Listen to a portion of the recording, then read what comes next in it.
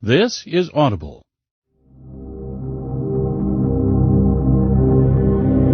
Hachette Audio presents Moonglow, written by Kristen Callihan, read by Maura Quirk.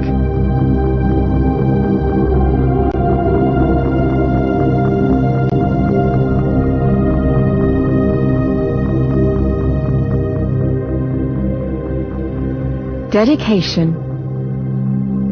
This one is for my sisters, Karina and Liz. They were there at the beginning and will be here until the end. A greater gift I cannot comprehend.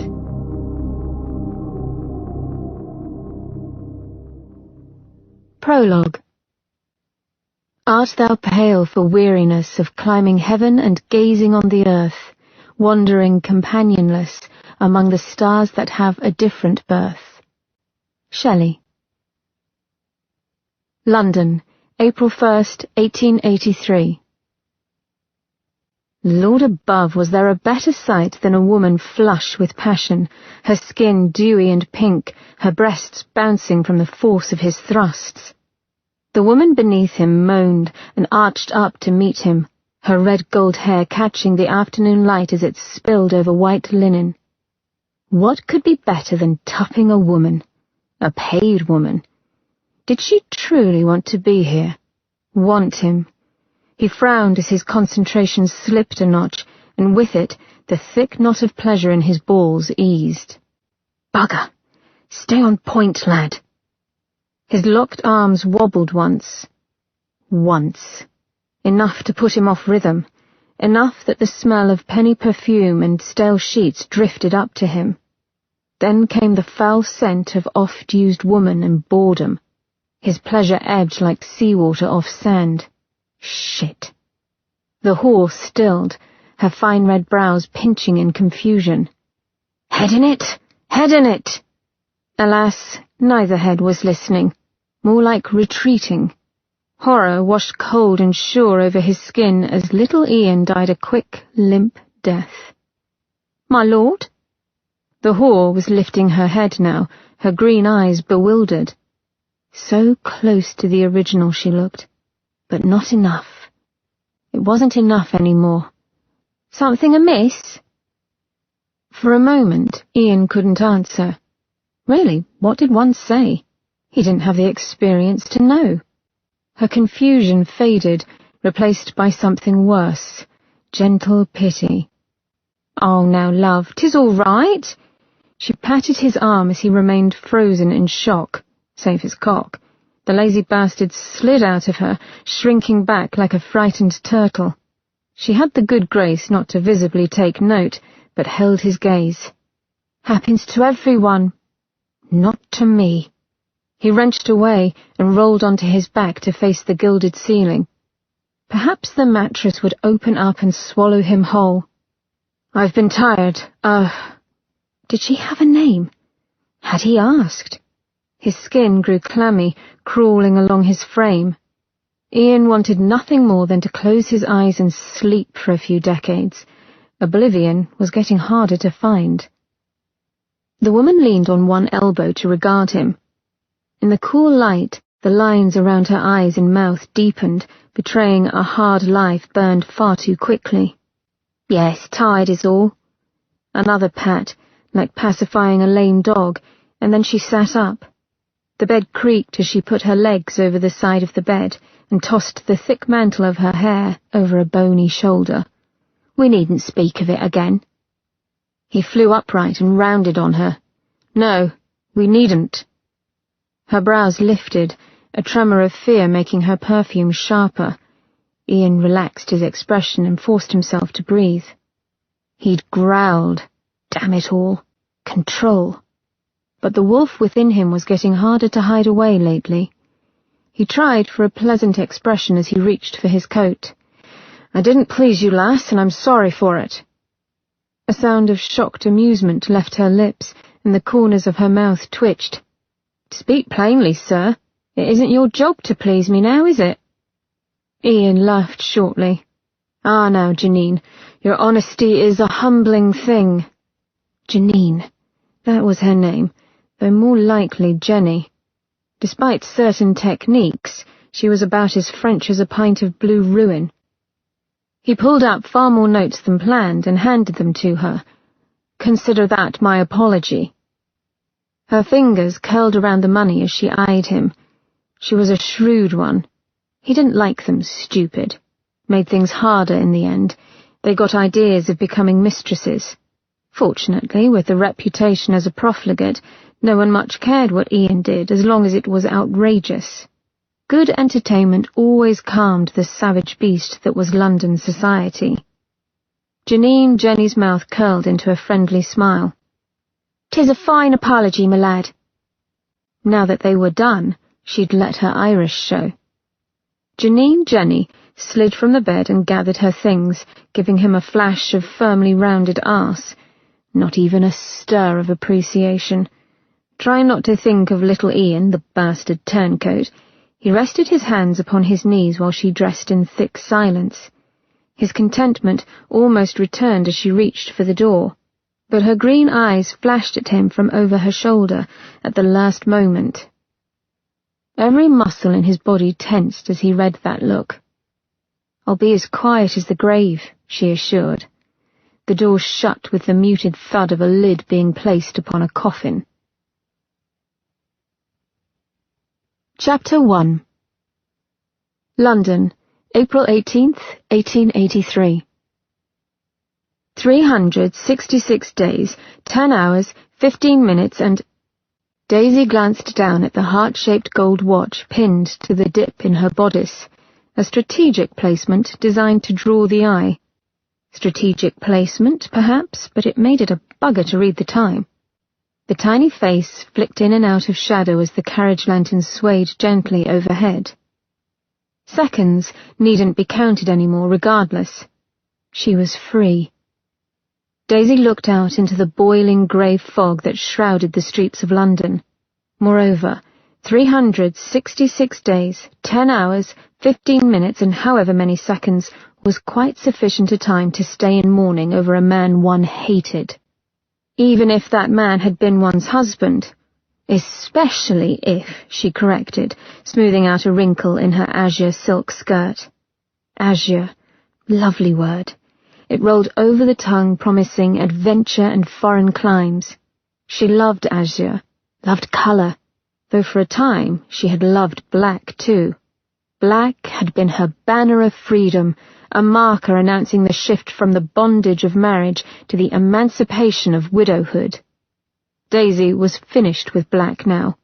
One ought to curse the Queen for her dogged devotion to mourning, thus causing countless widows to guiltily follow suit. Only it was quite romantic, and Daisy could not fault a romantic heart. As for herself, she'd done her year of mourning, enough to satisfy wagging tongues. Now it was her time. Barnaby, her driver, called out to the horses. The carriage made a sharp turn down a narrow lane that would take her to her future. Amusement, laughter, life. A place where women did not wear black unless one wished to be thought of as mysterious. No one had ever thought of her as mysterious. Infamous, perhaps. Suddenly, her insides clenched with such force that she trembled. Loneliness and fear urged her to shout at Barnaby to turn round. Her bed was safe and warm. What if she was all talk? What if the infamously fun-loving Daisy Margaret Ellis, she refused to call herself Craigmore, was nothing more than a coward? "Why don't we get a bit of fresh air?" The man nuzzling Daisy's neck let out a small laugh at his jest, fresh air being a myth in London. Daisy refrained from rolling her eyes. After all, his lips felt wonderful as they made a soft, slow circuit over her skin. It had been over 6 years since she'd been touched in passion. He nipped the tender juncture at the base of her neck and she shivered, her nipples tightening in anticipation. Wine coursed through her veins, heating her blood and painting her world in soft, nebulous colours. Around them, couples had paired off, finding their own dark corners in the overcrowded townhome to do what they might. Men with single-minded purpose to win congregated around gaming tables, barely noticing the women who adorned their shoulders. A few danced to the endless tunes played by the orchestra Alexis had hired for the night. As for Alex, Daisy hadn't yet spotted her. Being newly widowed herself, Alex had chosen to live among the demi-monde. The ton, Alex declared, was too tiresome. Daisy agreed. The ton had all but turned their backs on Daisy when Craigmore died and left her nothing by way of monetary support. Surely the bloody man had assumed she'd end up in the streets as a destitute wretch. Little had he known about her own resources. Daisy eyed the man before her, a well-formed youth with a slightly coltish way about him. Fresh air would be lovely. A languid heaviness stole over her as she leaned into him. He smelled of cheroots, fine wool, and young male. His hard body against hers was a wonder. What did it matter that she'd forgotten his name? His arm locked around her shoulders as he led her through a maze of corridors. Gaslight flickered low. Blue smoke and hot flesh turned the air hazy. Daisy stumbled and his grip tightened. Careful. Don't want you on your back. Yet. A true wit, this one. She cleared the thought away. She didn't need to think, only to feel. With a laugh, they burst through the back door. Daisy caught a breath of dank, coal-tinged air and saw the flash of wet pavers glistening in the moonlight, and then her companion shoved her against the wall. Thick ivy rustled against her ear as he leaned in and took, his mouth brutal. Daisy opened to it, ignoring the pain, looking for the pleasure. So elusive pleasure. So easy to remember oneself and lose the feeling. His tongue thrust past her lips, cool and thick. Ought a tongue feel cold? Clouds scuttled overhead, and the bright disk of the moon shined down, setting the dismal little alleyway to glow like blue daylight. Daisy blinked up at the moon as her lover's hands drifted lower, catching up her skirts, his breath hot and damp above her breast. Daisy strained against his questing hand as it groped her. This is what she'd been waiting for. 6 years of living in hell she'd waited to be wanted, to be looked upon as a desirable woman and not a thing of disgust. Temptress of man, harbinger of lust, you are a worthless vessel whose only use is to receive man's sin. Anger coiled with her revulsion. Forget Craigmore, he is dead. His words cannot touch you. Follow the pleasure. But it skittered away as the wind shifted, brushing ice-cold against her bare arms. Ah, but this alley smelled. Queer, like sticky, sweet rot and copper mixed with dirt. The stench sent a finger of ice over her spine. She murmured a protest. They were too exposed here, and she no longer wanted this. Easy, Pat. Hard fingers raked her thighs. I want to go inside. Relax, he said. She pushed at him. Inside. I'm trying, he said with a laugh.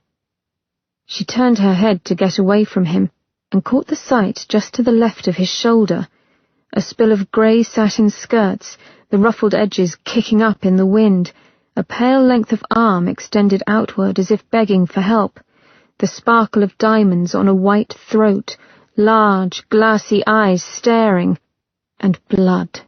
So much blood. Black and shining in the moonlight. Daisy's mind pulled the shapes, rearranging them to form a story. Alex's torso torn open, and something bent over Alex, its face buried in the gore, nosing about as if sniffing the body. A scream locked in Daisy's throat so hard and cold that she could not get it out. Terror uncoiled, giving her the strength to push her lover away. "What the devil?" he said. A whimper broke from her lips as she tripped over her skirts and her companion turned. As if called, the thing lifted its head. A drop of crimson blood dripped from its jaw, and Daisy screamed. It snarled, rising on hind legs that were long as any man's.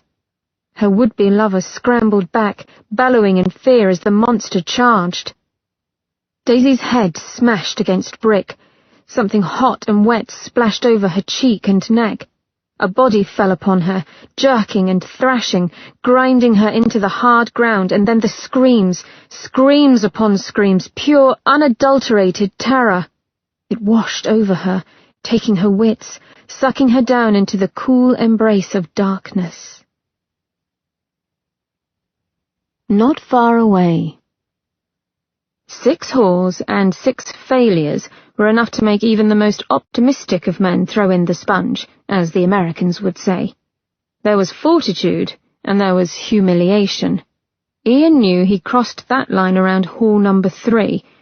So then, no more tupping. Fornicating, as his father would have called it. Bloody buggering fucking hell! Ian's curse was lost to the night, dissipating like heated steam in the cool, clean air of Hampstead Heath. Sweating and swearing, he ran faster, his feet pounding into the soft earth.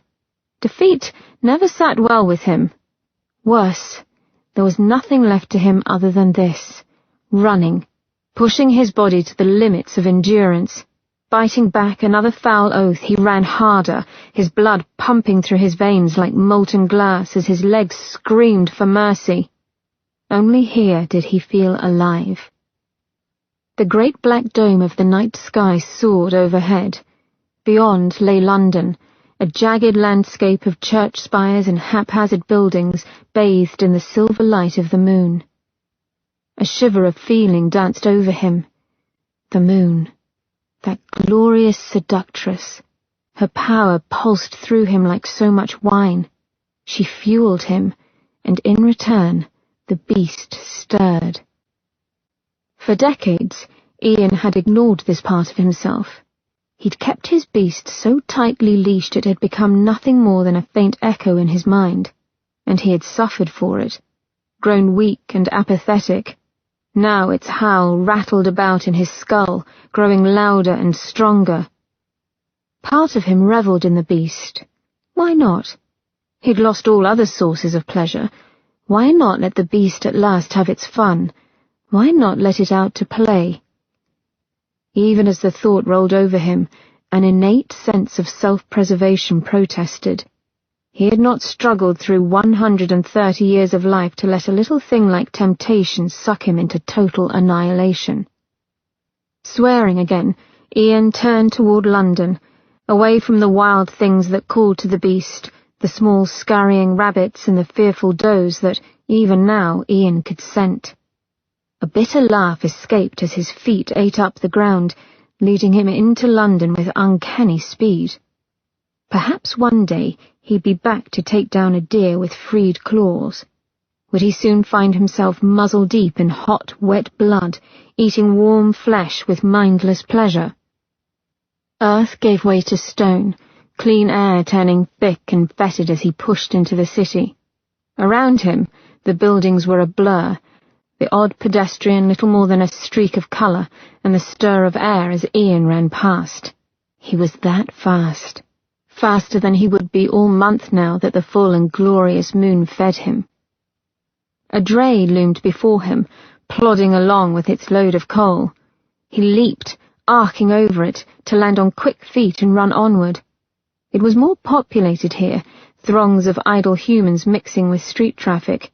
He wove around them without care, his feet splashing through some unholy muck and kicking up the scent of rot. His shoulder brushed past a coffeemonger pushing his cart along. What would he see? A man in leather moccasins brought back from the American West? The loose grey trousers and cotton shirt of a labourer? Items Ian Ranulph, newly titled Marquis of Northrop, would not be caught dead wearing.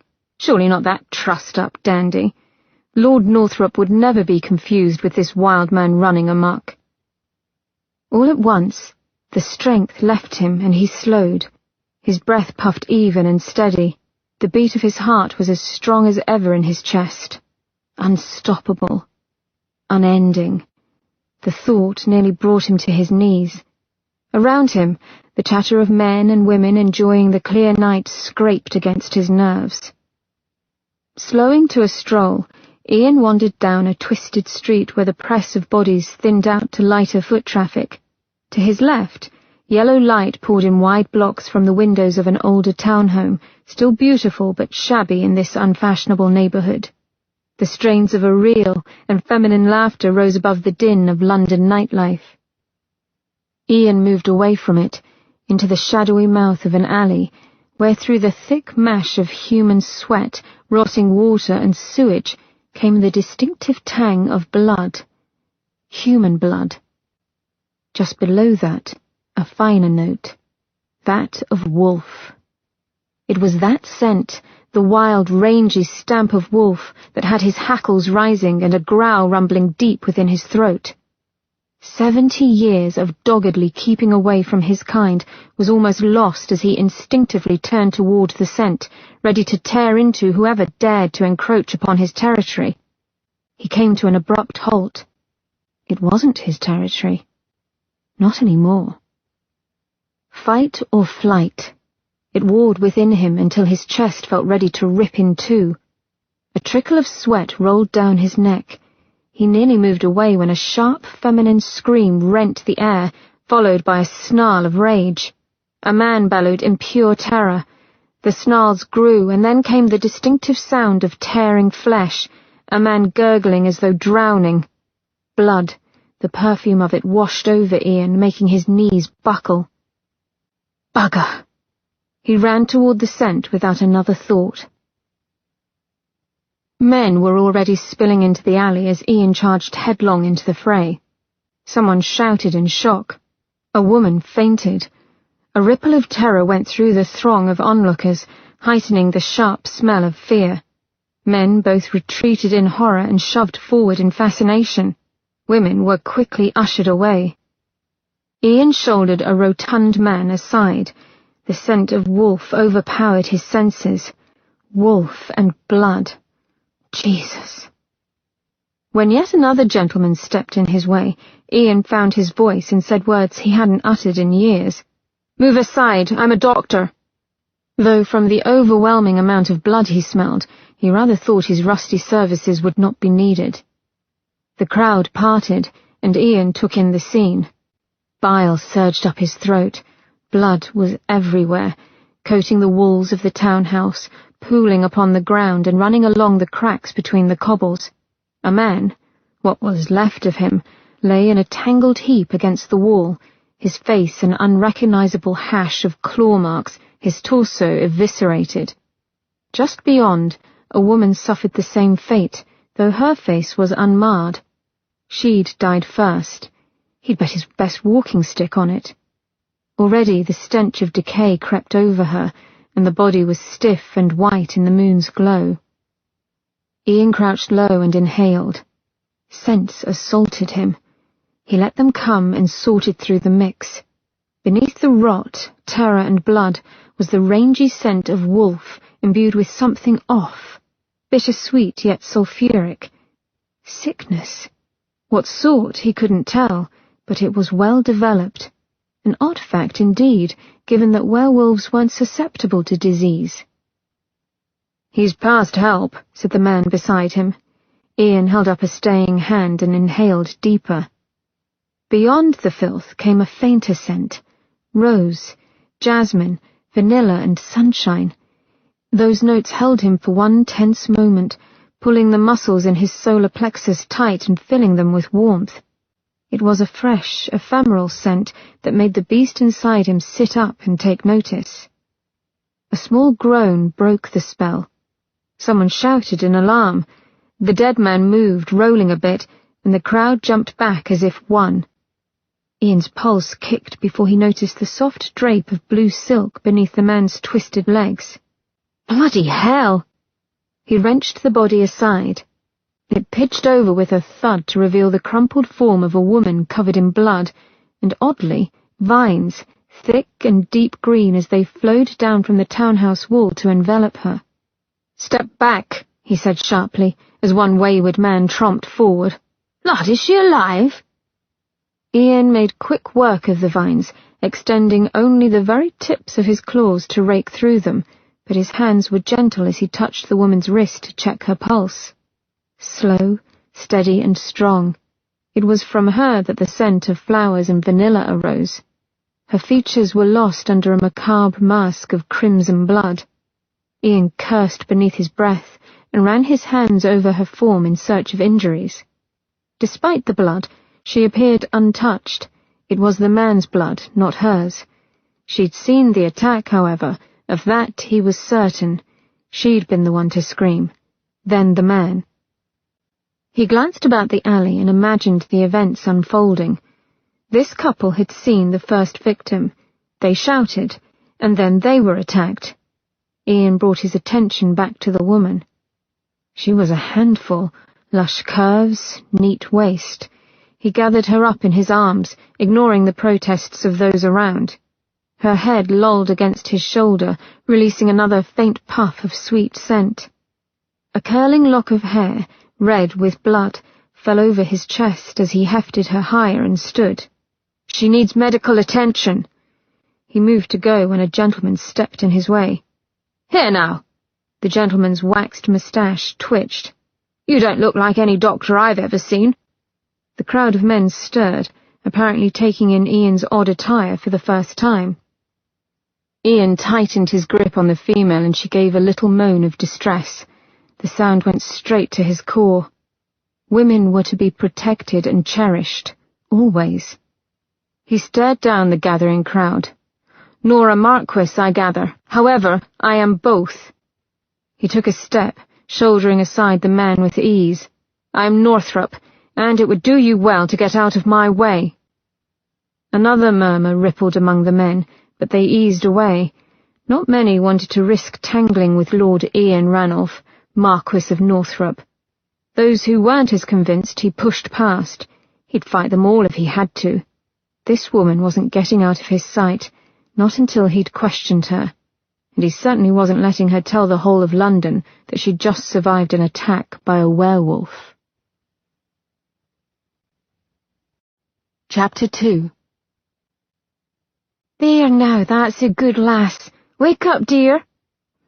Daisy was warm and heavy of limb. It felt wonderful. The thought formed, and then confusion chased it away. Beyond her dark cocoon came the comforting sound of tinkling water, like that of a bath being drawn. Where was she? Who was that crooning? And what had happened? Her eyes flew open on a gasp. The flickering light of gas lamps wavered above her. She caught a glimpse of mahogany panelling before a woman's face came into view, wrinkled and kind, a grey halo of hair about her head. "Easy, lass." The woman clasped Daisy's shoulder. Daisy blinked down at her shoulder and realized that she was naked, swaddled in ether down, but naked. "Where?" She swallowed. "What?" Her throat closed. The elder woman gave her a little pat and then turned to adjust the taps on the enormous copper tub sitting in the centre of the room. A man's bathing room, with velvet brocades and a silver shaving kit gleaming on a nearby table. A masculine fragrance of wool, linen and vetiver lingered in the warm air. "You've had a terrible fright, I suspect." The woman closed the taps and dipped her hand in the water to test it. Neither plump nor thin, the woman's frame was sturdy. Just right. The woman looked Daisy over. "You're in the Marquis of Northrop's home. His lordship found ye and brought ye here." She moved to Daisy's side and gave her a kindly smile. "I was of a mind to wake you before I got you in the bath. Bit of a nasty shock to be awakened by a bath, eh?" The woman's eyes went soft. "You need cleaning up, lass." Daisy followed the direction of the woman's gaze and saw her hair cascading around her naked shoulders in a red tangle of dried blood.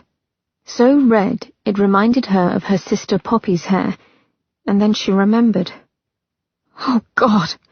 Her breath came in dry pants, the urge to gag, to scream, making her shake. "That thing, my friend!" Her pants became rasps, and the woman wrapped a strong arm about her. "Hush, child, hush. You're safe." Work-worn palms soothed her arms. "Ease yourself before you become ill." Like a child, Daisy let herself be led to the bath. The water was blessedly hot, smelling of lavender and chamomile, and Daisy let out a sigh. The woman smiled in satisfaction before reaching for a pitcher and a bar of soap. "Let's get you clean, then." Her movements were brisk, and Daisy relaxed under the efficiency until the woman hit a spot at the back of her neck. She hissed at the sting and reached up to feel a row of punctures in her skin. A violent shudder racked her body. "It bit me," she whispered. She did not want to remember what it was. Her insides lurched and swayed, and she swallowed convulsively. "Let me have a look." Gentle fingers probed the wounds. "'Tis not very deep," the woman said soothingly as she washed it clean. "'Twill heal in a tick, to be sure." Even so, the woman got up and came back with a jar of ointment. Her fingers were strong and sure as she smeared the pungent stuff on Daisy's neck. The sting receded, and Daisy relaxed a bit more. "What is that?" she asked. "An old recipe. Helps speed the healing." She sat back down behind Daisy and took up washing her hair. "I'm Mrs. Tuttle," the woman said. "You may call me Tuttle if you like." She let out a short laugh. "I haven't been called anything else in an age." Daisy stared at the small coal fire glowing at the other end of the room. "I'm Daisy." The sound of her own name felt wrong. She felt wrong. Numb. "Would you send word to my sister?" The sudden need to see one of her sisters was almost painful. Poppy, however, would ask too many questions and make her feel like a goose for recklessly attending a party with the vast crowd. No, she needed Miranda, who would offer comfort without judgment. Her voice cracked when she spoke again. "She's Lady Archer." "Of course, dear. I'll send a messenger out directly." Strong fingers massaged Daisy's scalp, and creamy cascades of foam slid over her breasts and arms, the foam pink with old blood. In the dim of the elegant dressing room, she could almost believe the blood to be a trick of light. Only it wasn't. Bile rose in her throat. She drew her knees up and closed her eyes to the sight. "Tuttle, She licked her dry lips. "The man." Tuttle's movement stilled for only a moment. "Passed on." She crossed herself and then picked up the pitcher. Warm water eased over Daisy's head as she squeezed her eyes shut. "I don't even remember his name." Her mouth trembled. She'd only been looking for a bit of amusement, harmless pleasure. She felt sick to her soul. Tuttle made a soft sound. "'Tis a terrible business, ma'am. Bless the Lord that you're unharmed." Daisy curled into herself as another round of water flowed over her, taking the blood and gore away. "And Alex?" She swallowed down bile. "Alex was my friend." Tuttle washed her with neat economy, and then gently helped her to her feet to wrap a thick towel about her. The quiet movements were oddly comforting, and when Daisy was settled again on the green velvet settee, she felt a bit more clear-headed. Unfortunately, it also led her to realize that she'd let Tuttle see her unclothed. Unease tightened the muscles on her back. She glanced at Tuttle. The light was dim here, and Tuttle hadn't remarked on anything, so perhaps she hadn't seen. Daisy adjusted the towel higher up her back as Tuttle handed her a glass of brandy. "The master sent this for you. It ought to be whiskey, but he thought that might be too strong for you." Daisy took a sip of brandy as Tuttle bustled about. Liquid fire melted the ice in her belly, and her thoughts turned to her kind host. She couldn't recall meeting Lord Northrop. Then again, it had been a year since she'd been out in society, and she hadn't run in such lofty circles. Names, titles, and faces filtered through her mind, and she finally remembered that the Marquis of Northrop was an old title belonging to some lord in Scotland for at least 60 years now. The man must be ancient. Tuttle came near, holding up a rather flashy dressing gown of celadon green satin. The colour would suit her sisters, but most likely make Daisy look peaked. However, as it was that or go around swathed in a towel, Daisy slipped it on. Unfortunately, the garment, which smelled of cheap violet water perfume, puddled on the floor, the arms of it flopping far past Daisy's hands. Made for a woman of Miranda's stature, too, Daisy thought grimly as Tuttle helped her hook up the front. The hook strained over her breasts and Daisy grimaced at the ill fit. Lord Northrop, the randy old goat, apparently favoured tall redheads who wore harlot's perfume. Ian fiddled about with the decanters on his drinks table. He'd already poured himself a measure of scotch and had no real purpose for pulling out the random crystal stopper, only to put it back in. With a sound of disgust, he pushed away from the sideboard. The woman was above, getting bathed by Tuttle. If he closed his eyes, he could hear the gentle tinkle of water and smell the fragrance of his bath soap enveloping her. He blew out a breath and plopped down in his chair by the fire. Grabbing his glass from the side table, he took a hearty swallow before scowling down into the amber liquid. The woman. He had exactly one glimpse of her pale throat before Tuttle had shooed him away. "I'm a physician," he'd protested, when an implacable Tuttle had batted him back from undressing his patient. "Oh, are ye?" Tuttle's expression had been dubious. "I thought you'd given that all up." Fine. He hadn't practiced since 1865, but the knowledge was still there. "Cheeky woman. Do not split hairs now. I've seen countless nude females in that capacity, and it doesn't affect me in the least." "Aye," Tuttle had snapped back, "Anne, when you can look at her with the detached politeness of a healer and not leer like some randy lad, I'll let you examine her. Until then, out you go." This is what he got for treating his staff like pack instead of servants, and while he craved the close familiarity of others, now wasn't one of those times. "Blast it, woman! I need to ascertain whether she is injured." "Ascertain, eh?" She shoved him toward the door. "Is that what you're calling it now?" With only a harried assurance from Tuttle that she'd check the lass for damage, he'd been banished from his own room as though he were some deviant incapable of basic professionalism. A grumble sounded in his breast. Very well. He could admit that part of him had been looking at the woman with the interest of a man, and damned if he knew why. The poor thing had been covered in blood, and in all likelihood was traumatized. That his breath had begun to quicken as his hands undid her top buttons suddenly made him feel small and wrong. A right cad. "Bloody hell," he muttered, and took another long drink. The liquor sent a pleasant path of warmth down his throat and into his twitching gut, but it did not calm him. The silence in the library irritated the hell out of him. It struck him that silence was fast becoming his constant companion. Certainly he heard many things, talked to people on a daily basis, but on the inside he was alone. Ian sank farther into his chair, and the twitchy, itchy weight of his situation intensified. As he looked at the door, his ears pricked up at the sound of the woman's tread coming down the main stair, and his heart kicked within his chest. A pleasant jump along with a tightening of his gut. Although he hadn't felt the sensation in months, years really, Ian realized the feeling for what it was. Anticipation. A sense of the surreal settled over Daisy as Tuttle led her through Northrop's elegant townhouse. She ought not be walking.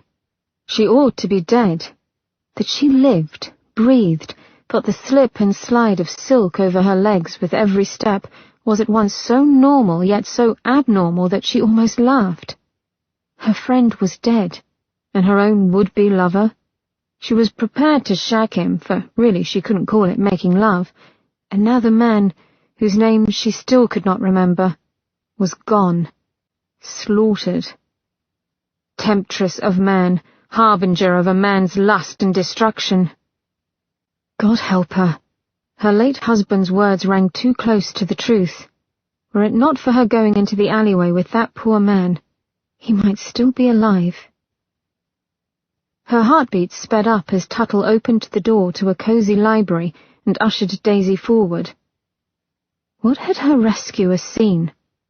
Her steps faltered because suddenly she resolutely did not want to know. As soon as she stepped into the room, he rose up from the leather wing chair by the fire in one fluid move. His eyes narrowed, taking her in just as she studied him. Her breath gave a little catch as she moved closer. Most certainly, this was not the elderly Lord Northrop, but perhaps his heir. Good God, but this man was beautiful. Distractingly so. His was a masculine beauty that artists often replicated. Lean of face, saved from femininity by the sharp V of his jaw and the strength of his chin, with high cheekbones so defined they might have been cut from marble. Only his mouth was soft and mobile. The corners twitched as if wanting to smile. However, there was nothing soft about his eyes. Deep set under dark brows that were currently slashed in a scowl, they pierced into her, their light colour indistinguishable until she came close. A chuff of air escaped her. Asher! One brow lifted a notch. Pardon? His voice was at once lilting and light, yet rough, silk over gravel. Daisy stopped and let her gaze travel from the tips of his polished shoes over his lean form dressed to perfection and up to those azure eyes that now danced with amusement. She would have remembered this man had she seen him before. You are too pretty to be a noble. A bark of laughter shot out, and Daisy felt a quirk of irritation. Damn her loose tongue. Lord Northrop stepped closer, bringing with him the heavy scent of vetiver and clean mail. I don't think I've ever been called pretty before, lass. Very correctly, he caught up her hand and bent over it, his lips brushing her knuckles. His dark hair was the one wrong note in his otherwise flawless attire. It flowed in shining waves to the top of his shoulders. Barbaric. If you're not careful, he said, I'll soon be blushing. Neither of them wore gloves, and his skin was dry and very warm. A stir of feeling wisped through her insides, and she fought the urge to back away. I doubt that. I'm certain you are quite used to such accolades. She gave a careless shrug as she retracted her hand. In truth, I should take care not to stand too close or risk being eclipsed by your splendour. He flashed a quick, practised smile. Oh, I don't know. He reached out and tugged a curl dangling by her cheek, the action making her insides jump. You exude quite a shine yourself. No, she would not blush. Daisy never blushed, not over a man's attention, yet her cheeks felt suspiciously warm as she turned away from him and wandered around the room. Nonsense. He strolled near. Ah, but sometimes speaking of nonsense is the best cure. The gentleness in his tone made her heart skip a beat. He knew what she was about. He knew she strived to ignore the panic welling up like acid in her belly. Pay no mind to me, sir. There are times when my mouth and brain forget to hold a conversation. His mouth quirked, true amusement making him appear almost boyish. Happens often, does it? Cheeky sot.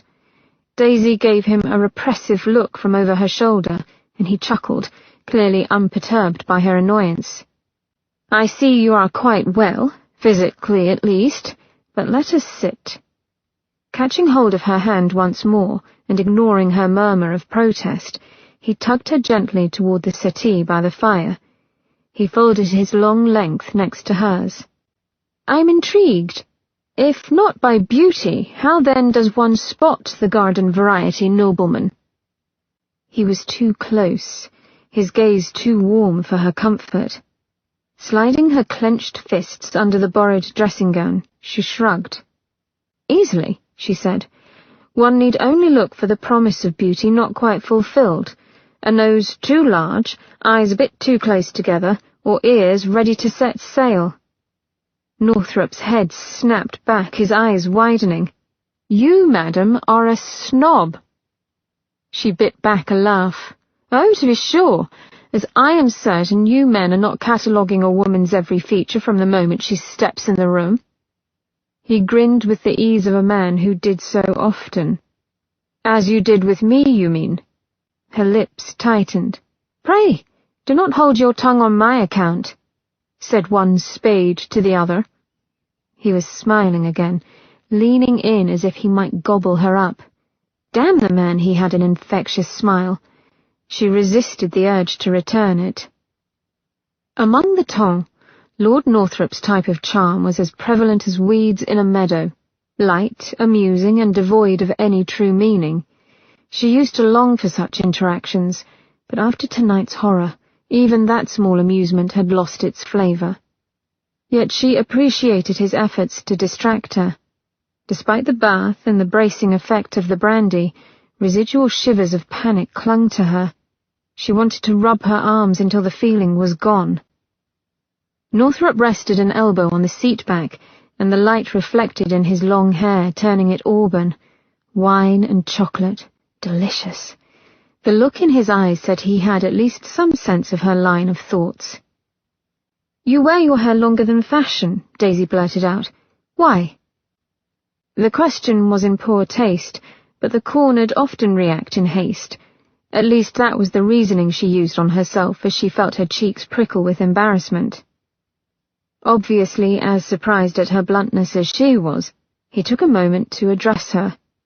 "I'm in mourning for my father." The corners of his lush mouth turned down as he glowered at some unseen thing before his expression cleared. "It is the Ranulph custom for a man to let one's hair grow for 3 years after the death of a close family member." "Oh, I had no idea." Her discomfort grew. "How could you?" he answered with unexpected kindness. Daisy found herself reacting to it. Her hand settled on his forearm for a brief moment. "I'm sorry for your loss." He looked at the spot she had touched. "Thank you. Your concern is unnecessary, but kind." He went back to studying her, and a look of bemusement wrinkled his brow. "You remind me of someone, though I cannot place it." The feeling was mutual. He seemed at once utterly familiar yet completely foreign to her. His look of concentration grew. "But I have never seen you before tonight. I would have remembered." His tone was soft now, a confession that moved beyond small talk. She had to smile at that bit of odd logic. "Certainly." She meant to say it lightly, yet her voice caught and faded as she met his gaze. Everything within her stilled and warmed. As if similarly affected, his smile slipped and his expression grew unguarded. Daisy's breath hitched, for she saw in the depths of his eyes something that looked like longing. It mirrored feelings she'd rather not think on, and so she sought to turn the conversation back to the benign. "Were you living in Scotland before the previous Lord Northrop's passing?" His straight brows drew together. "How did you know that my grandfather passed on?" It was Daisy's turn to frown. "Your title?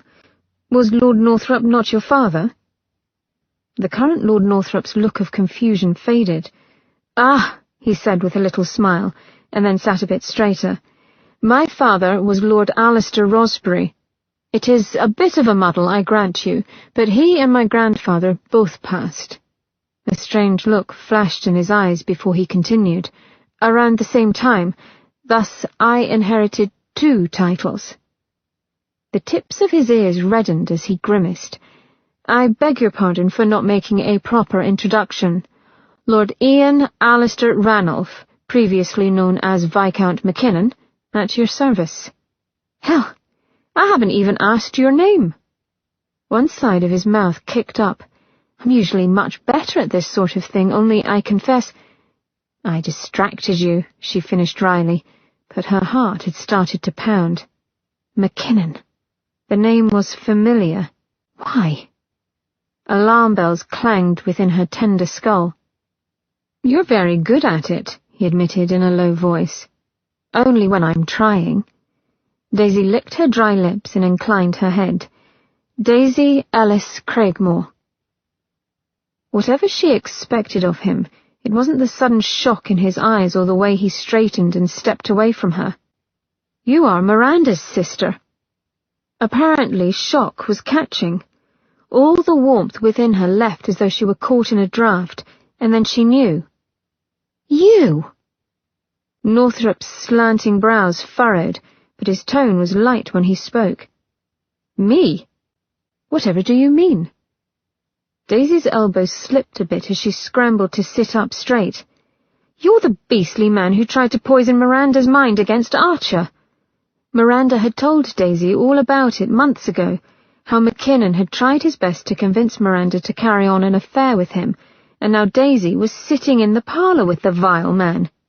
He scowled. Whether it was toward the veracity of her statement or the fact that he'd been caught out, Daisy couldn't be sure. The only certainty was the feral gleam in Northrop's eyes and the way it made Daisy feel unaccountably nervous. However, having lived with much worse, intimidation did not easily cow her. She returned his look pound for pound, and his irritation seemed to grow. "Beastly, is it?" he all but growled. "I'll kindly ask you to remember who took you in and saw you set to rights." A qualm of guilt lit through her, and he must have seen it, for he stepped closer to loom over her in righteous indignation. "And I don't recall you thinking me so beastly a moment ago." No, she'd rather liked him, damn the man. It made her cheeks burn to realize he had noticed this as well. In the heavy silence, she heard the clatter of a carriage pulling up beyond the front windows. A coach door opened and shut. Northrop's nostrils flared as if catching a scent, and a strange look passed over his features. "Well, won't this be cosy?" he said as he straightened his coat. "I believe the lady in question has come to call."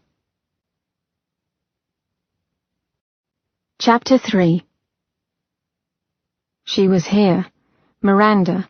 He hadn't seen her in months, and then it had been only a glimpse at some ball. He had wanted to speak to Miranda one more time, to apologize. Not for warning her about Archer, the bastard had no right to marry a woman without telling her the truth of what he was, but for putting the wariness in her eyes whenever she looked his way. Despite what others thought, frightening women did not hold with Ian. He had played out his dance with Miranda poorly. He heard Miranda's voice in the hall, sharp with worry as she asked his butler Diggs where to find Daisy. How she knew to come here Ian did not know, but her presence plucked at the nerves on the back of his neck. Ian closed his eyes for a moment and pictured Miranda, golden red hair, her long willowy form and alabaster skin. At one time, he'd fancied himself in love with her. And now, seeing her was the last thing he wanted. He was thoroughly tired of red-headed women. Beside him, her sister gathered herself together. She looked nothing like Miranda. Curling hair of morning sunlight mixed with polished gold, enormous doe eyes, not the colour of celadon but of summer skies.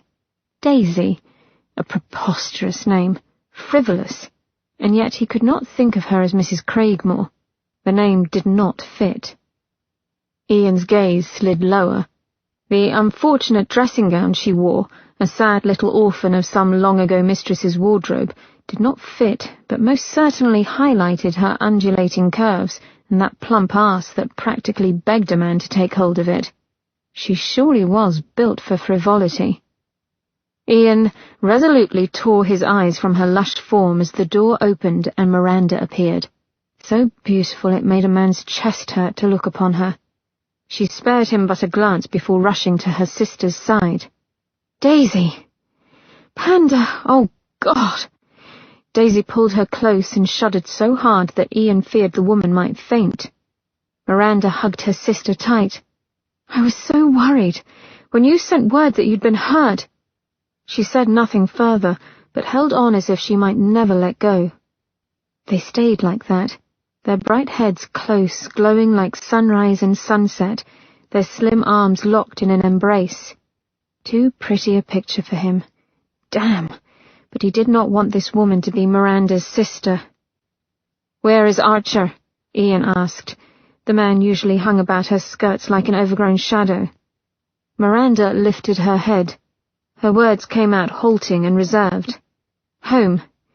Given the way you two are apt to get at each other's throats, I thought it best that I come alone. He couldn't help but laugh a little. I am surprised he let you go. She gave him an admonishing look that was much like the one her sister had given him earlier. It is you whom Archer does not trust, not me. Touché. He inclined his head in deference. Miranda turned back to Daisy. Are you harmed? Daisy shook her head, which made the wild tumble of her curls tremble. I am well, only frightened. A pair of green eyes turned to Ian, and he found himself bristling. Because I get such joy in frightening innocent women? Miranda blanched. Of course not. I'm simply curious as to how my sister came to be in your care. Then let her sit, he said. The sisters immediately curled up together on the settee, Miranda clasping Daisy's hand in a show of comfort. Oddly, this made Ian want to smile. The temptation faded when Miranda pinned him with her green gaze. Well then, how did you come across my sister? He hesitated. Hell, it was one thing to coax a story out of a frightened young lady, it was another to give up his secrets. Archer knew them, at least some. What was not clear was how much Archer had told Miranda. Right now, she was looking at him with a mixture of weariness and impatience. As to Daisy, he rather thought that if he revealed himself at this moment, she'd up and flee the room. He would not resent her one bit if she did. Ian ran a hand through his hair. I was in the area. I heard a scream and caught the scent of blood and ran to help. I found Mrs. Craigmore. Daisy, interrupted the very woman. She glanced around, taking in their shocked looks. Don't go reading anything into it. Given the choice between having to hear that name in reference to me and shocking society, I'll take the latter every time, thank you. Ian admired her nerve. For the sake of fairness, you must call me Ian. Miranda's eyes narrowed a fraction. Good. He ignored her, or did his best to appear that he was. At any rate, I found Daisy, saw that she was overcome, and took her to safety. End of the story. It was clear that Miranda didn't believe that was all to the story, but she held her tongue, and Ian took advantage of the moment to turn to Daisy. I am more interested in knowing what you saw, Daisy. Daisy took a deep breath, and her breasts strained against the tight confines of the hideous green dressing gown. Ian found he couldn't stand the sight of the gown. It shamed him that she should wear a whore's clothes. I fear you will not believe me, she whispered. Be assured, madam, Ian said. I will. Her bright blue eyes surveyed him, as if checking for any sign of insincerity. You seem so certain. A bitter laugh escaped her, when I wouldn't believe myself. Ian leaned against the settee back.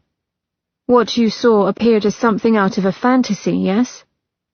More likely a nightmare, Daisy said with a burst of breath. But she would not continue.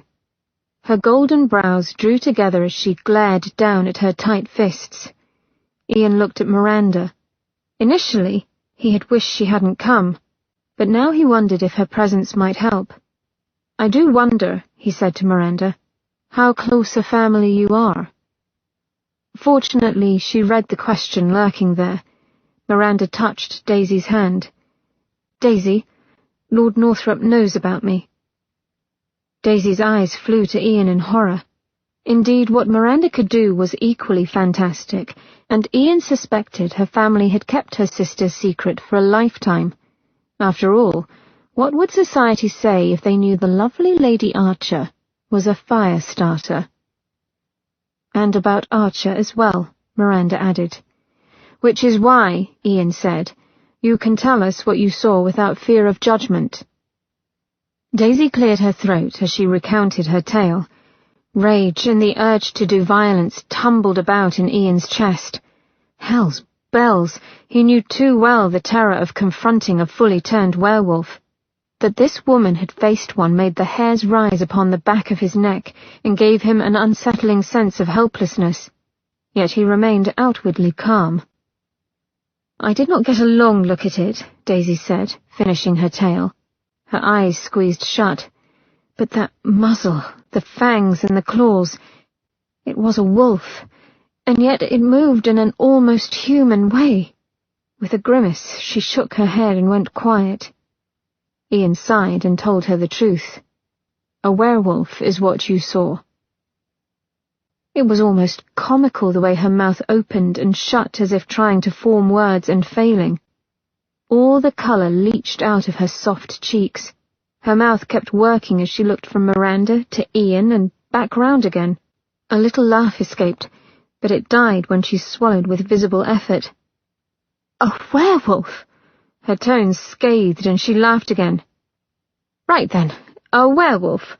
Some fantasy beast of lore. You think those claws and fangs nothing more than an elaborate costume, do you?" "No, although I suppose it is what I had hoped." "Unfortunately," Ian said, "hope and reality are often at odds." The words settled like a shroud over the room. He regarded them for a moment. "I must ask a favour of you, Daisy." Gold curls coiled atop of her shoulder as she tilted her head.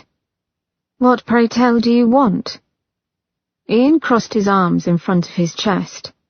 "I want you to refrain from telling anyone else what you saw."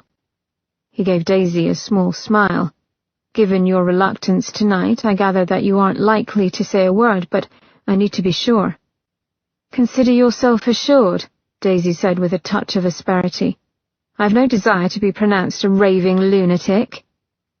Her candour made him want to chuckle, and he wondered if this woman would ever hold back her opinion. "That is most sensible of you, madam. I have no doubt you would find the accommodations in Bedlam beneath your standards." Despite the insults she'd hurled his way earlier, Daisy slanted an amused look from beneath the bronze fan of her lashes, which set off an answering stir within Ian's gut. Beside her, however, Miranda's eyes narrowed in suspicion, and Ian fancied he could see the cogs turning in her brain. "I well understand why Daisy would be reluctant to speak," she said, "but it seems to me that your concern goes a touch beyond casual." Beneath the fold of his arms, his hands curled to fists, but he answered her easily. "Were the good people of London to hear that a werewolf is roaming the city, there would be panic. I don't believe any of us want that outcome." "Understandable," Daisy agreed, but she was frowning. "Only, well, ought they not be warned? What if it—" Her pretty lips parted on a strangled breath, and she went pale. "What if it bites someone and, well, turns them into one too?" Myths indeed. His mouth twitched, but he kept a straight face. "You cannot be infected by a bite, love. A man is either born with the capability to become a werewolf or he is not." "Are you sure?" "Absolutely." He could see the questions forming on the sisters' faces. They gathered and brewed like clouds over a darkening sea. Ian stood, needing to quell the storm before it broke. "Look," he said. "Go home. Get some rest. All will be well, I swear to it." Daisy did not look so sure. Miranda, however, nodded as if his word, while not good enough for her, would have to do for now. Ian rather thought she would like to get as far away from him as possible. He did not like the Ian Ranulph that Miranda saw, but he had been that man for so long that he almost forgot who he had been before. The suffocating feeling was back, threatening to swallow him down, because he did not know how to climb out of the abyss and walk with the light steps of his old, true self. Miranda's skirts rustled as she stood. "Well then, thank you, Northrop, for looking after my sister. It was good of you." Steeling herself, she offered him a hand in friendship. Between her haughty look and Daisy's earlier disdain, the devil in Ian could not resist coming out to play. They thought him a cad, did they? Then he would be one for them. He clasped Miranda's hand and pulled her close. "Will you not call me Ian?" he murmured, bending over her hand to lightly kiss it. "After all we've been through. Together." He could hear her back teeth meet. He ignored it and leaned in until her scent surrounded him, a familiar, pleasant scent, but surprisingly not enough to excite him anymore. You know, the hero usually receives a boon in such circumstances. A kiss, perhaps? Her mouth slanted. "Are you quite through?" Ian gave her an innocent grin and let Miranda believe that he still wanted her. He didn't, but bloody hell, her suspicions irritated. "Well, you know where to find me, sweet, should you feel the need to visit. Or perhaps I shall call on you." Daisy, too, had risen. The sight of her sent a qualm of disappointment through his gut. Beastly man, was he? She had no idea. He turned his smile on her, refusing to look apologetic. He bent over her hand and murmured pretty words of some sort or other. It didn't matter what he said. He just wanted them gone. Miranda headed toward the door, her slim back straight and proud. Ian moved to follow when, through the buzzing within his ears, he realized that Daisy had not stirred. He stopped, and seeing the action, Miranda did too. Daisy clasped her hands tightly before her. "I would like a private word with Lord Northrop." Her blue eyes sought his. "If I may." Miranda scowled. "Daisy, it really isn't necessary." Her sister's expression was implacable. "I believe it is." A soft blush coloured her cheeks. "It may take more than a moment. If you do not want to wait, I will understand." Surprise had Ian rooted to the spot, but hearing those words spurred him out of his frozen state, and he found the ability to speak. "She may take my coach home." He made a small bow. "It is at your disposal. As am I." Daisy gave the smallest of smiles. "Good." She turned back to her sister. "See? It is all arranged. Now stop mothering me. That is Poppy's manner of deportment. I'm fine, really." Annoyance coloured Miranda's high cheeks and pinched at her mouth. "Of course I shall wait for you." She gave Ian a glare that promised swift death should he try anything untoward, which made him want to laugh. He managed to appear benign as he escorted Miranda from the room, while inside his heart pounded. What did Daisy want? And why had she stayed? He had a fairly good idea. A smile spread over his lips, one that he feared looked rather feral, as it should be, for the wolf had a delectable morsel of prey waiting in his den. It was time to play. The door clicked quietly shut as Northrop returned to the library. In Daisy's mind, it might as well have been the slamming of a cage door. She pressed her damp palms against her thighs and tried to steady her erratic breathing. Northrop set his hunter's gaze upon her, and her heartbeat tripped with a pained thud. She knew why he believed she had stayed behind, and damn if some small part of her didn't agree with him. "All alone, my dear, as requested." He strode back to her, his gait loose-limbed and sure, a predator's stride. One might try to run, but it would be useless. She drew her shoulders back and faced him head-on. He noted the gesture, for a contented smile oiled over his features. She ignored it, and the little flutters that were running riot in her belly. "Thank you for letting me stay." He sat next to her on the settee, and the fresh, wild scent of him hit her anew.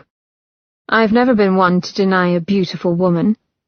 He looked her over slowly, as if contemplating how to start a particularly fine meal, especially when she is so eager for a moment alone with me. He was so sure she would melt, and for some reason that spark of confidence in his eyes made her want to take him down a peg. She ought to flirt. Flirting was a well-loved cloak that fit her perfectly. Only now the very idea of flirting made her ill. Still, she would do it, if it laid a trap for him. A penny compliment. I'm all astir." Sharp canines flashed in the firelight. Immune, are you? Only when flattery is given by rote. Then I shall have to try harder. Or give up. Northrop dimpled, his teeth clicking as his smile grew wolfish. I never give up. He said it lightly, yet a flash of something dangerous, almost feral, lit his eyes, and Daisy wondered at the notion of truly being the object of this man's obsession. A chill chased over her skin, rather like being hunted, she thought. She shrugged, lest he see her disquiet. There is a fine line between persistence and being a pest, my lord. He chuckled, the wild light in his eyes shifting to genuine amusement. Now why do I suspect you've crossed that line more than a few times, my dear? Daisy didn't know whether to laugh or be shocked. Perhaps you'll find tonight to be one of those times. Will I now? Then it is my turn to be stirred. He was making it too easy. A bubble of disappointment rose within, for she thought he'd be harder to lure, but then his blue eyes ran over her as heavy as a caress, and she became aware of the globes of her breasts straining against the deep V of the ill-fitting dressing gown. That gown is a tragedy on you, he murmured in a low growl that rasped against her skin. So sorry, she managed to say past the flush that left her oddly breathless. You'll have to take your objections up with the man who provided it for me. He grunted in amusement, his gaze not shifting from her body. He is a fool. He is of a mind to take it off, lest it offend him further. Heat blossomed over her skin and settled between her legs. Such a shock she almost choked on it. Her breasts rose and fell over the edge of her bodice in cadence with her breathing, and his eyes followed the movement. "Oh, you are good," she whispered, as all that heat turned to delicate throbbing. Here was the excitement she'd craved earlier, only now that she'd found it, she felt disoriented, as if she were a rider about to be unseated. Were he not possessing a tendre for her sister, she might have considered giving in to his charm. I suppose this is you trying. One corner of his mouth kicked up. Is it working? Yes. If you need to ask, it probably isn't. A snort escaped him. Probably. His eyes lifted to meet hers, and she almost crossed her legs against the unwelcome onslaught of feeling. Good God, he was potent. She'd underestimated him entirely. In heavy silence they stared at each other. His nostrils flared as if scenting her, and he suddenly grinned outright, a wolfish grin that set off tremors of alarm in her belly. "Liar," he said. "I can almost taste your wanting, it's so thick in the air." And then she knew. He'd been toying with her as well. Her pulse jumped, but she merely returned his look with one of bland disinterest, refusing to lose this game. "You, sir, are a bore." Something near a growl rumbled deep in Northrop's chest. "If this is you bored, I cannot wait to see you excited." Slowly, oh so slowly, the blunt tip of his finger lifted to trail under her sleeve and along the bare crook of her arm with infinite care. Goosebumps rose in its wake, a pleasurable chill that had her yearning to lean into the warmth of his lean, strong body. Why did it have to be this man who made her breath quicken? She smacked the finger away and stared into his two blue eyes. "Do not mistake me for some witless hen who follows whatever cock is thrown into the roost." His chiselled features froze for a moment, and then a smile slowly spread over his mouth, lighting him up from within. Dimples pulled at his cheeks, and Daisy caught her breath. No, she would not be moved. "Cock," he intoned, a hairbreadth from laughing. Blue eyes twinkled. "My dear, I'm the wolf." He leaned in, bringing all his tempting warmth and masculine strength closer. His voice rumbled over her skin. "I eat the hen," he murmured, "before I carry off what's left of her." She laughed. She hadn't meant to, but she could not stop it from rolling out, full and thoroughly unladylike. Lord Northrop scowled down at her, his expression so put out that she laughed again. Daisy fought for a breath. "I'm sorry, it's only... you are so... practiced." "Practiced?" Northrop repeated faintly, his fine features twisting into a male glower. He wiped a tired hand over his face. "Well," he muttered as he slumped back against the settee, "if that doesn't drive the final nail in the proverbial coffin." Her laughter died as abruptly as it had started, and she turned away from him. Daisy blinked up at the ceiling, and suddenly a tear leaked from her eye. She whisked it away, but he had seen. Something shifted in his eyes. "Ah, now, lass," he whispered. "You must think me a lunatic," she said. His voice stayed soft and soothing.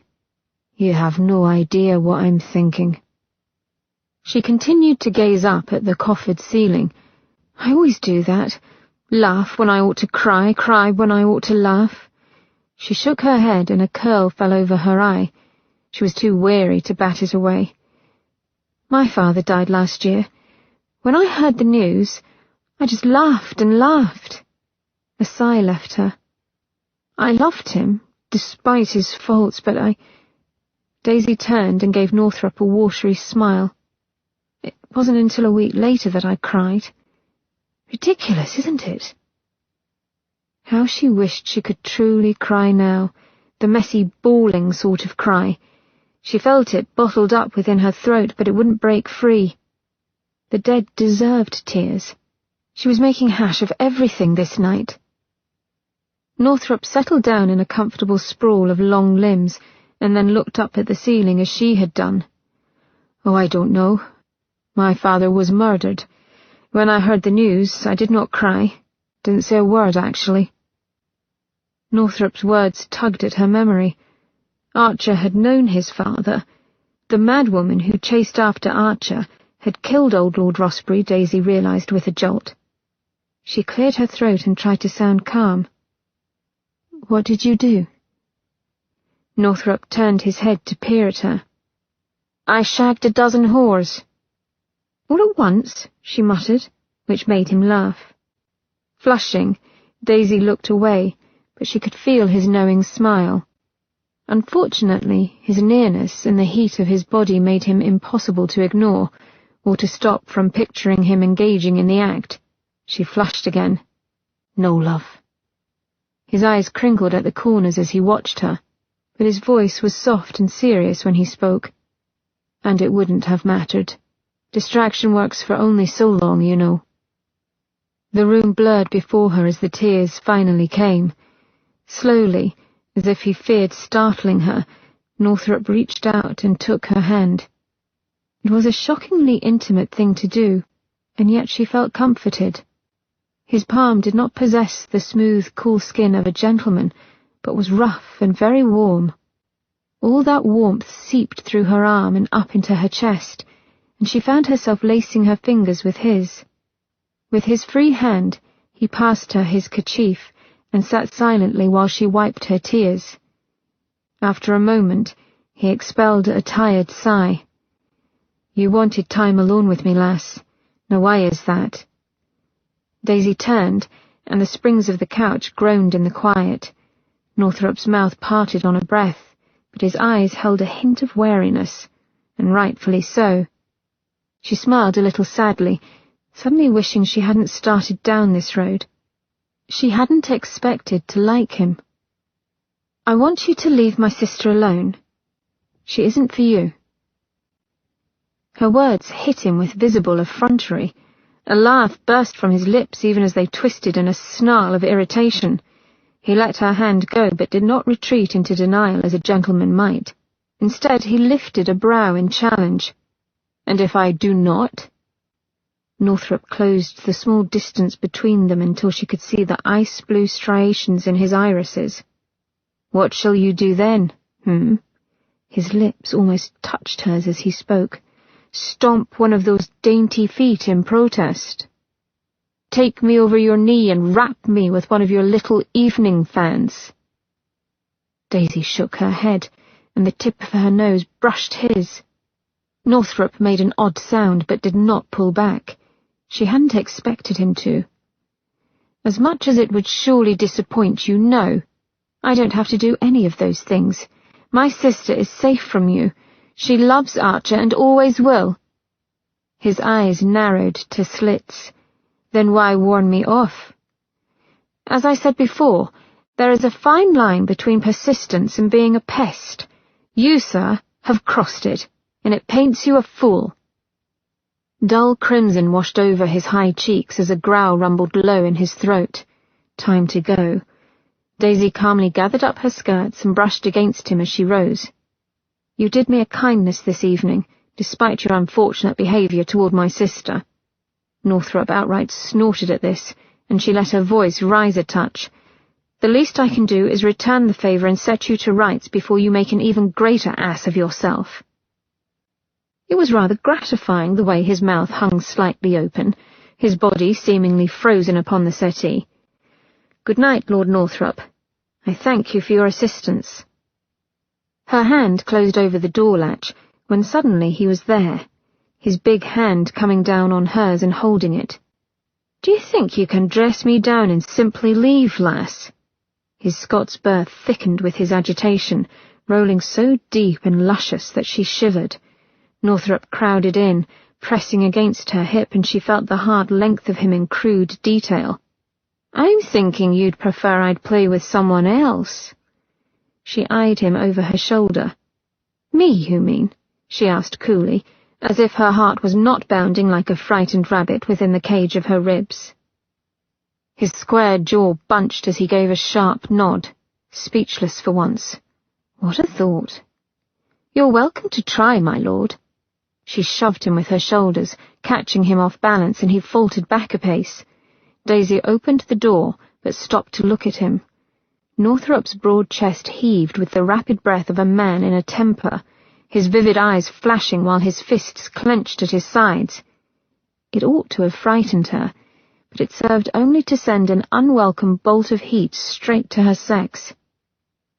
"However, I doubt that you could handle me. Somehow, I think you prefer your women either unavailable or subservient. I am neither." Chapter 4. "About time you got here." Henry Poole shifted on his small feet, looking left and right down the street as though expecting to be set upon by thieves before glaring up at Ian. In the distance, the soft chimes of church bells sounded. "Adele will be wondering where I've gone any moment now. We have breakfast together, usually." "I am precisely on time, old boy," Ian said as he strolled toward Poole. Despite the casual stride, edginess plucked at Ian's spine. In all these years, he had never made peace with death, and avoided it whenever he could. He eyed the small rectangular outbuilding that made up Poole's surgery. Not even the broad, well-trafficked streets of central London could blot out the subtle, sticky, sweet smell of decay wafting from the building's high crescent windows. He shifted his weight away from the building.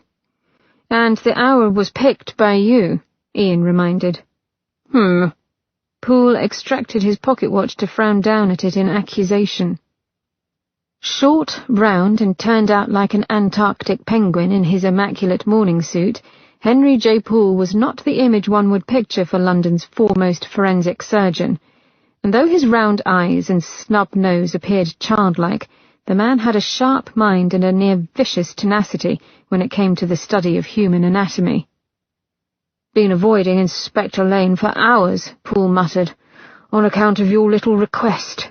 That man wants to view the bodies something fierce. Have you any idea the lies I've had to tell?"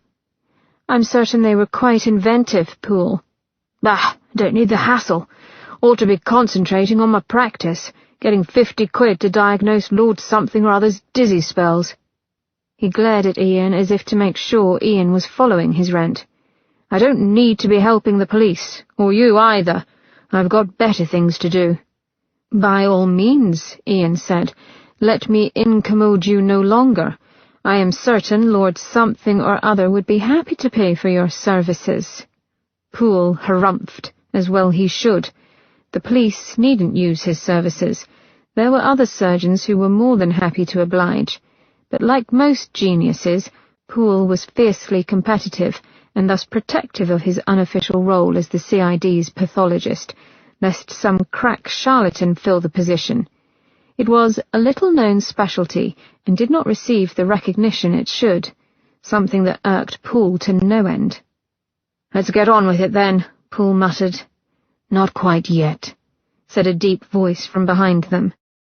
Ian silently cursed as Lord Benjamin Archer strode forward, his grey eyes flashing equal parts amusement and censure. The nosy blighter. "Planning a bit of fun without me, Northrop?" A smug smile stretched his face. "As fun and you are generally at odds," Ian said, "then yes, we were." He turned to glare at Poole, who had made himself appear as small and unnoticeable as possible. "Ratting me out to Archer, are you?" At this, Poole drew himself up. "So happens I owe him a favour or two as well." Ian snorted as Archer drew abreast of him. "Which includes," said Archer, "letting me know the moment you contacted him to view the victims of this attack." Ian's teeth ground together. Damn, but this was work to be done by delegates of the Lycan clan. And yet, after sending his man Talent to scout, Ian discovered that not a single clan representative had come out of the woodwork. Why? Ian feared he knew the answer, and he did not like it in the least. So now he was here, where he least wanted to be. Poole tucked away his watch. "Let's get on with it, then." At the sound of someone clearing his throat, all three men whirled about, and Poole yelped. Inspector First Class Winston Lane of the Criminal Investigations Department leaned against the corner of the building, pipe in hand. Wreaths of grey smoke encircled his head, obscuring his features, but not the sharp gleam of his eyes. "Seems my invitation to the party was lost in the mail." Poole's muttered string of obscenities filled the ensuing silence. Ian agreed with all of them. Having Archer along was an annoyance, but at least the man knew with what they were dealing.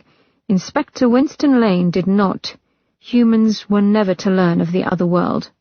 The results would be calamitous, starting with mass panic. It had been Ian's hope to obscure certain evidence before the CID got to it. He shot Archer a glance, and the man blinked once. Understood. At least in this they were partners. Lane took a deep draw on his pipe, and the tip burned red-hot in the blue light of the morning. He let the smoke out slowly. "Hello, brother," he said to Archer. Aside from being an annoyance in this matter, Lane was also husband to Miranda and Daisy's eldest sister, Poppy. Whether that would turn out to be a further nuisance or a boon remained to be seen.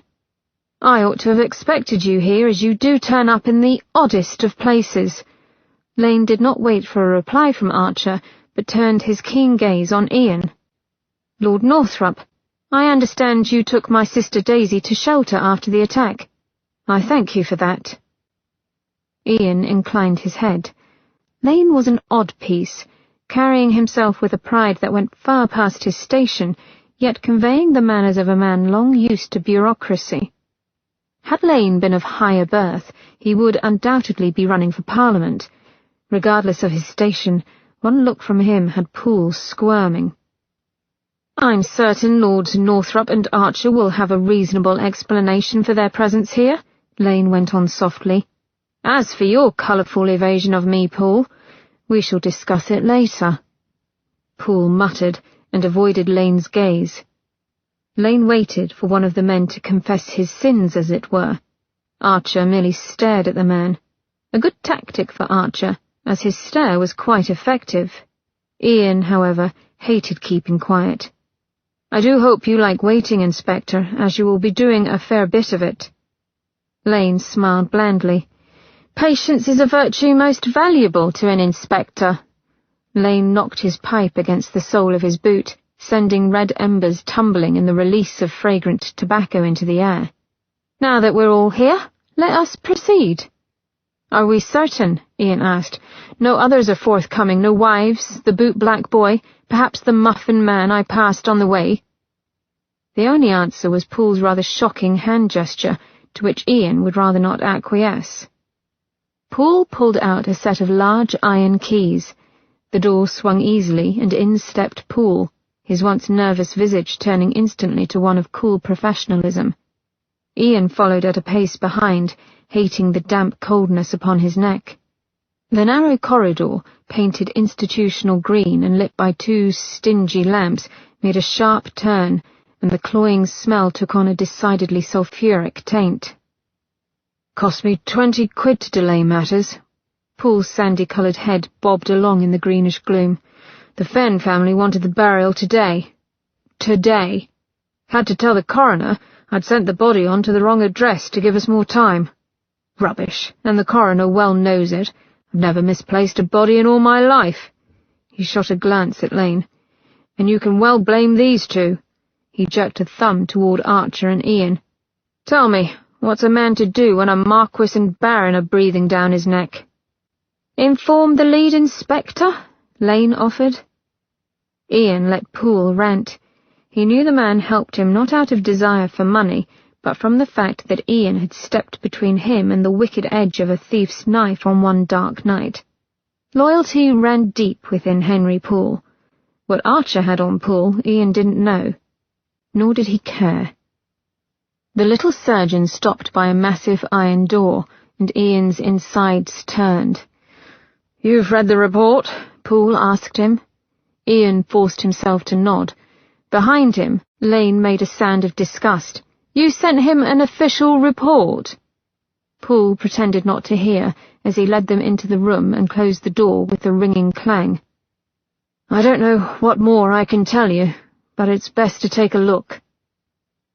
Compared to the corridor, the examining room was as light as midday and washed clean, the blood having long since flowed down the drain in the tiled floor. The space was Poole's pride and joy.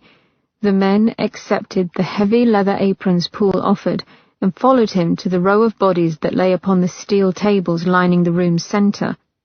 Bathed in the sunlight, slanting down from the overhead windows and the power of 4 large gas lanterns, the scene appeared oddly peaceful, were it not for the stench. When Poole was busy laying out the tools of his trade, and Lane watching the process, Archer stepped close to Ian, his strong features still and guarded. The shock of seeing Archer as he was now had yet to wear off. For 70 years the double had worn black masks and gloves to hide himself from the world. Transformed by an evil demon, Archer had slowly been turning into a monster of ice and stone, and would have become a demon himself had Miranda not saved him. Ian swallowed down a bite of regret that he had stepped in between them. The truth was, the greater part of him was relieved to see Archer whole and human again, even if he'd never admit it to a living soul. "Ian." Archer gave only the slightest of nods, his eyes icy. He leaned in, lowering his voice to a murmur. "Miranda says you were the one who found Daisy." His eyes narrowed. "A werewolf, was it? It was very convenient that you were at the scene." And there it was, the cold accusation in those grey eyes. Ian had been waiting for it, but still his claws itched to break free. "Yes, you would know all about being at crime scenes at the wrong time, or mistaken identities." Archer flinched, as he should, the blighter. Archer himself had been suspected of murder based on mistaken identity. "Fine then. Do you know who did it?" Ian's annoyed whisper was but a breath. "If I did, I wouldn't be here now, would I?" A small twitch moved to the corner of Archer's mouth. "Fair enough." He moved away to join Poole by the examining table. Poole put on his spectacles and leaned over what had once been Mr. Mark Ashford. "You can see what's been done to the poor bastard," he said, oblivious to Ian's disquiet. And why shouldn't he be? He'd given Ian several lessons in anatomy, Archer as well, trained them both to conduct their own dissections at a time when performing one could get them all tossed into Newgate. Thankfully, the law had finally seen the benefits an autopsy provided the medical profession. Ian had long since worked past every normal man's fear of blood. The human body, from skin to flesh, sinew and bone, was a miracle. Every organ, the blood that pumped through its veins, a wonder. The perfect order of it, the way all parts worked in harmony to keep it alive, boggled his mind. Ian had often found himself overwhelmed by the beauty of it all. But the wolf in him hated death. Its natural instinct was to let the dead alone and concentrate on the living, which was why Ian had given up practicing medicine. One could stave off death for only so long. The body before them had been all but destroyed. Only the limbs lay relatively intact. Beside Ian, Winston Lane shifted his feet. The man's skin had taken on a greenish hue, and he'd pulled out a handkerchief to press to his mouth. Archer stood silent and still as a statue, betraying nothing of what was going on in that head of his. A neat trick, that. "Not much left by way of evidence," Poole went on, "but look here." Ian let his eyes move past the raw, open ruin of the chest. It was a body, nothing more. Shapes and colours and smell.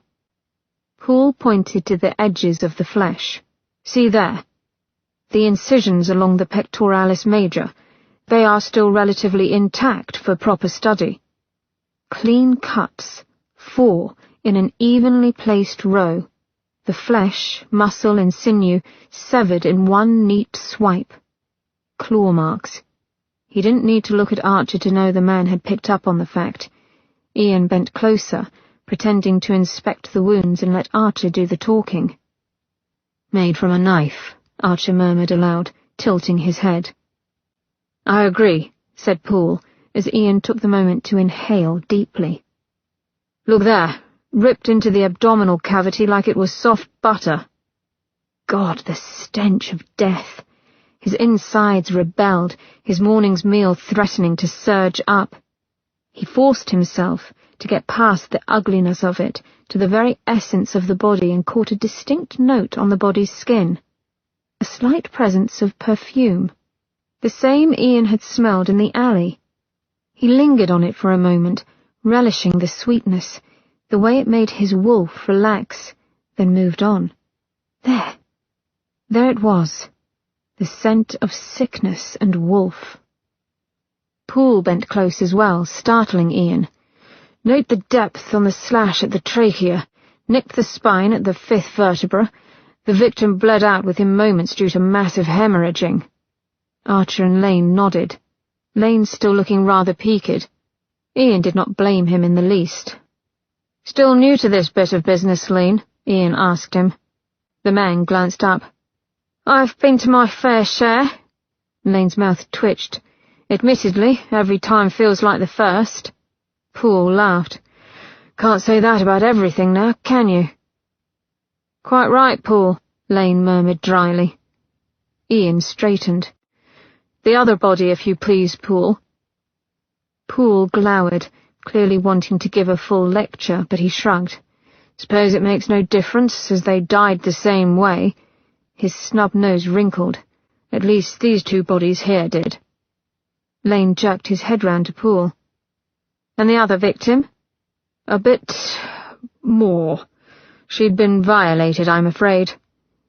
The men bent their heads for a moment, and then Ian moved to the second body, the widow Alexis Trent. "Just get through it, do not think. Let us see this one first." Poole pulled back the sheet, and one of the men cursed. Poor woman was as ruined as the man, but her once lovely face stared up at them as if silently begging for justice.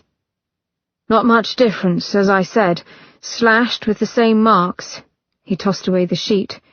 "The odd bit of it is, were it not for the precision and size of the incisions, I'd be pressed to think this was the work of an animal, But they'd be looking at lacerations rather than incisions. Lane perked up. An animal, you say? Would be a rather large one to do such damage. That was why I said if, Poole retorted without much heat. We don't have anything larger than a dog roaming our city streets, and this isn't the work of a mere dog. Archer remained impassive, but Ian knew he'd gone on full alert. I should think the populace of London would notice a large predator walking its streets, Archer added, and then leaned in to study the wounds.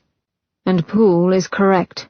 Wounds from animals are usually more ragged lacerations than clean incisions. Ian had to give the man credit. He was excellent at diversion. When Winston blinked in confusion, Ian said, "Lacerations have jagged edges, such as might occur when an animal tears into a body. Incisions are clean, deep wounds as occur from the slash of a knife or sword, or the razor-sharp claws of a were or lichen.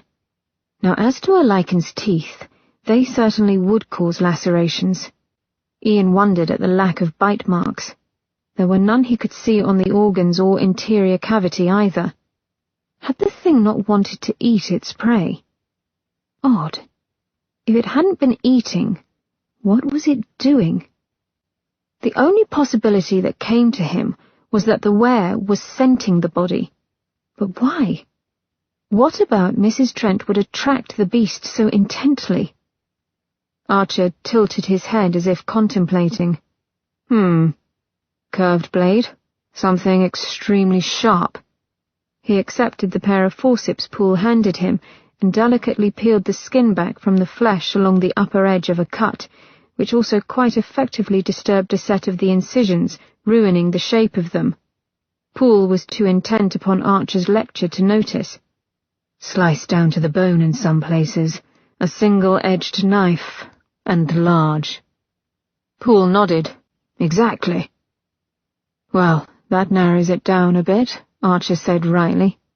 Poole's grim smile widened in response. Yes, quite. Knives in London being as common as a crab in a hall's... But why always 4 even cuts, each obtaining the same depth as though the bastard used 4 knives at once? Rather pasty and swallowing quite frequently, Lane clearly forced himself to study the marks. Perhaps a torture device of some sort?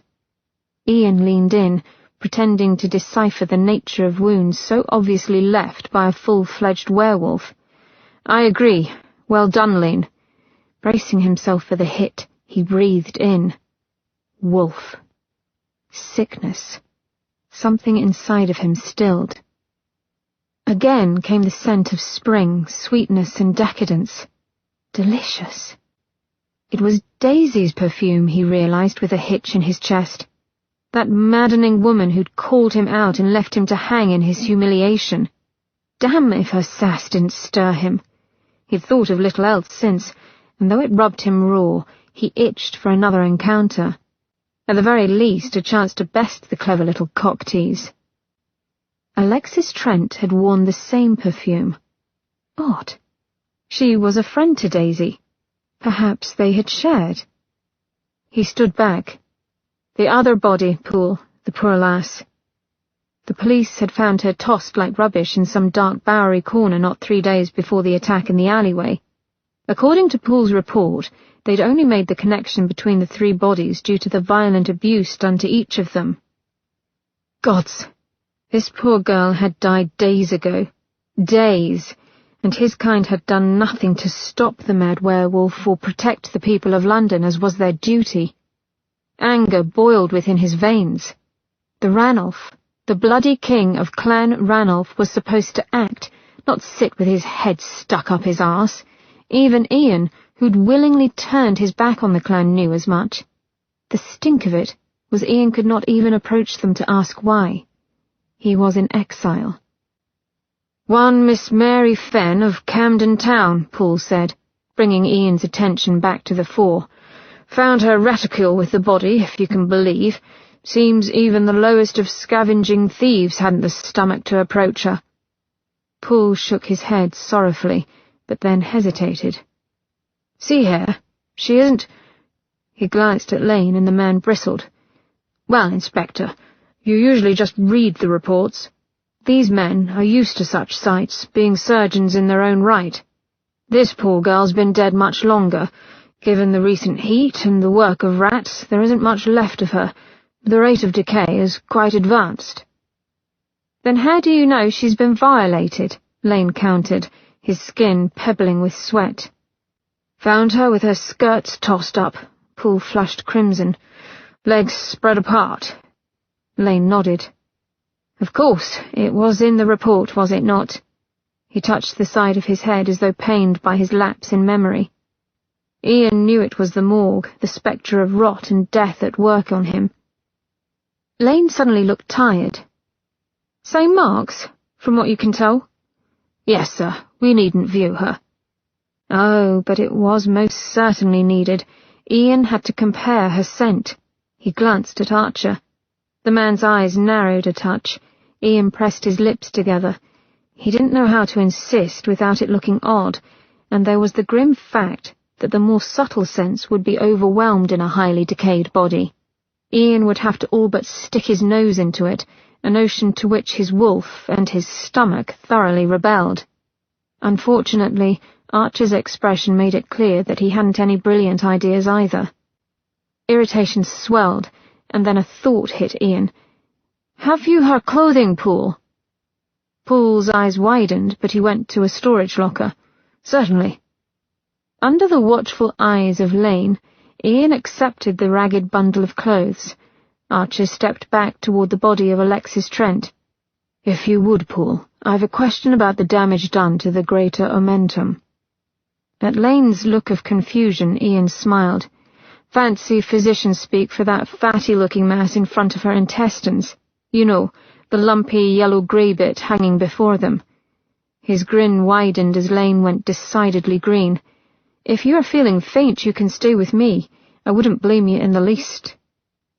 The man glared at him, but strode off on wobbling limbs to stand by Archer's side as the men waxed lyrical on many methods of evisceration. Ian shook his head, his smile remaining.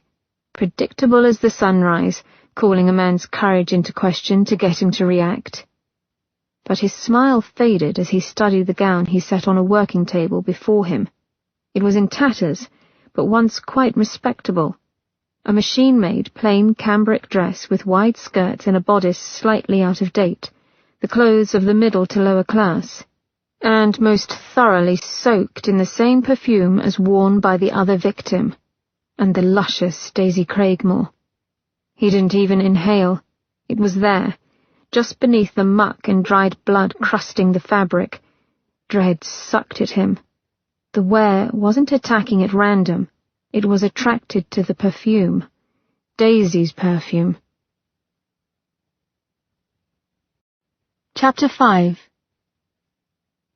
Ian tracked her easily through the crowded streets. Though her morning gown blended well within the sea of working-class worsted, the widow Daisy Craigmore stood out. Her pace was steady and serene as a lady's ought to be, and yet that stride of hers was pure eroticism, hypnotic in its bump and sway. The elaborate gathering of fabric over her bustle only served to highlight the motion, enough to glue more than one man's gaze to her rear as she walked. And though his hackles rose with each covetous glance, she paid the men no notice. Beneath the black taffeta, her shoulders were set and tight, and he wondered if she thought of that night when death brushed its hand too close to her cheek. That Daisy had chosen to walk after the funeral of Alex Trent wasn't so strange. He understood the need to clear one's head. Only he'd expected her to find a pretty park in which to take her promenade. Instead, she moved farther away from the safety of Mayfair. The neighbourhood they entered was working class, but not so poor as to be dangerous. Simply a place decent men lived, worked and played. Ian stuck out like a brass tack in old leather. Not breaking stride, he took off his ruby stick-pin and stuffed it into his pocket along with his gold watch. He didn't fear theft, pity the man who'd tried it, but he'd rather not shout out his presence. The cut of his suit and the cost of the cloth already did that enough. At the corner, a paperboy stood, his little voice a mighty shout as he waved the latest edition over his head. "Mad killer stalks the fair people of London. Victim's livers eaten for his supper." Daisy's pace faltered, a small bobble of her feet that had Ian wanting to stride ahead and take hold of her arm for support. He needn't see her face to know she was as white as milk. "When will he strike again?" cried the paper boy. "Who among us is safe? Read all about it." Daisy moved past the boy without a glance. With the ease of a frequent patron, she walked up to a tavern, the Plough and Harrow, and entered. He gave her a moment before following. The tap-room was dim and smelled of ale, men, and roasted meat. Filled with the midday meal crowd, shouts of laughter and genial conversation rumbled in the air. It was a comforting sound that invited a man to join in. Ian slid the brim of his hat down low and followed her movements with a sideways glance as he tucked himself into a shadowed corner of the bar. She'd gone directly to a giant old gent dressed in homespun and sporting a stained apron. The man's bushy brows rose in happy surprise as he caught her in a fond embrace. "Maggie, girl! Now there's a sight for sore old eyes." He kissed her proffered cheek lightly. "What you been up to, darling lass?" Her laughter brightened up the room. "Oh, a bit of this and a bit of that, Clemens." She drew away and tucked her hand into the crook of the old man's arm. "Have you a seat in which an old friend might rest her weary bones?" "Tosh, you have to ask." Clemens led Daisy to a table by the window in the back, where a man sat nursing a pint. "'Tis the best seat in the house for my Meg." Without ado, Clemens grabbed the idling man by his scruff and tossed him aside. "Out with you, Tibbs. Go prop up the bar if you've a mind to stay. Miss Meggie needs the seat." Tibbs grumbled something incoherent as he stumbled to the bar.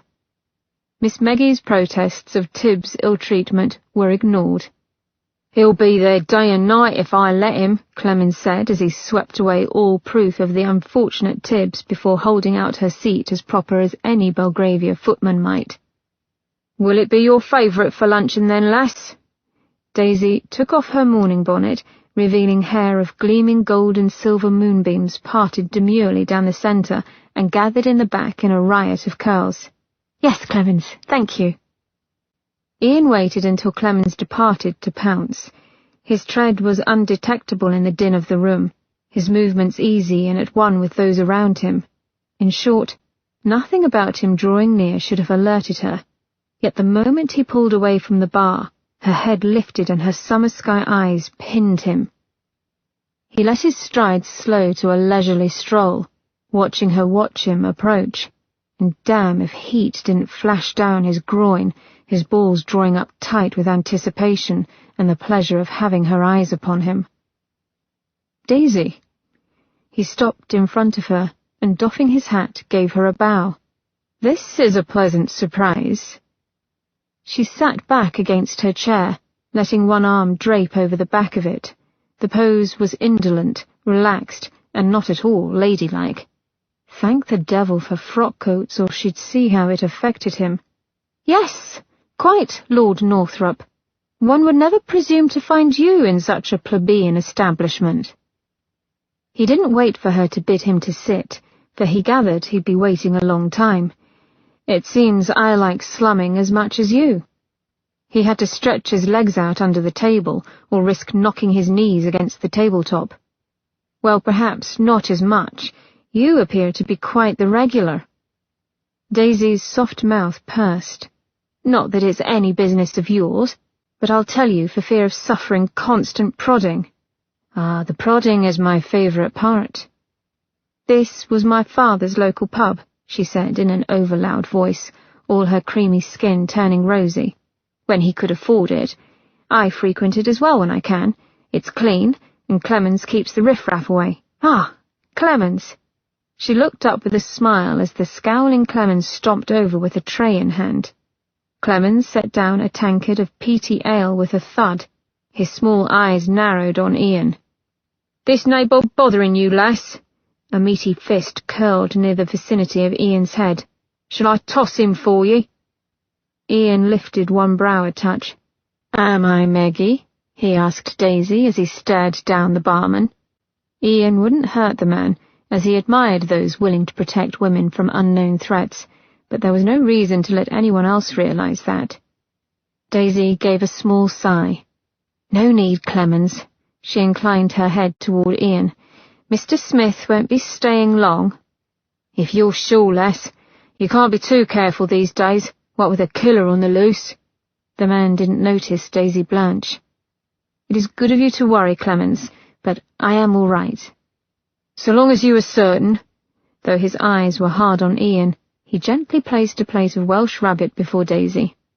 "If you be needing anything, I'm just there." He kept his eyes on Ian as he jerked his head toward the bar. "Right there." "And not a step farther," Ian added genially. With another glare, Clemens thundered off, making a point not to wait for Ian's order.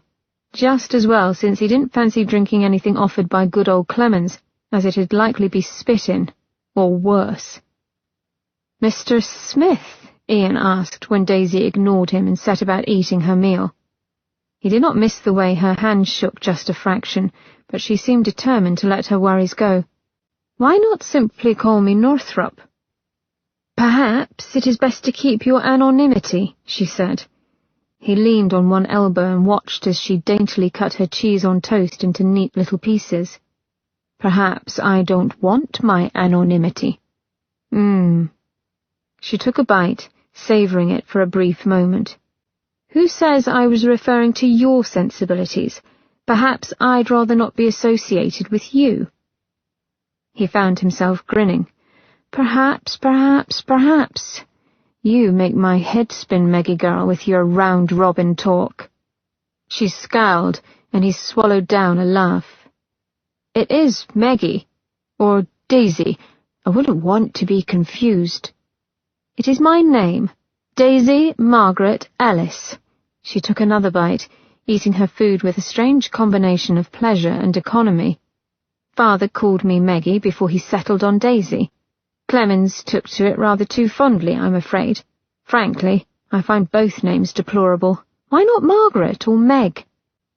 She waved her fork in emphasis before catching his eye and seeing his broad grin. Instantly, she resumed her disinterested air.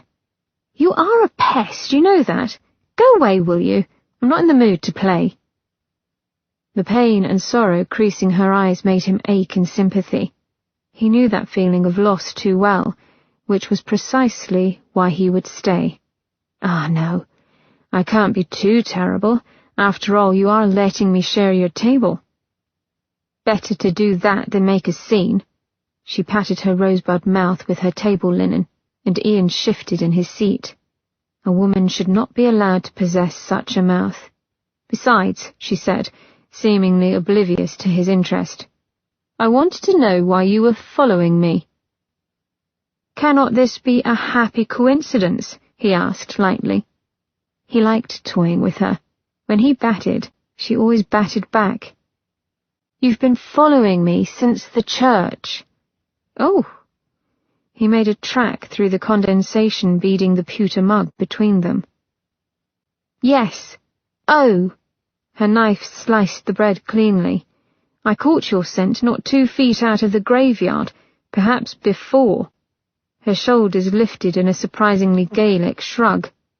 "I was distracted until then." "Ha! I bid you to prove it." Though he made a show of smiling, it unnerved him just a bit to think he'd been caught out so soon. The corners of her eyes tilted upward when she smiled in return, much like a cat's, he thought with a sudden qualm. "Your valet uses champagne in his boot polish mix.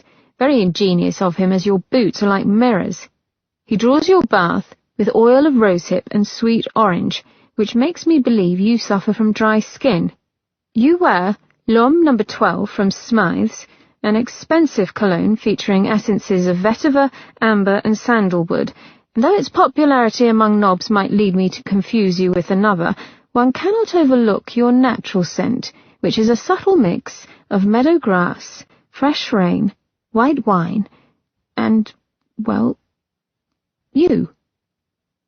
Ian stared at her with his mouth surely agape. She did not flinch, though a fetching pink flush coloured her cheeks. He snapped his mouth shut.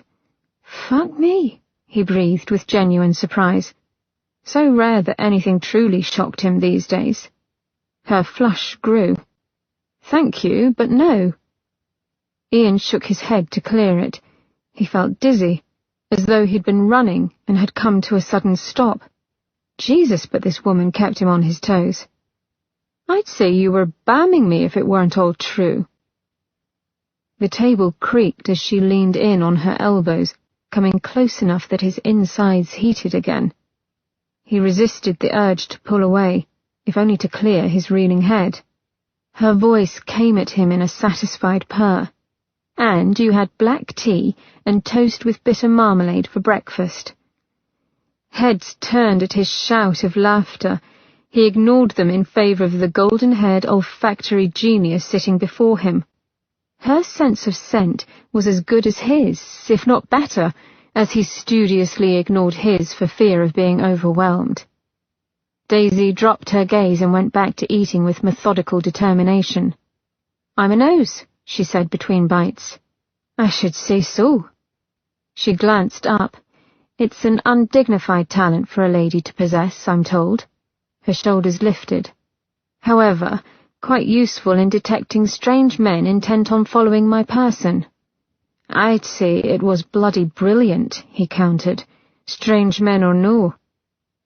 Her lids lowered as she took a sip of her ale. "Why is it that you are following me?"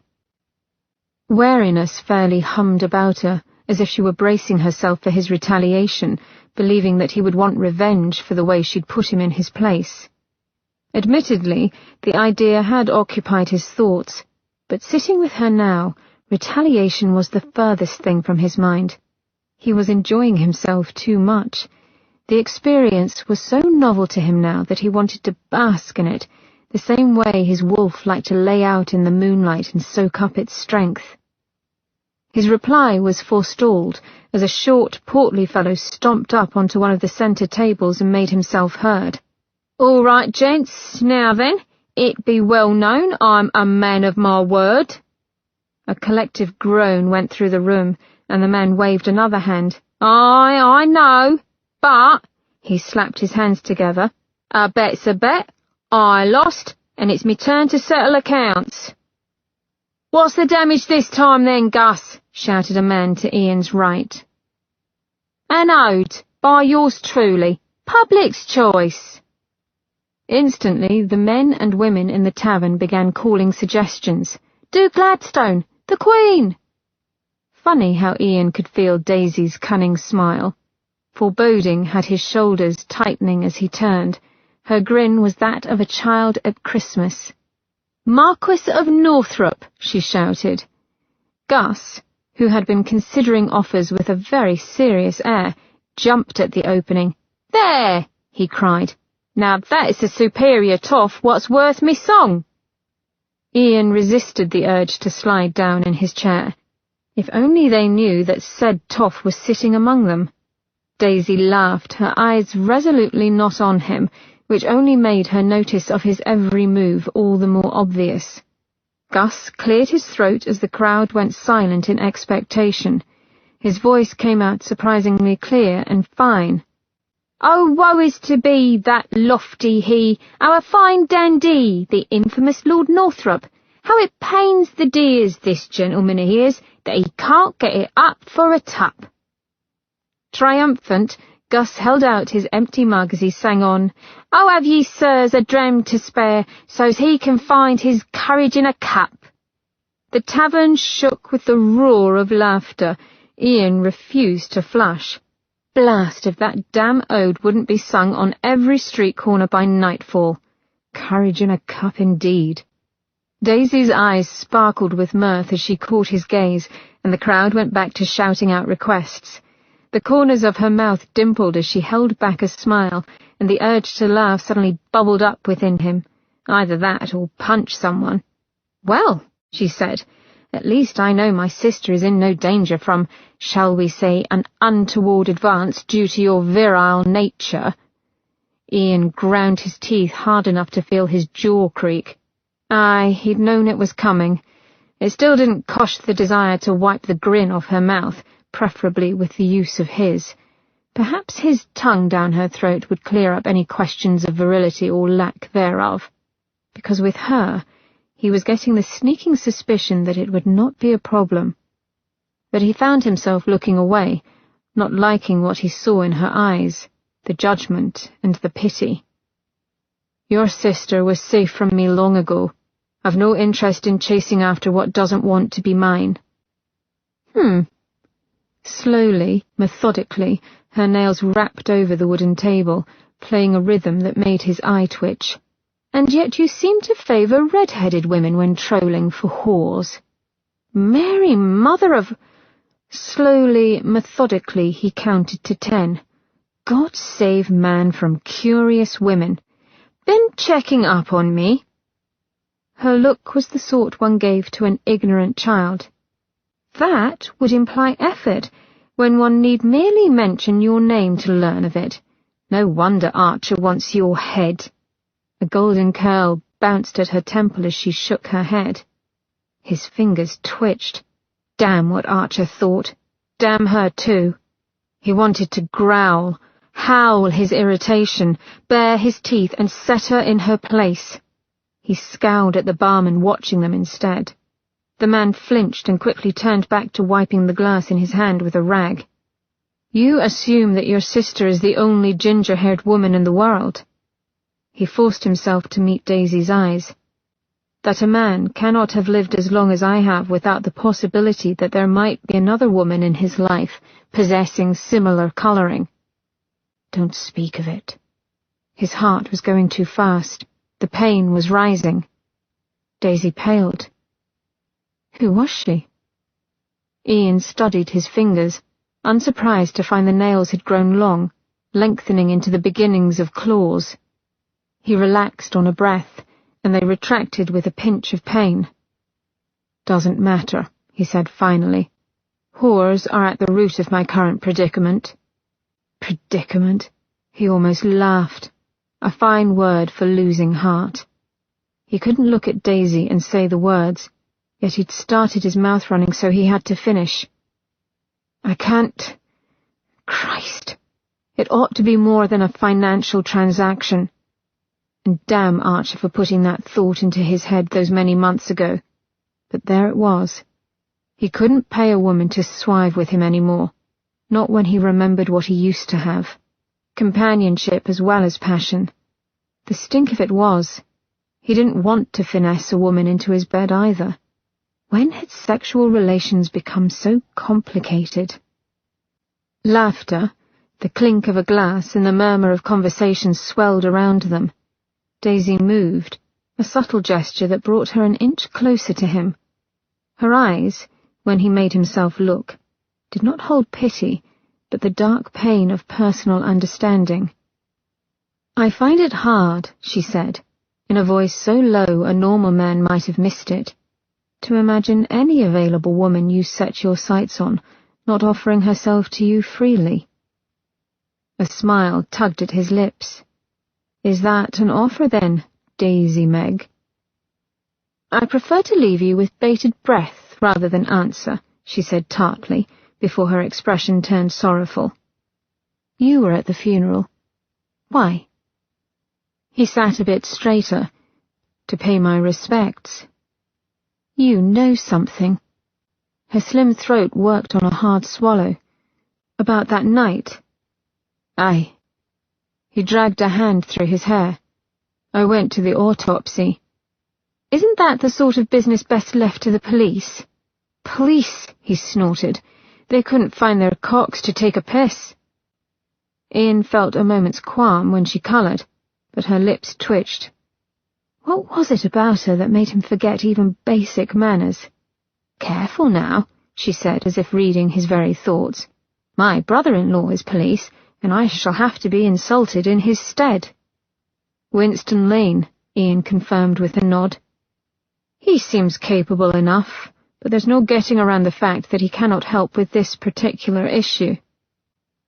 Again came the subtle paling of her cheeks. She was trying mightily to take the notion of werewolves in stride, but it wasn't quite working. Could he blame her? Hadn't he blanched when he'd learned that his kind wasn't the only thing to go bump in the night? "Does Winston know about werewolves?" she asked. "No. He thinks the killer is using a knife. Archer and I were not inclined to dissuade him of the notion." Archer was there. A little furrow had worked its way between her golden brows. She waved her question away. "Of course he was. What good is one meddling noble when you can have two? Never mind. Tell me what you found." As practical as a Scot she was. "There was another victim," he said, "murdered before your attack. A woman. Young girl, actually." Poor dear. Daisy's hand trembled as she took a deep drink of her ale. "The same? Did she—" He nodded dully. He'd be damned if he'd tell Daisy about that poor girl being violated. Swallowing down his rage, he told the bare facts of her death. God! Daisy shuddered. He's got to be stopped. He will be. Ian reached out, laying his fingers lightly on her wrist. At any other time he might be smug about the way her pulse leaped. Now he sought only to keep her there should she bolt. There is a link between the women. His grip tightened a fraction. "Daisy, did you let your friend Mrs. Trent borrow your perfume, or you hers?" Her eyes darted over his face. Her breath hitched. "Why do you ask? All three of you wore the same perfume." He closed his eyes. Tea rose, ambergris and jasmine, a hint of sandalwood mixed with neroli. He looked to find her mouth softly open. "A lovely floral perfume, although your natural scent is sunshine on summer grass, vanilla and spice, and you, as it were, which I confess I much prefer." Unfortunately, his light jest did not take the pain from her eyes. "Alex admired my perfume," Daisy said hoarsely. "Her party. She wanted to be a smashing success, so I let her." Tears welled up in her eyes. Gently, he wiped one away with his thumb. "It is not your fault." "No." She took a shaky breath and looked away. "No. Never think it, do you hear?" Staring off into the crowd, she nodded, and then began to tap a steady rhythm with her fingers. "My perfume is an original blend, Northrop. I created the formula myself. Why was this girl wearing it?" "Perhaps it is a coincidence. Perhaps the girl blended something similar on her own." He didn't believe the words any more than she, apparently. Her nose wrinkled. "That would be very great odds indeed," she said with a sniff, and then turned to him. "Do you need my help, then? Is that why you've come?" Something quite like tenderness turned over in his chest, and he fought valiantly not to smile. Though she argued with him at every turn, she clearly understood partnership and how to strategize before going into battle. She was like a wolf that way, like pack. The realization did strange things to his insides. No, not that. When she scowled, he leaned toward her. "I am here because you are in danger." His thumb ran over the delicate skin of her fingers. He didn't know why holding her hand should feel any better than holding another woman's hand, but it did. For whatever reason, this wolf is attracted to that scent, and believe me, if a wolf latches on to a particular smell, he won't easily let it go. Her eyes went wide and glimmering as she searched his face, but her voice stayed calm. "If my perfume is what attracts this beast, surely if I cease to wear it, the beast won't bother." "You understand scents," he said. "You have to know it doesn't work that way. I could smell that perfume on you the other night, even after your bath. You might cease to use it, have your maids clean your clothing, or order new garments, but it will take time for the scent to fully leave your person, at least to the level at which a wearer would no longer detect it. time in which this beast might come for you." He had said as much to Archer and Miranda after the autopsy. They hadn't been pleased. Neither was Daisy. She drew herself up and away from him. "Then I'll go to Miranda and Archer." He caught her hand again. "You'll be staying with me," he all but growled. "You? Don't be absurd." Miranda had said the same thing. Rather, she'd said, "over my dead body," which was, unfortunately, a possibility given the speed and strength of a mad werewolf.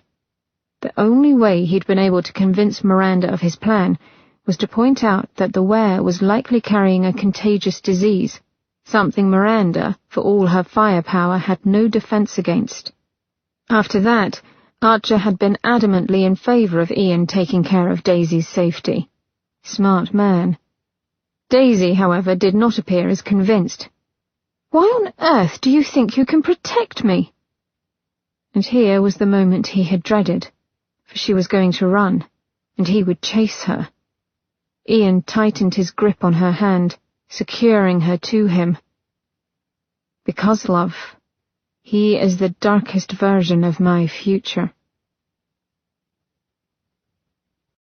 Chapter 6.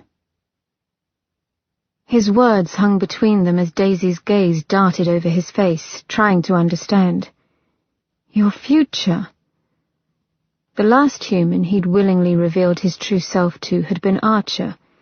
Of course, Archer hadn't been precisely normal himself, which made it easier. But if Ian was to properly guard Daisy, she needed to know the truth. Even so, the words were hard to utter. The same sort of beast resides inside me. On a silent sigh, he let his inner wolf show through his eyes, knowing she would see the inhumanness in the way they now appeared utterly lupine. He was prepared when she reared back. "Calm down," he said as she yanked at her hand. Her chair screeched as he hauled her close.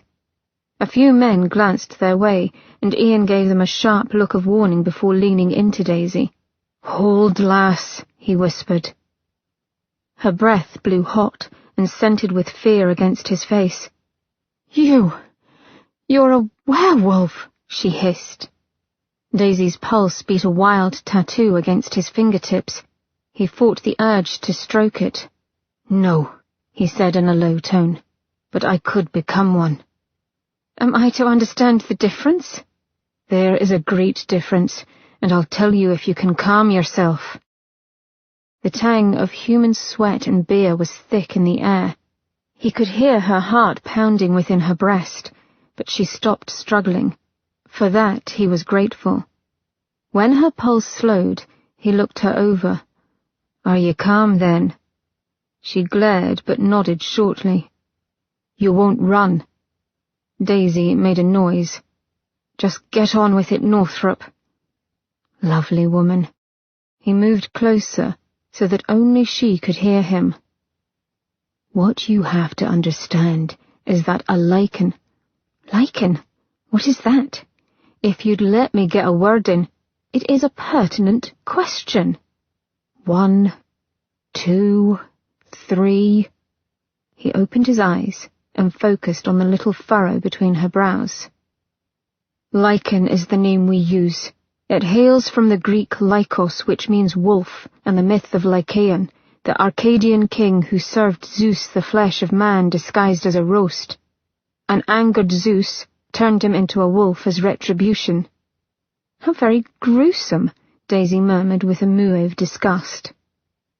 He couldn't contain the smile that tugged at his lips. "Quite." "But why not simply call yourselves werewolves?" she asked, folding her arms on the table to provide a lovely bed for her breasts. "No, do not look." "Because there is a difference. A lichen," he said, raising his voice, for the blasted woman had opened her mouth again, as curious as a pup, this one, "has control. He turns at will." "So stories of the full moon and all of that?" He laughed shortly. "Doesn't turn us. Mother Moon does, however, intensify our strength. The brighter she glows in the night, the stronger we are. and we are weakest on the new moon, when the sky is utterly devoid of her silver rays. Why? What is it about the moon's rays that give you strength? I don't know. She frowned the way a child might, as though put out for not getting the answer she wanted, and a strange aching sensation spread within his chest. Damn if she didn't remind Ian of himself. Before he had lost heart, when he had tackled life with lusty abandon and frank curiosity. But there was a look that clouded her eyes, as if something was killing her natural vivaciousness, like a frost creeping along tender spring grass, as if she too was slowly giving up the struggle. He found himself wanting to banish that look, perhaps save in her what he couldn't save in himself. He almost laughed. Ian was no one's saviour, and no one wanted him to be. He shook himself out of such fanciful thoughts, and gave her his best schoolmaster expression. Look, we don't know how we started, why we live this endless life, or from where we came. It's all speculation. But the closest our elders can figure, it has to do with reincarnation. Once we were wolves. Over several lifetimes, our spirits evolved and we became men, but the wolf spirit lived on as well. Think of it as a soul divided. 2 souls in one body? Precisely. So wolf and man are at odds. He spread his hands out in supplication. Man wants to be in control, and so does the wolf. A lichen is a being in which the man's soul is in control, but the wolf's soul alters his makeup to create an immortal being capable of using the strengths of both. Man may call upon the wolf, shift into a hybrid of wolf and man, gaining extra strength and speed, but man is always in control.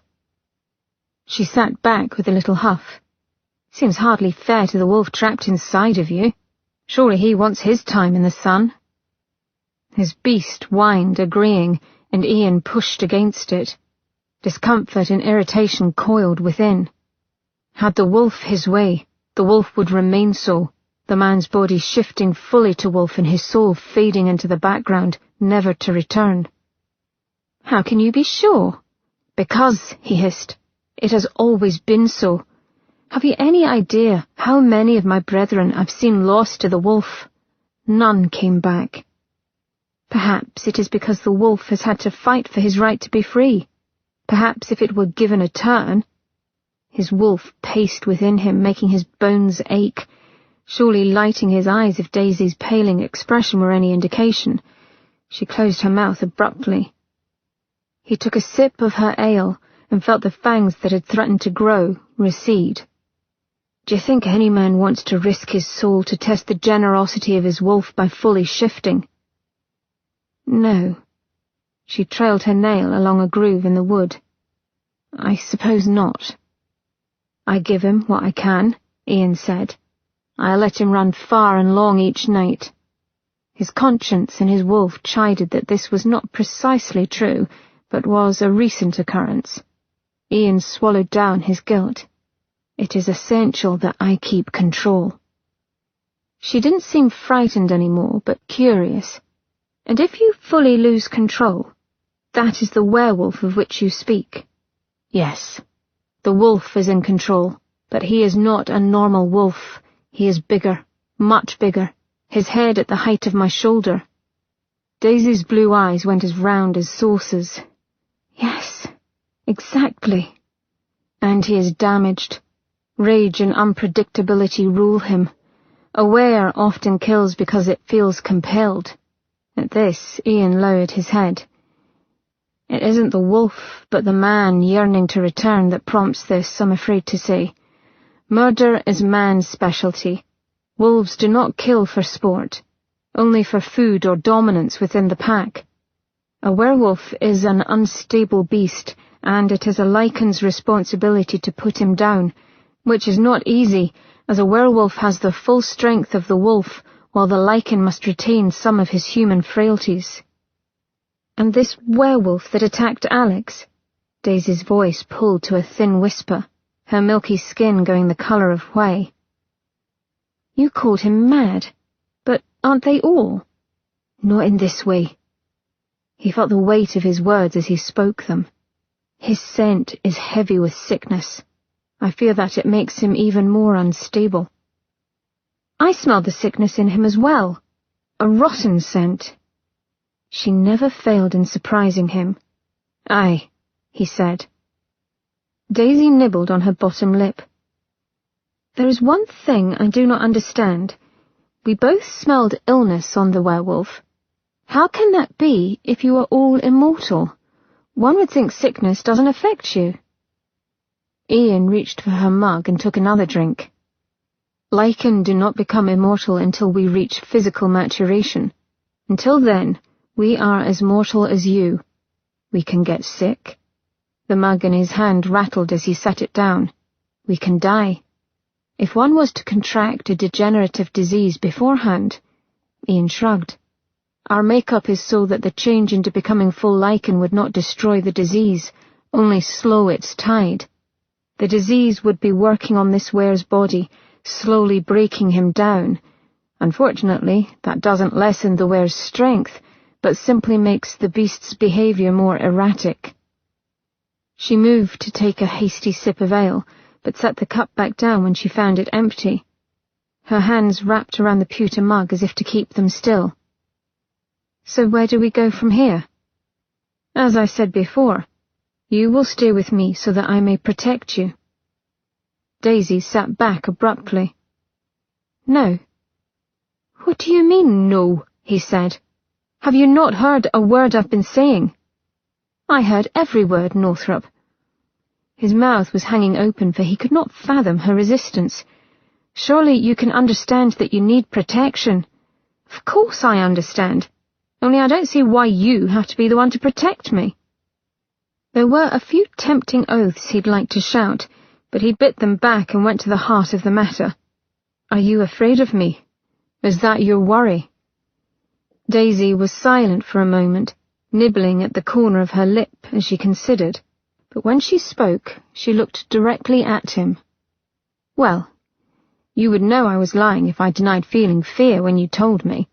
He gave a short nod, and she continued. But looking at you and sitting with you now, I don't feel afraid.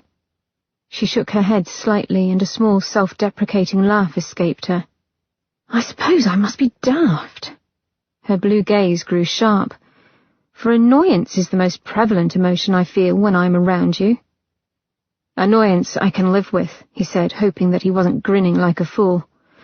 Come along then, we'll go and collect your things. This time, it was Daisy who caught a hold of his sleeve.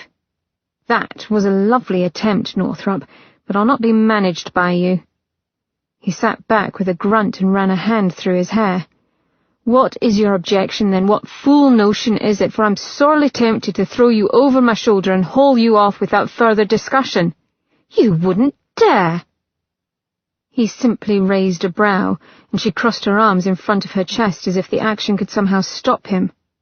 Are you worried about your reputation? He asked. Posh, she said with a snort. My reputation had been reduced to tatters long before you came sniffing around. Craigmore made certain of that. Despite her bravado, her golden brows knitted as if the memory pained her. Craigmore sounded like an ass. Well, Ian said in satisfaction, then we needn't resort to complicated subterfuge. Society will simply presume you are my mistress for the season. Her nose wrinkled as if she'd scented something foul. Such is man's logic. Has it not occurred to you that I'd rather not be thought of as your mistress? You could do a lot worse. Hell, the bloody woman could twist a conversation. Unable to help himself, he caught her hand again, not precisely caring what she thought of his need to touch her. I would say we are fairly comfortable in the other's presence, at least enough to spend a couple of weeks together. She looked so aghast that he smiled grimly. Maybe less, if we're lucky. Well, that is comforting. She rolled her eyes and pulled at her hand. It should be, he said, not letting go. Perhaps I need to make a few things clear. I am a lichen, which means I have a superior sense of smell, hearing and sight. He inclined his head toward the bar. Thus, I can hear your man Clemens over there berating his serving wench for not watering down the gin. Daisy's gaze shot past his shoulder, no doubt seeing Clemens leaning over some woman named Alice as he grumbled on about lost revenue. Daisy's lips compressed in stubborn refusal. I heal quickly and have the strength and agility equivalent to 5 men. 10 when he was in top form, though he was getting closer to that once more. Every day that he let his wolf have more freedom, his strength grew. At this, however, Daisy did scoff. With his free hand, he clasped the pewter mug between them and crumpled it. The ball of metal wobbled about as he let it go. Ian but took a small bit of pleasure in seeing the way her eyes went wide and her pretty mouth fell open. It is my duty to protect those under threat of my own kind.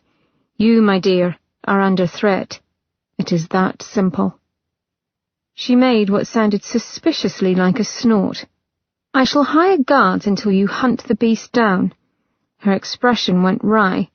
I assume, with all your boasting, you can do that, yes? Her gaze strayed to her wrist where he held her tight. She tugged again, harder. Now let me go, Northrop. The devil. No. She glared daggers at him. This is your revenge, isn't it? Systematic torture disguised as good intentions. Torture, is it? He made a sound of annoyance. To see you carry on, do you think it is my driving ambition to play nanny to an unwilling woman, to one who thinks so poorly of me? She had the grace to blush and lower her lids, but she did not protest his claim. Let me get this clear.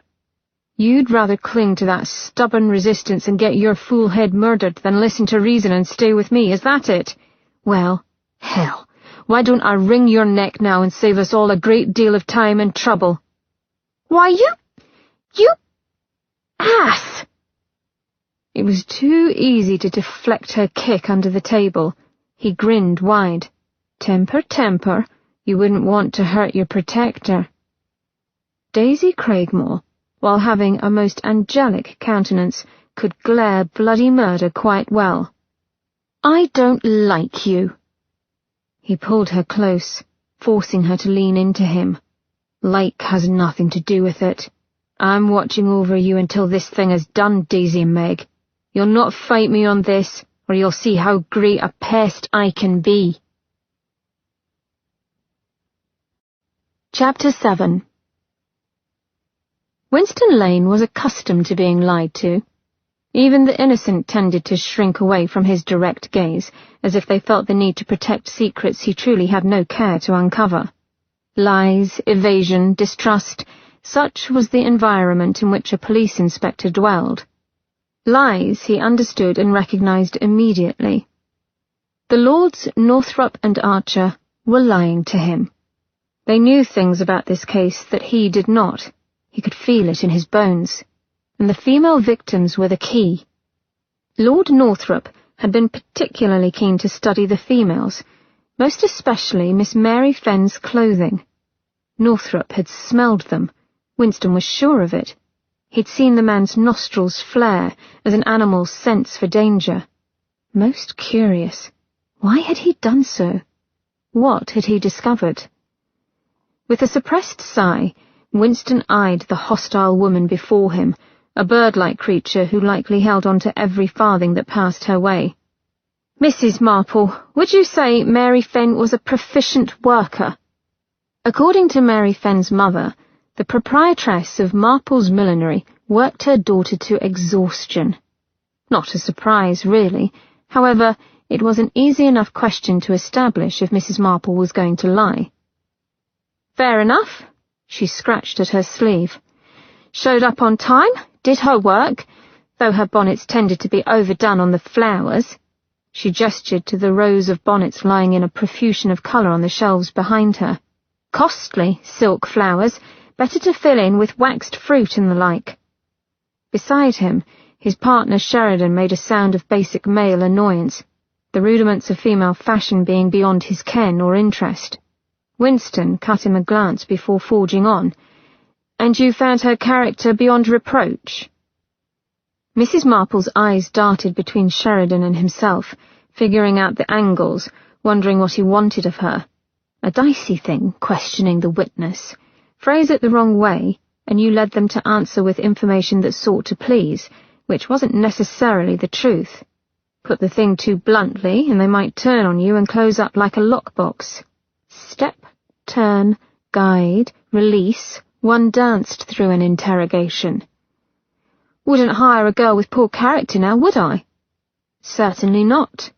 However, interjected Sheridan, if you had without knowing, what is a gentlewoman to do? Mrs. Marple bristled at that. Why, turn her out, of course. Even if it meant losing a highly proficient employee? Winston asked, pushing just a bit. See here. She took a step closer, her bony hand raised in ire. Having a suitor doesn't make a girl untoward. Miss Fenn had a suitor? Winston already knew this from interviewing the mother, a Mr. Thomas James, mild-mannered accounting clerk. Mrs. Marple blinked. Only saw him the once. He came by to say a word of hello last week during luncheon.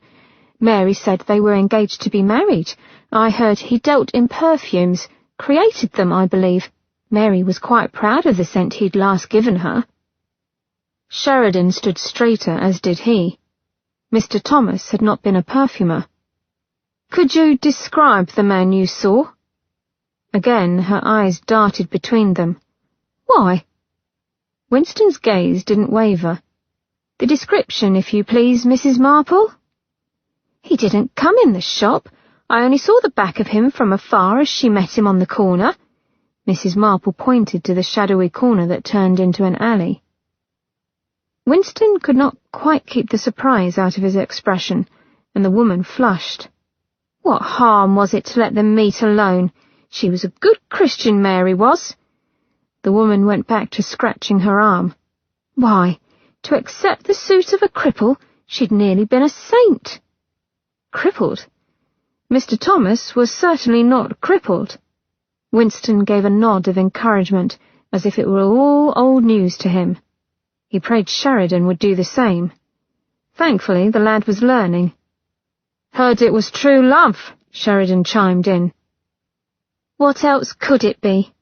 Mrs. Marple's worn face eased, a dreamy expression coming into her eyes that made Sheridan cringe. To overlook such a twisted and hunched figure, it had to be true love. Indeed, Winston said. Frustration pulled this way and that within his belly. The damage done to the victims was the work of a man with incredible strength. He couldn't imagine a cripple capable of doing the deed. He gave the woman a tight smile and thanked her for her time. He and Sheridan were halfway out the door when her voice stopped them. You might try talking to Miss Lucy Montgomery, she said. She was Mary's closest friend, thick as thieves they were. She works as a maid in some great lord's household. Ranulph House, if I remember correctly. A lead was a lead. Winston touched the brim of his hat. Thank you, madam. Her face was tight. Just find the madman who did this. No girl deserves to die that way. Winston thought of his sister-in-law, Daisy. Resolve tightened in his chest. Nothing would stop him from finding the fiend. Despite Northrup's rather dire claim that he would harass her into compliance, Daisy saw neither hide nor hair of him the following morning. True, there had been a moment last night in which she thought she saw his shadow lurking under the street lamp by her townhome, but the figure was gone as soon as she leaned closer to her window, and she couldn't be sure it was him. She supposed she ought to have been alarmed at that sight, but it had brought a reluctant smile to her lips. Now, however, she felt mildly irritated that he was absent, and that irritated her as well. The blasted man. Had he played up the danger in an attempt to frighten her? Revenge, perhaps, for being treated a fool by her the other night? Surely, if it were truly dangerous, he'd be dogging her every step. Whatever the case, she wasn't one to sit around and wait for this beast to be caught. She ordered the coach brought round. Number 98 James Street housed Florin, one of the most famous perfumers in the world. For a time, Daisy's father had provided Florin with the exotic oils and essences used to create their heavenly concoctions. This trade brought about her love of perfume. However, it was her special talent that made her intimately acquainted with the shop. A crisply dressed shop clerk hurried out to greet her, offering a hand-down from her coach. After gently ushering her inside, he assumed his post by the glass-panelled doors, poised and on the alert for the next shopper. As it was nearly time for tea, the store was empty of shoppers, for which Daisy was thankful, as this visit did not promise to be pleasant. Behind the glossy mahogany counter, Mr. Abernathy held court, standing rod-straight in his starched suit. The man's watery blue eyes widened upon seeing her, but he kept his expression composed, his mouth turned up with just a hint of a pleasing smile beneath his trimmed white moustache. "Madam," he said in proper tones, "how may I be of service?" "While I appreciate your efforts and subtlety, Mr. Abernathy, I have no desire to remain anonymous for the moment." She set her reticule upon the glass-topped counter. "Let us get to the matter directly. I am quite cross with you, and I suspect you know why." He blinked back at her in the picture of perfect innocence, but she did not miss the way the pulse leaped at his throat, nor the small twitch of his moustache. "Mrs. Smith, I could never imagine doing you a wrong that would warrant your censure. Please be assured that there must be some mistake." Her smile was thin, a warning. "Mr. Abernathy, we've done good business together, beneficial on both sides, I should think." And the man knew it. Daisy, in her role as the enigmatic Mrs. Smith, had provided the shop with numerous perfume formulas, all of which had become highly successful, including the much-anticipated scent currently in development for the Queen. In return, Daisy received a generous portion of the shop's profits and would never have to go hungry, despite Craigmore's efforts to see her in the gutter. Yes, it was a beneficial relationship, but one in which certain players held more power. Her finger tapped firmly upon the glass. "I would not like to see our relationship end due to pettiness. There are several establishments more than happy to purchase my formulas." Abernathy jerked his head as though slapped. "Here now, madam, you wouldn't dare." "Wouldn't I?" A deep red flush crept up from his high white collar. "Have you no sense of loyalty?" "Have I?" She leaned into his space, fighting the urge to poke his starched chest. "It is not I who sold secret formulas to an outside partner, a matter in which I am certain the members of the board would love to learn." His large Adam's apple bobbed. "Now, Mrs. Smith, you cannot possibly believe that I would—" "I can, and I do." She gave him her best poppy glare, as effective on liars as it was on sisters. "You are the only one who handles the production of my personal perfume. It is not to be created for mass distribution, and you know it. I cannot presume to understand. Then I will put it to you plainly and use small words, so there is no misunderstanding."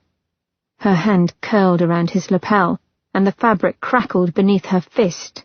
"Another woman was wearing my perfume. You will tell me to whom you sold my formula, and in return, you may keep your position and my services. Or we will proceed in another route. Believe me when I say that such a course will not be to your advantage, Mr. Abernathy." Sweat pebbled down his brow as he gave her a stiff nod of agreement. Daisy smiled sweetly. "The name, if you will, Mr. Abernathy." "Oi, you'll wrinkle the silk!" Ian spared a glance at his valet, who was busy brushing his waistcoat, as if Ian had lit it on fire instead of merely buttoning it in haste. The young man was worse than a nanny. "Talent, you do realize that I have dozens more." Talent scowled. "Oh, right, which makes caring for one's things such a tiresome exercise." Carefully, he pulled out Ian's evening coat and helped Ian into it. "How? You've got 40 cravats as befitting a spoilt marquis. Why not burn the one you're wearing now? Save me the trouble of cleaning and ironing." Ian closed his eyes and wondered for what must be the 100th time why he'd agreed to let Talent be his valet, and then remembered that the blasted lad hadn't taken no for an answer. Bruised and battered within an inch of his life, the youth had been found literally on Ian's doorstep 10 years ago, and while Ian would have gladly employed young Jack Talent for other tasks, for the lad had the makings of an excellent spy, Talent hadn't wanted what was offered. No, the man simply wanted a home, a place with the others. It was the one reason Ian could not reject. Damn if the little bastard didn't know it, Ian thought irritably as he adjusted the cravat Talent had just tied, earning another growl of disgust. It was a petty little victory in the war that was the state of Ian's wardrobe. The laughable part was that society often touted Ian as a natty dresser, when really it was Talent's insane and exacting standards that had Ian dressed to the nines and a leader of fashion. "I think you're cracked to go to Lena," Talent said when Ian strode to his cabinet and pulled out a glossy wooden stake. "She's just as likely to have your bullocks for dinner as help you." Ian thumbed the point of the stake. Not quite sharp enough. He pulled out the sanding block. "You think I'm incapable of defending myself?" The idea was laughable. For once, Talent looked aghast. "Course not. Only, well, she's ungodly." With a shiver, Talent crossed himself. Talent's piousness, as it were, had the tendency to rise up when he wanted to dole out a lecture and to go completely missing when it proved inconvenient to his own needs.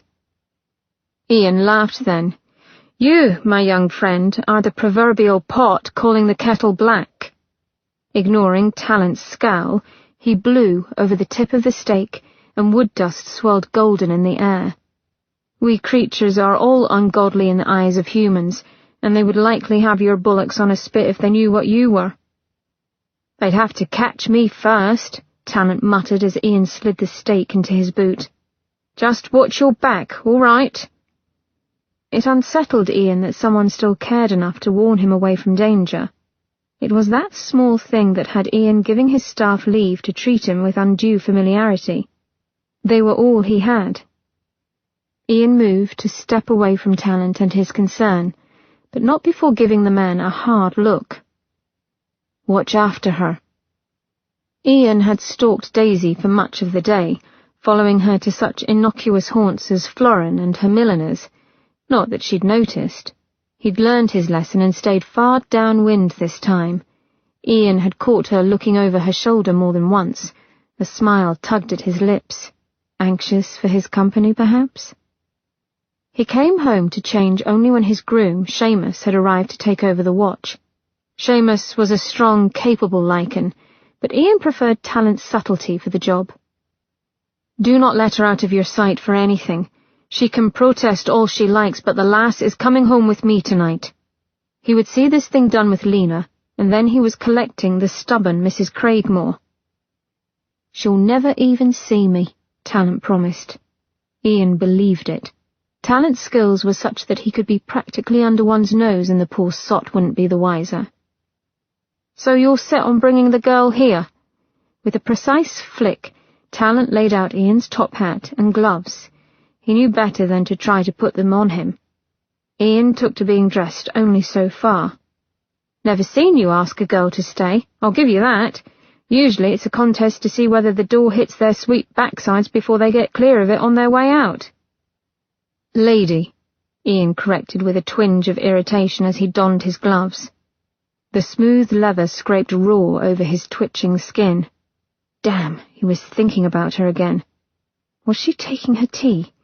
Changing into her dressing gown? He cleared his throat. "One cannot call a woman such as she a girl. Not with that figure. And she's not coming here to stay. This is solely a matter of protection." Talent muttered something best left ignored as he followed Ian out of the dressing room and into his bedchamber. "Now," Ian said, "what of the where?" He needed to be well informed when he faced Lena. "Word on the streets is of no good. Not one lichen that anyone knows of has turned. Talent shrugged as he poured Ian a glass of port. Could be a country lichen gone bad, but with the Ranulphs controlling the borders, I cannot see that happening. Ian took the proffered glass and drained it in one gulp. Aye, the Ranulphs would know if a werewolf came into London. Hell, the sorry bastard would be taken out before he made it to Hampstead. Certain as the sun rising in the east, a wolf clan always protected its territory, and London was the territory of the Ranulphs. No beast dwelled within the city proper without the Ranulphs knowing about it, which made Ian's teeth grind. Being an ousted member of Clan Ranulph, he was well acquainted with their vigilance in regards to territory. Damn it! And now his hands were tied. On a silent curse, he turned away, handing Talent his empty glass. As if reading his thoughts, Talent's expression turned shrewd. You're going to ask Lena to approach the Ranulph about it, aren't you? The Ranulph. Ian almost laughed. Even after all these years, he'd be damned if he called Connell the Ranulph. The very notion turned his wame. Something of the sort. He drew a hand through his hair and then put on his hat. It isn't as if I can approach them. He knew he sounded bitter. It had been Ian's decision to leave the clan. He didn't regret it, and yet the very notion of still being exiled twisted his guts. He hadn't realized how very lonely it would feel. Allowed to live on the fringes due to his royal blood, but unable to return to his clan. But he had willingly thrown his birthright away with both hands, and it had been for the best. Chapter 8. Daisy counted herself an overzealous fool once more as her coach rolled up before her quarry.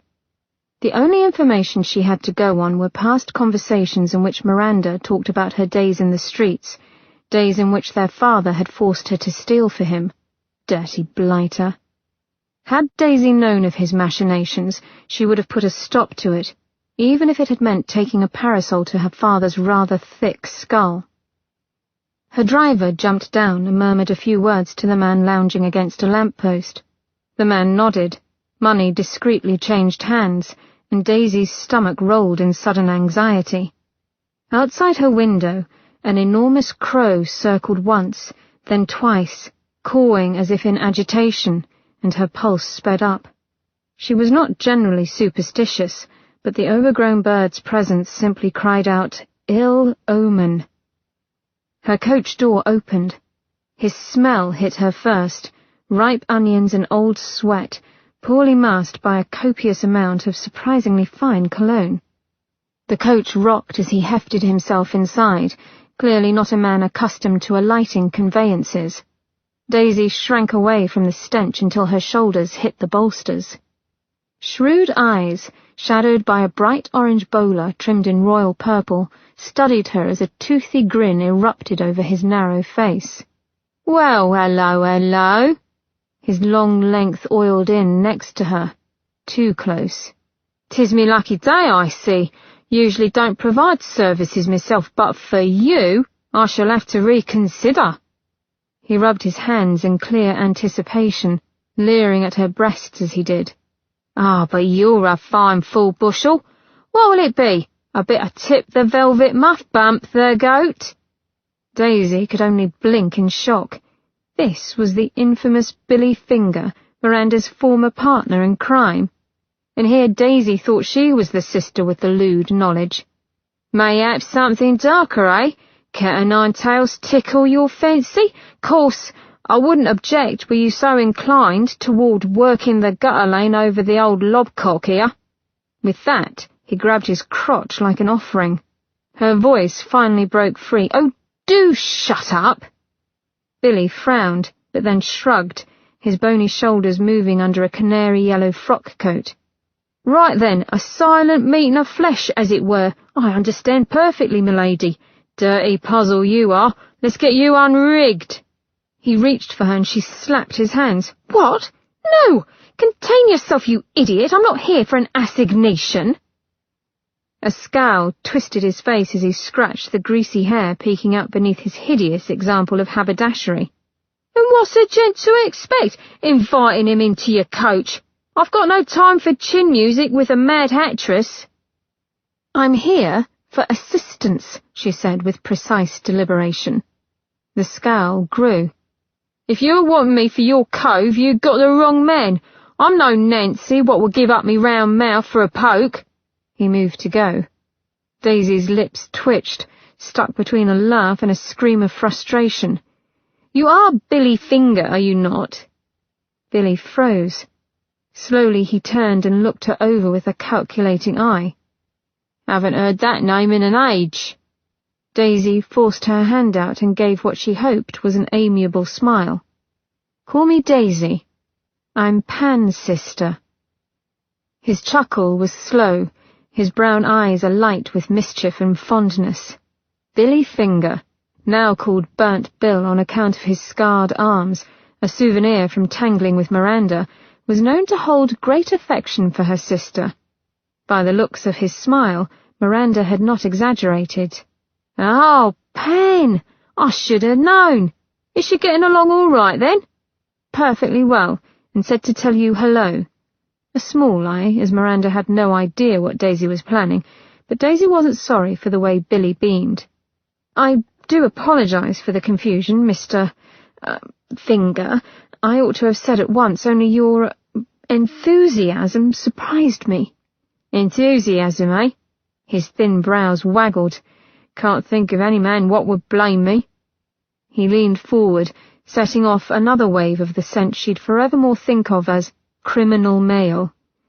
"Now then, sweet sister of the lovely pen, what mischief did you have in mind?" Ian leaped from his coach in front of the ramshackle building that served as home for the club so charmingly named Hell. Well, that wasn't precisely true. It was both heaven and hell. Heaven serving the upper floors of the house, and hell being the domain of the lower. Leaning drunkenly over the garbage-strewn West Street in one of London's foulest neighbourhoods, the dilapidated building gave no hint of the decadence hiding within. Indeed, a few young fellows out for a lark dithered on the curb, unsure if they'd found the right place.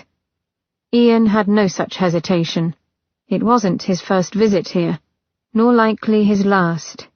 A year ago, he'd stumbled out of these hallowed walls from a night of gambling to find Lady Miranda Archer in the act of setting the whole street afire with naught but the power of her mind. A shock, to say the least. Tonight, however, had the singular distinction of being his first visit in which he wasn't interested in procuring a willing partner or losing himself in drink and vice.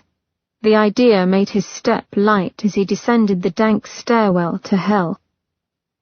He stopped before a gate of ornate wrought iron, and the stake in his boot pressed upon his calf. It was a small comfort knowing that its strong point was capable of piercing flesh as hard as plaster. Ian tugged the bell-pull dangling before Hell's gate. A moment later, the door opened. The form of a ridiculously tall man loomed in the shadowed hall, his black eyes shining in the flickering light of the candelabrum he held. "Evening, Edmund." It was all Ian need say. The black eyes didn't blink. Well, they never did, but Edmund stepped back to let Ian in.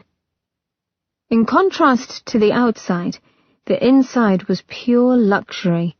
Crimson silk-lined walls were lit by crystal gas-fueled sconces. A rug lay underfoot, thick and deep red. Given the amount of foot traffic Hell received, the rug was likely changed out repeatedly. To lay such a rug here was a direct flaunt of the enormous wealth of the club. Ian's feet trod over it soundlessly.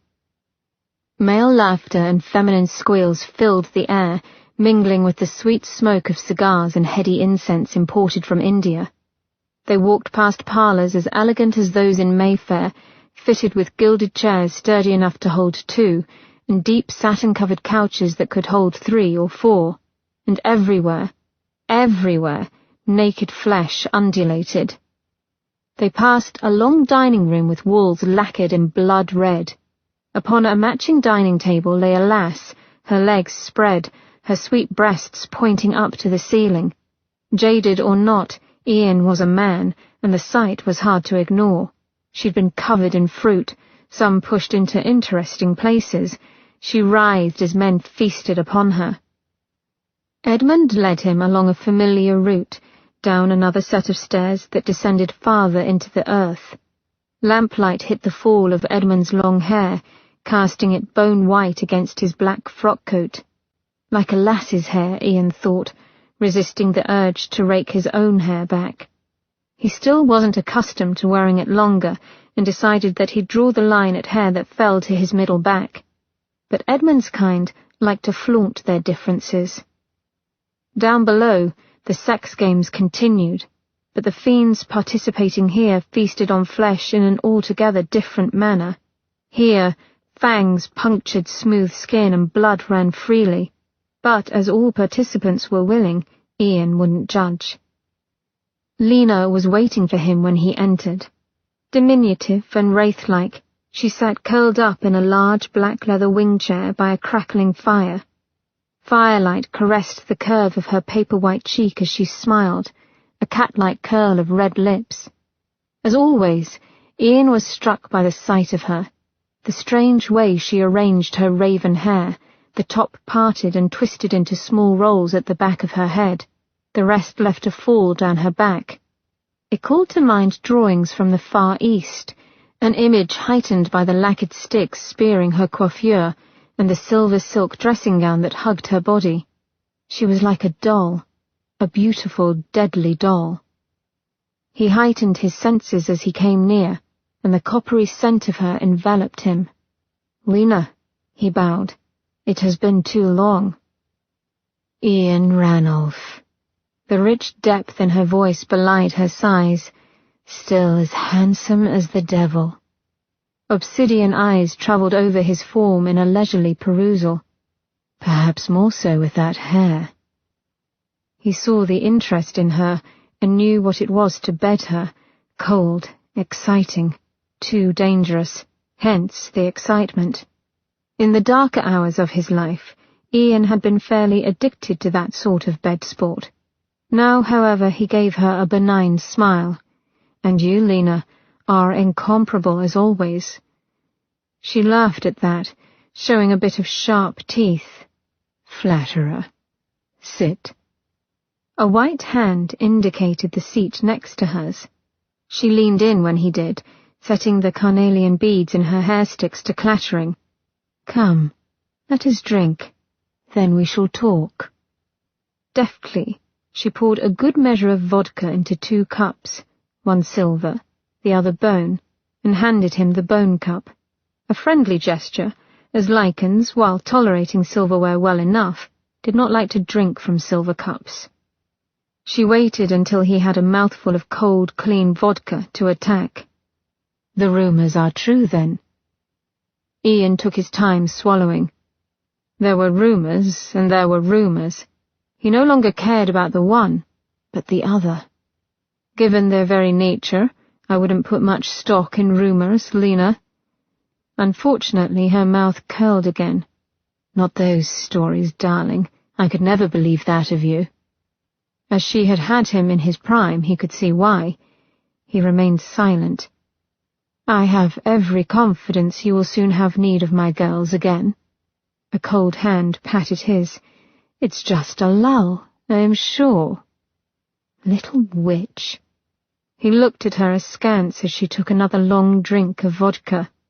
Aside from blood, vodka was the one substance that Lena's kind could imbibe. Thus she drank a lot of it. The silver cup clinked as she set it down. "I refer to the human you brought home the other night, and you well know it. Oh, a scowl, is it? Already you are taken with her. It is written all over your handsome face." And there it was. He set his cup down. "I vowed to protect her. I take my vows seriously." One ink-black brow lifted. "Oh, and what of your familial vow?" He forced himself not to move. but deep inside his wolf growled in agreement. I do not recall taking any vows that I have broken. No, you turn from them before making the expected commitment. His fingers clutched the thick leather armrests. What I do or do not do for my family is not why I am here. Lena shifted in her seat, curling her slim legs under her rump. Forgive me, dearest, but that is precisely why you are here. Her cold black eyes pinned him.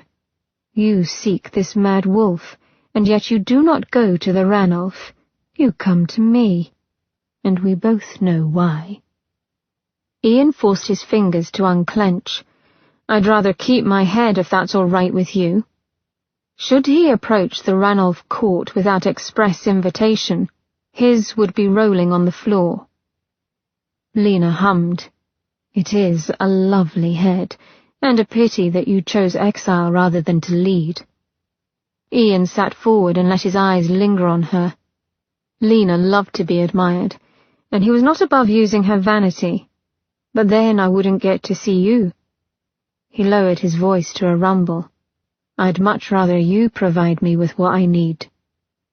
Aside from running the popular club, Lena was a ranking captain in the Society for the Suppression of Supernaturals, commonly referred to as the SOS. It was her duty to keep informed of all supernatural beings and their activities. More so, she was responsible for keeping their deeds from the human world. The SOS was the last defense, and he needed them. Lena ran her tongue along the tip of her tiny fang. I am listening. I suspect the SOS has an idea as to who and where the werewolf is, he said. I am asking for Mother's help. There it was. A plea. Mother. The enigmatic head of the SOS had never been seen. No one but Lena knew who or what she was, and no one was granted Mother's, and hence the SOS's permission, without first going through Lena. A little fact that gave Lena a rather extraordinary sense of superiority. One she revelled in now by smirking at him. And here I thought the putting down of turned lichens was the Ranulph's duty. The question of the night is, why does Ian Ranulph come here, searching for the outlaw, and yet the Ranulph sits on his throne and does nothing? A series of small pops sounded, and Ian realized his claws had sunk into the leather. Lena's eyes gleamed with victory. I suspect you know the answer as well as I do. Ian's wame pitched. He swallowed hard, the vodka running like vitriol through his veins. Damn it, but she was right. Connell had not hunted the were down, which was not only against the clan's honour, but a direct violation of their arrangement with the SOS. She tilted her head toward the door, and her beads clacked again. You act the ostrich, sticking your head in the sand while the world about you falls apart. Do you know how many lichens have come to me in the past month seeking asylum? His jaw tightened. I suspect you will tell me. Do not be churlish, Ian Ranulph. They come and tell me tales of Connell using corrupt humans to fund his empire. Despite his irritation, Ian's eyes shot to hers. She poured herself another drink and downed it in one graceful swallow. They come because the Ranulph believes they exist to serve him. They do. But he knew what she'd meant, and it made his insides twist. No lichen would leave the court of a proper alpha. Bloody hell. He could not go back to that life. He wanted to forget. But the weak bitch knew it, and still she wouldn't let him breathe. I am not a nanny, she said. I send them to America and Canada when I can, but this business tires me. Send them to me, he said. I will situate them. Very well. They are your problem now, and you are being duplicitous, she added. What is worse, you have ignored your wolf, ignored who you are. For so long your power has atrophied. No wonder you cannot bed a woman. Ian shot forward, slamming his forearms on his thighs. Enough. Will you help me or no?" She didn't flinch. "No." "Right." He stood to go, but her sharp voice stopped him. "You are Alpha, and you know it. It is time you took what is yours." Ian stared down at her. "Connell is the Alpha. I will not challenge him if that is what you are after." She stood as well, a rustling of silk and limbs. Her chin barely reached his collarbone, but she held power enough to match him, perhaps break him should they face off in the night of a waxing moon. Hell, she was right. He had ignored his wolf for too long, and it had made him weak. "You cannot even call him the Ranulph," she snapped. "He wants to expose our world to the humans, and yet you run from the truth with your tail between your legs." Ian turned away. God, he hated politics. He didn't want to be a lichen, nor a wolf. He only wanted to be a man and live a normal life. Connell, the Ranulph, knows his duty. He might be lax, but he'd never expose us. Lena's eyes were black steel. "Bullshite, as your kind would say. If you really believed that, you would not be here with your hat in hand. Because the Ranulph would have already eradicated the threat." "Then help me find the where," he said. "Tell me what you know, Lena." "I have given you my answer. I will not pester Mother with a problem that you can easily solve." For a moment he couldn't see. The red haze had him. With effort, he gulped down a lungful of air. "Do not make war with me, Lena." His mouth felt thick with extended fangs. "For the memory of what we once had together, do not." Sadness flitted over her face, but it was shut down by a wall of cold determination. "Then do what is right, Ian Ranulph. Take control of your clan." With a vicious curse he swept the drinks table aside, sending cups scattering and vodka splashing into the fire. It flared high as he shouted, "Bloody hell, woman! Do you no understand? I cannot go back to that life. I lost everything that was dear to me when I was that man. I'll not do it again." Lena took a step closer, crowding him with the scent of copper and the cold of her body. "If you lost everything, then there is nothing left to lose, no?" He scowled, but Lena laughed, a deep, throaty sound that made his fists clench. "If we don't act, more will die. We do not harm the innocent, Lena."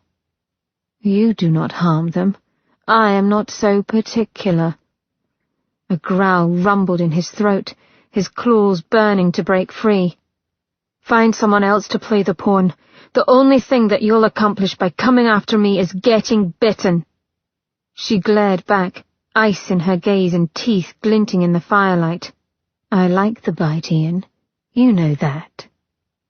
Their stalemate was broken with the entrance of Edmund, looking harried and followed by an overlarge black crow. The crow circled once, cawing frantically, before settling on Ian's shoulder. His blood ran cold at the sound and what it meant. Damn it all to bloody hell! He was already running from the room as Lena's laugh cut through his wild thoughts. "I see your human needs you already. Pray, Ian, do not forget her while you think on what I've said." Chapter 9. And here Daisy thought Billy stank. The streets were worse. Daisy burrowed deeper into the scarf around her neck and inhaled. Alas, even her perfume could not completely dampen the stench. Rotting water, rotting food, rotting bodies. It was a cacophony of rot, as if the city were slowly dying from the inside out. Perhaps it was. Old Nickel, Billy called this place. The people here appeared forlorn, the light in their eyes dimmed by a hard life worn out by hunger and pain. They walked slowly, yet with purpose. Billy had warned her not to meet anyone's eye, but to move as though she owned the world. She could do that, but inside her heart pounded. Her escort kept one ropey arm slung about her shoulders, his large hand dangling irritatingly close to her breast. They were to look like a couple off in search of fun, Every so often, he'd lean in and whisper something naughty in her ear, and she'd laugh accordingly. Thankfully, the warmer weather had burned off much of the fog, leaving only a muddy layer to hover a foot or so off the ground. People walked as if without feet, phantoms that seemed to float along the ether. The street was narrow here, sad little houses sagging against crumbling buildings that had once been grand homes, and leaning against them, the men and women who lived in this hovel. Beneath lowered lids, Daisy watched these people as she passed, saw the gap-toothed smiles of strutting men who wanted to be cock of the walk, and the hunched, thin shoulders of women scuttling by. A few brazen women loitered about on corners, their bosoms all but hanging out like Monday washing. Not, Daisy rectified, that she was in a position to throw stones. Daisy glanced down at her own rather abundant display of flesh spilling from the top of her low-cut bodice. She'd dressed the part, donning an old evening gown of brilliant green satin. While perfectly respectable in a ballroom, out here, with her hair loosely knotted and naught but a thin scarf for covering, she might as well be another mole hanging on the arm of her man. "I'm going in first," Billy said at her ear. "He's not particularly keen on visitors, right? So's let me do the talking." The arm about her gave an unnecessary squeeze. "You just stand back looking lovely and agreeable." She gave his ribs a jab with her elbow and he grunted. "You get me in and I'll talk," she countered. If this so-called perfumer was purchasing stolen formulas, she doubted he'd be inclined to confess. He might, however, hold a passion for perfume and find himself unable to refrain from discussing the art of developing a scent.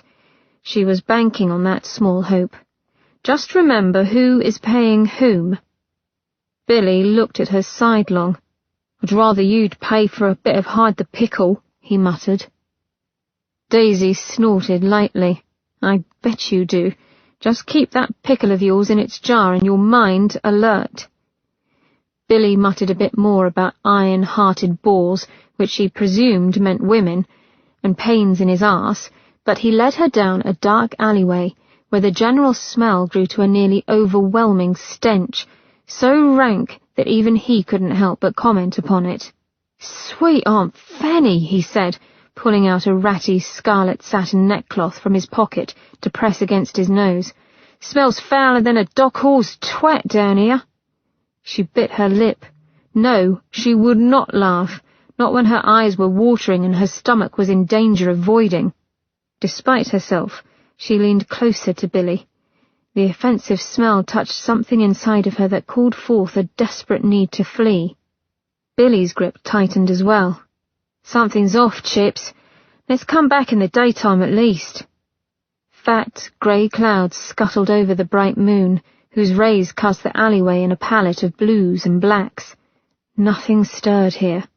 It was as if the fetid air had chased all life away. "Nonsense," she said past the lump of fear in her throat. "We've come this far." Above them, a timber creaked, and her heart jumped. But there was nothing to see, just the settling of an old building. Billy heaved a sigh, and then made a gagging sound as if the action had let in an unwanted mouthful of the stench. "Oh, that's ripe!" He pointed to the end of the alleyway, where a dilapidated building listed sadly to one side. "His spot is there." She was strangely hesitant to take another step. "Doesn't look like the home of a successful perfumer." "Mayhaps he has posh digs elsewheres," Billy drawled. "But that's where he works his capers, so's that's where I'm taking you." His brown eyes softened with surprising gentleness as he glanced down at her. "Come on then, love. Old Burnt Bill will protect you against what beasties might hide in the night."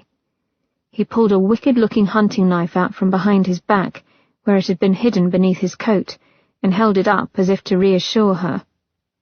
They'd taken 2 steps when something large and hulking dropped in front of them in a blur of movement. Daisy screamed as it slammed Billy into the side of the alleyway and forced Billy's wrist high above his head in one deft move. The hunting knife fell to the ground with a clatter. "That's some pig-sticker," came the silk and sound voice of Ian Ranulph, Marquis of Northrop. Moonlight hit the hard curves of his face, highlighting the cruel smile that curled his mouth. "Save it will do you no good if you're dead." Daisy snapped out of her shock and strode forward. "Let him go, Northrop!" Heedless, she slapped Northrop's shoulder with her reticule. "Get off him, you big beast!" Northrop released his prize. Billy slumped down the wall as Northrop turned to glare at her. "Ye gods, woman! What do you have in that wee bag of yours? Rocks?" He rubbed his shoulder irritably. "A handgun," she retorted, fumbling to get said gun free. Billy, who was rising on unsteady feet, spat on the ground before glaring at her as well. "Well, that's a fine place to keep your iron. Might have been a bit more helpful in your hand, eh?" Northrop grunted. His gaze alighted on the swells of her bosom and his nostrils flared. A wicked light came into his eyes. "Oh, I don't know. She'd probably shoot off her own foot at that." Daisy refused to dignify their remarks. Instead, she shoved the gun back into her reticule. It was useless now at any rate. "What the bloody hell are you doing jumping off rooftops anyway? Trying to scare the life out of people?" Northrop's brows slanted. "I had to jump off the roof to get down here, eh?" "Is there something untoward about walking along the street as normal people do?" She hit his shoulder with her bag again. The brute had scared her witless and no doubt had taken pleasure in doing so. "Ow! And no, I cannot," he said. "Not when I'm in a hurry to chase down one fool woman." He snorted in disgust. "I'm of a mind to take you over my knee for sheer stupidity, never mind insulting me to the core. Ye gods, I should have known you'd get up to something as single-minded as you are, but I never fathomed this depth of idiocy." Daisy muttered the vilest oath she could think of, and he rolled his eyes. "I'll consider that one day. Until then, why don't you tell me whom it is you're after?"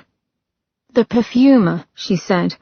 "Apparently, my legitimate perfumer sold the formula to my perfume to a man who then concocts a cheaper version and sells to other stores or private buyers." Northrop turned to scowl at the perfumer's hovel. "Of course. I hadn't thought to go right to the source," he mused, and then glared at her. "Might have saved me an evening's worth of trouble had you mentioned that little tidbit." Daisy swallowed the niggling feeling of guilt down. "Look it," said a voice. "Seems to me you two are cosy like. Why don't I leave you alone?" Billy, she thought dimly. She'd almost forgotten him. She glanced his way to find him edging back from them. "Oh, no, you don't." Daisy pushed away from Northrop and stalked Billy. "I paid good money, you." She pointed a finger at Billy. "That includes not fobbing me off on the first man who gets in your way." In truth, the idea of being alone with Northrop unsettled her in more ways than one. She ought to have included him in her plans.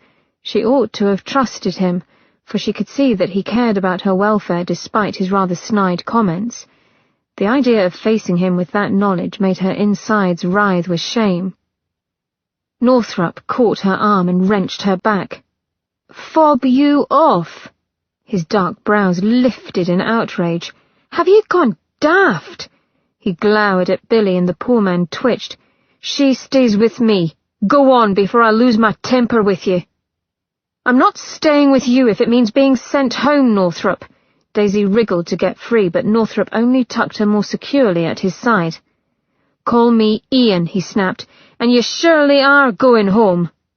"Don't go playing the Scottish lord with me." She kicked at his foot, only to miss. "I decide where I go, and with whom, not you." Northrop's nose bunted against hers. "What in the devil's name are you talking about, you dafty wee besom?" "You know very well." Daisy ignored the way her breath hitched when he got too near. "You get riled up and off you go, throwing that Highland accent about as if to intimidate." She dropped her voice in an imitation of his. "Ye will do as I say, or I will take you over my knee and stroop your backside." Utter silence fell between them. punctuated by Billy's mutterings about insane women.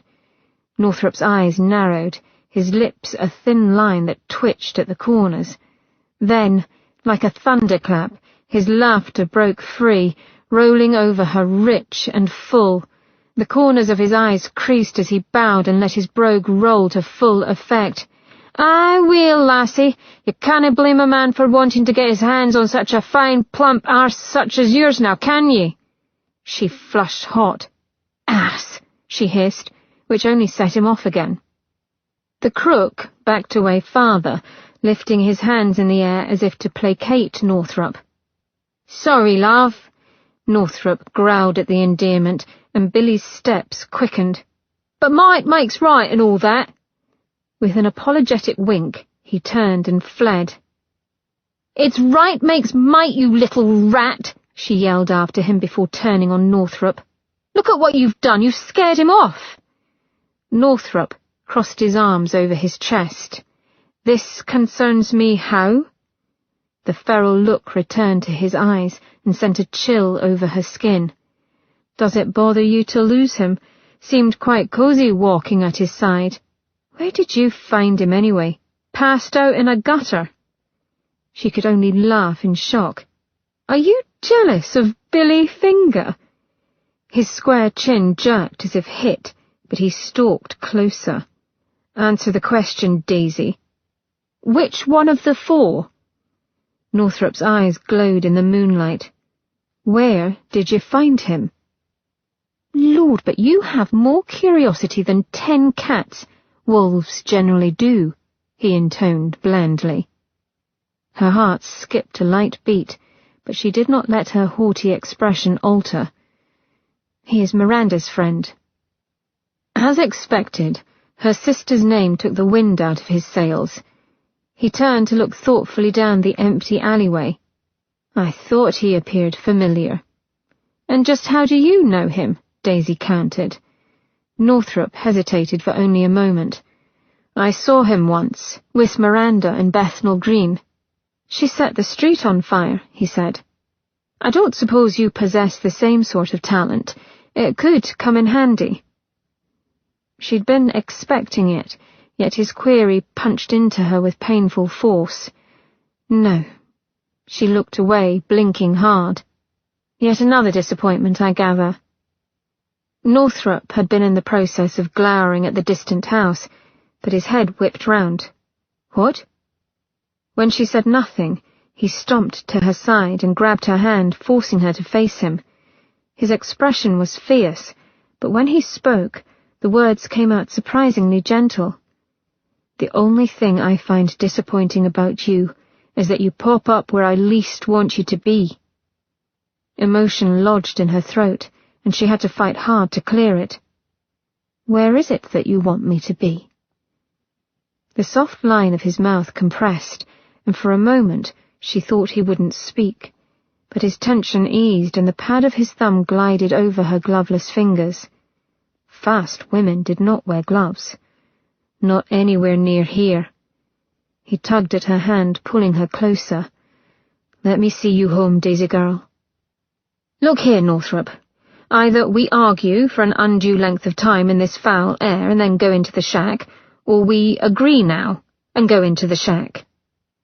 Northrup's lips twitched as if he were debating whether to laugh or shout, but suddenly he heaved a sigh and ran a hand through his hair. "Fine, but I'm going in and you are waiting out here." He lifted a finger and gave her a look worthy of a governess. "No objections, or I will throw you over my shoulder and march you home whether you will it or no." "Your Scottish is showing again." She grinned at his scowl. All right, you win. Now may we please get on with it?" His world was pain and darkness. Brilliant flashes of his life shot through his mind, memories he did not understand. Instinct made him yearn for fresh air and fields of grass and flowers in which he could run free. And the hunt, the taste of blood and meat, how he wanted that most of all. His stomach rumbled, hunger and thirst, an ache that made him howl. The lichen had captured him. Bastard. His tormentor. The one that kept him in a constant state of agitation. Pain racked his body with the force to break bones, making him cower in the dank corner of his cell. Water dripped, made him thirst. The clatter of horse hoofs from beyond made him wince. He sensed the moon's power. He'd felt her rays warm him the other night, and then they found him again, imprisoned him again. His teeth gnashed. Like a balm, the memory came, of bright blue eyes and a smiling mouth, hair golden as the sun on wheat. He didn't understand colour, didn't see it now, only in memory. He whined, confusion hurting. Deep inside him came a cry, a man's cry.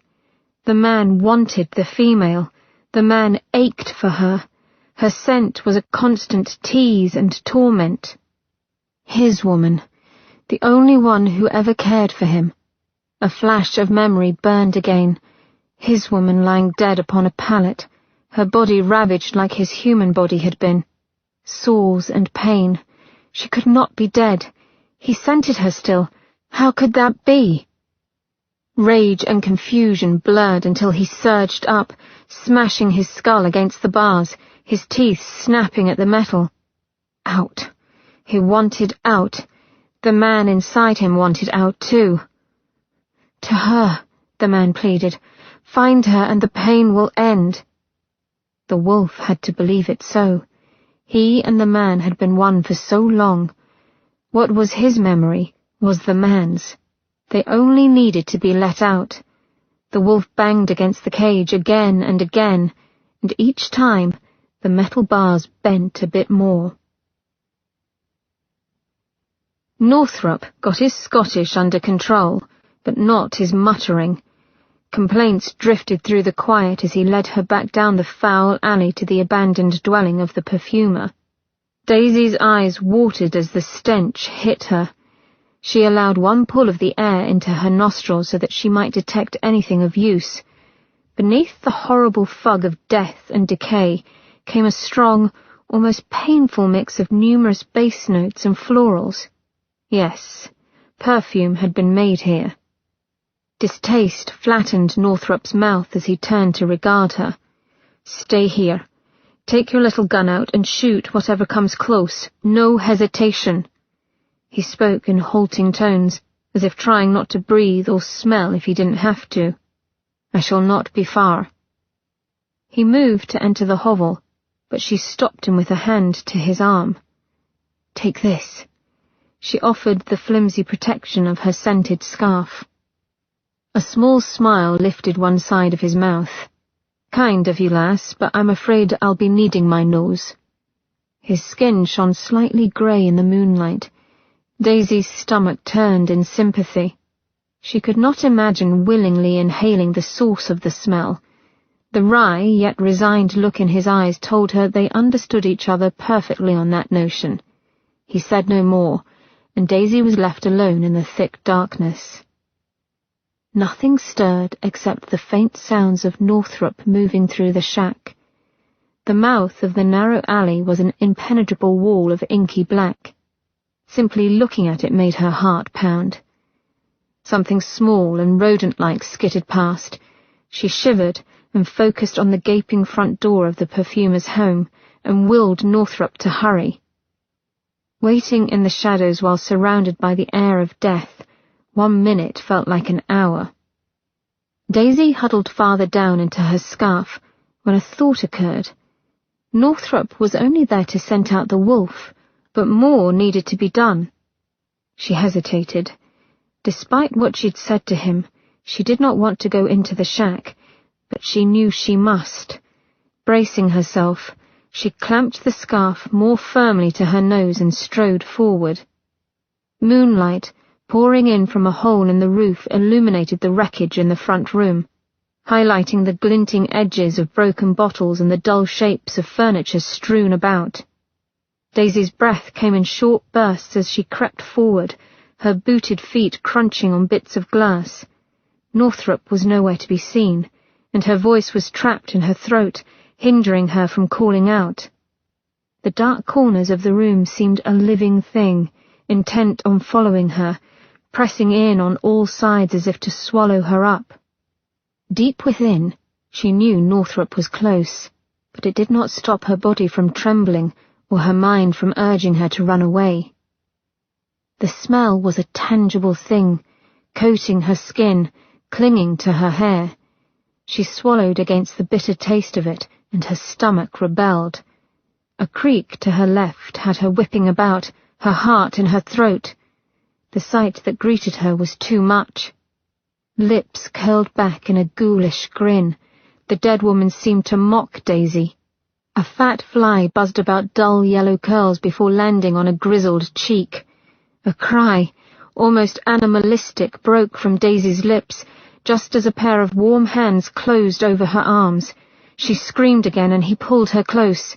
"It's me," Northrop said, hugging her tight. "It's me." Daisy sank into his strength and shuddered. Did the werewolf do this? Not to her, but there is a man beyond the bed, the perfumer most likely. The were certainly had at him. No. He tugged her back when she glanced at the dark shape against the corner. Don't look. He cupped the back of her head for a moment. Are you well enough to move? She nodded, and then, steeling herself, she pushed away from him and began to search the room in quick, halting steps. Northrop was at her side in an instant. What are you doing? Casting aside an overturned chair, she opened her mouth only as much as necessary. Record book. They made quick work of searching, Daisy keeping as far away from the bodies as she could. Her hands drifted over the disarray of bottled oils and essences, a fortune in the perfume market and most likely stolen. When she turned around, she found Northrop standing stone still at the foot of the dead woman's bed. His head was bent as he stared down at an object in his hand. But it was his expression that worried Daisy, for he looked as if he'd seen a ghost. Given where they were at present, the idea lifted the hairs along her arms. What is it? She whispered, drawing near.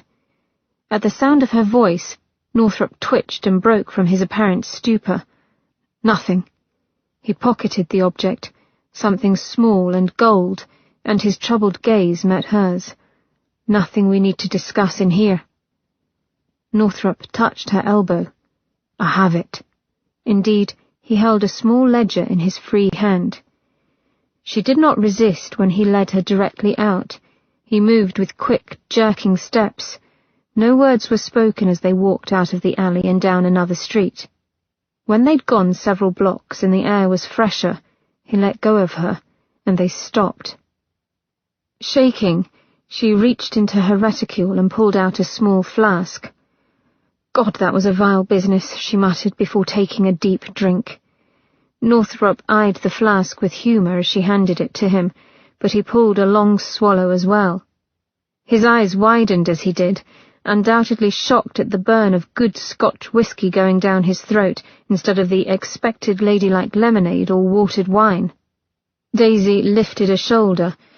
A bit of liquid courage never hurts when one seeks to employ a known thief and raid the home of a possible murderer. Northrop's eyes danced, but his expression remained sombre. Indeed not. His silk and gravel voice was raw. Perhaps you'd favour a touch more just now. Perhaps a touch, she agreed, and took a sip. The peaty sweet spirit burned away the foul taste death had left, and eased the tightness in her limbs.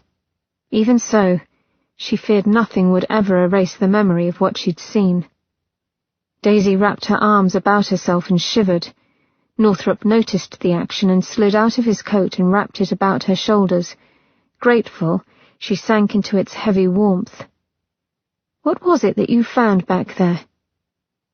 His expression was at once thoughtful, yet disturbed, as he slowly pulled out a moonstone stick-pin. The little carved unicorn seemed to glow with an inner light as he passed it to her. It was a lovely piece, and she said as much. "Where did you find it?" Daisy asked as she handed it back. Oddly, he didn't look at it, but quickly pocketed the pin. On the woman's bodice, It is familiar to you, though, isn't it? She could see that much. His nod was perfunctory.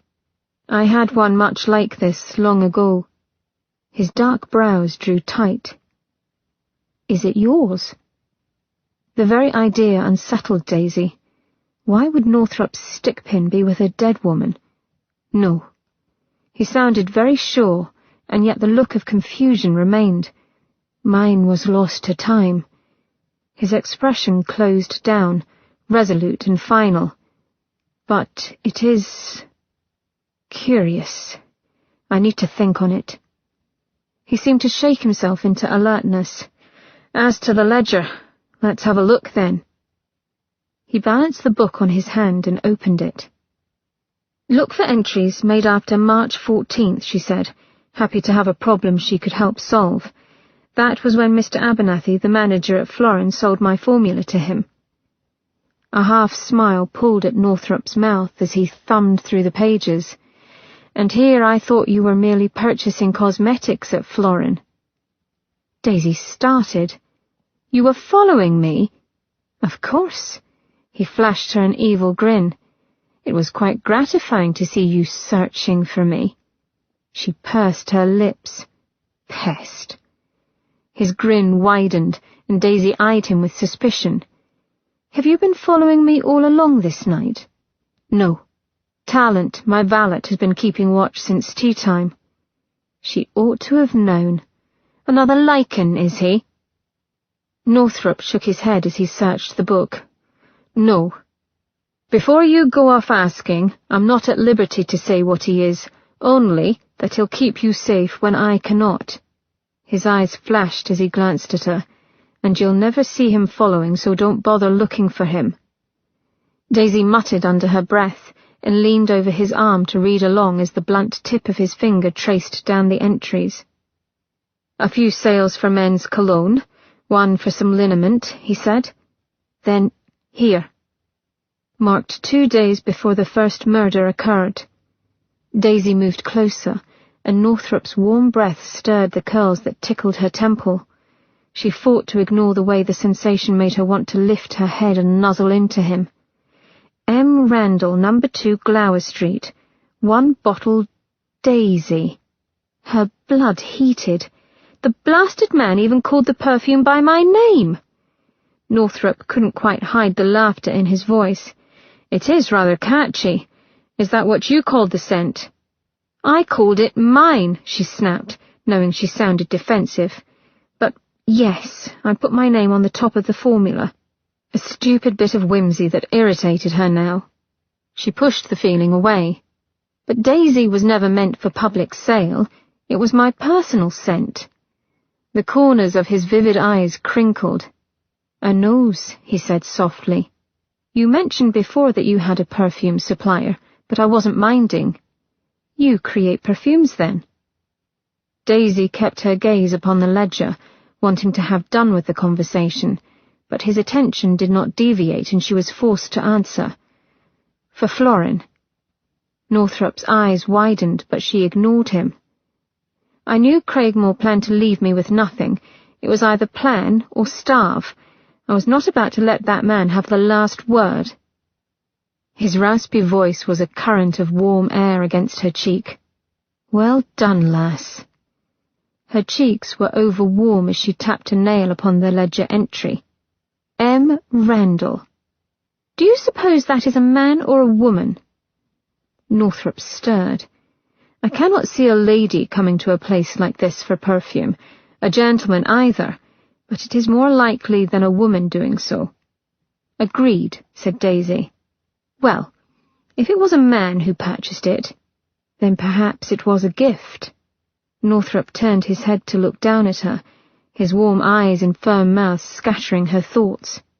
Seems logical. She cleared her throat and stepped away from Northrop in his unnerving presence. Northrop, you said the werewolf killed the man, but what of the woman? How did she die, do you suppose? A flash of bones, blood, and flesh filled her mind's eye, and she swallowed. There were no slashes or bites. I think. Northrop paused, biting his lip closed for a moment as if he were fighting against the memory of the corpse, and then he took a breath. She expired from disease. There were tumours, her skin covered in papules, all the signs of tertiary syphilis. His expression went grim. She carried the same scent of sickness as the weir does. A lover's disease. It hurt Daisy's heart to think of what had become of the poor woman. And the man, was he her lover? What of the werewolf? Whoever bought this perfume must be warned. He snapped the book shut and offered up his arm. Glower Street isn't far off. Shall we? Chapter 10. It was Friday evening, thus finding a hack proved difficult. Daisy had long since sent her own carriage home, and Northrop appeared to have tracked her down on foot. Thus they were forced to walk to Mr. Randall's residence. Daisy glanced at the man at her side, his casual bowler tilted at a rakish angle, and his stride confident yet carefree, as though he owned the very earth beneath his feet. Northrop caught the eye of every female and some males as they passed. A charming fiend. Night painted the landscape in colours of blue and charcoal. A chill touched the air, making their breath visible. His warmth beside her was a welcome thing. Daisy wrapped her fingers more securely around his forearm. "What is that clinking sound?" Northrop shot a suspicious glance in the direction of her skirts. "Some essential oils I took from the perfumer's shack." She pulled out the bottle of verbena for him to see. His nostrils flared slightly, as though already scenting it. "Why on earth would you take something out of that hellhole?" Daisy laughed. "And let them go to waste when they are perfectly usable? You must be mad." "I should think you have wealth enough to buy your own oil, should you so wish," he muttered, looking bemused. "Posh, waste not, want not. Besides, Poppy loves verbena. I'm going to make a perfume for her with it." She uncorked the verbena to take a whiff. The sharp, lemony scent would chase away the lingering taint of death that clung to her. Northrop reacted instantly, flinging himself away from her and covering his nose with his arm. "Ye gods, woman, put that away, or you're trying to kill me!" A violent eruption of sneezes shook his frame. Quelling a smile, Daisy closed up the offending bottle. "Don't like verbena, do you?" He gave her a repressive glare between bouts of sneezing. His hand shook as he pulled a linen kerchief free. "Not many like and do. It burns something fierce." "I shall keep that in mind, in the event you decide to get out of line." Northrop rolled his eyes. "And you call me a pest?" They walked on in silence, but she felt the weight of Northrop's stare. "What is it?" she finally said. His attention made her insides twitch. Damn his eyes. His buttered toast voice rolled over her. "You are fearless, you know." She would not allow her cheeks to heat. Her cheeks ignored her. "I am not." She studied the sway of her skirts as she strode forward. "I was terrified back there." "But you forged on, did what had to be done." He stopped beneath a lonely lamppost, and his auburn locks, tangling about his collar, glowed under the wavering lamplight. Daisy admired them, and the clean lines of his countenance. Northrop's head tilted as he continued to look her over, as if just truly noticing she was there. "For all your frippery, you're a brave lass." Daisy didn't know whether to be insulted or not. "Careful now, Northrop, or I'll start to believe you like me." His teeth flashed in the glow. "I think I like you too well at that, Daisy girl." His words gave sway to a spot deep inside of her. She prattled on as if she hadn't heard, lest he realize he affected her. "You talk of frippery when it is all too apparent that you rather like playing the fop as well. Do not try to deny it." "I wasn't going to." Self-deprecation coloured his chuckle. "Birds of a feather, are we?" Her lips quirked, and she glanced away. the fluttery feeling inside her stomach making her long to run away so that it would stop.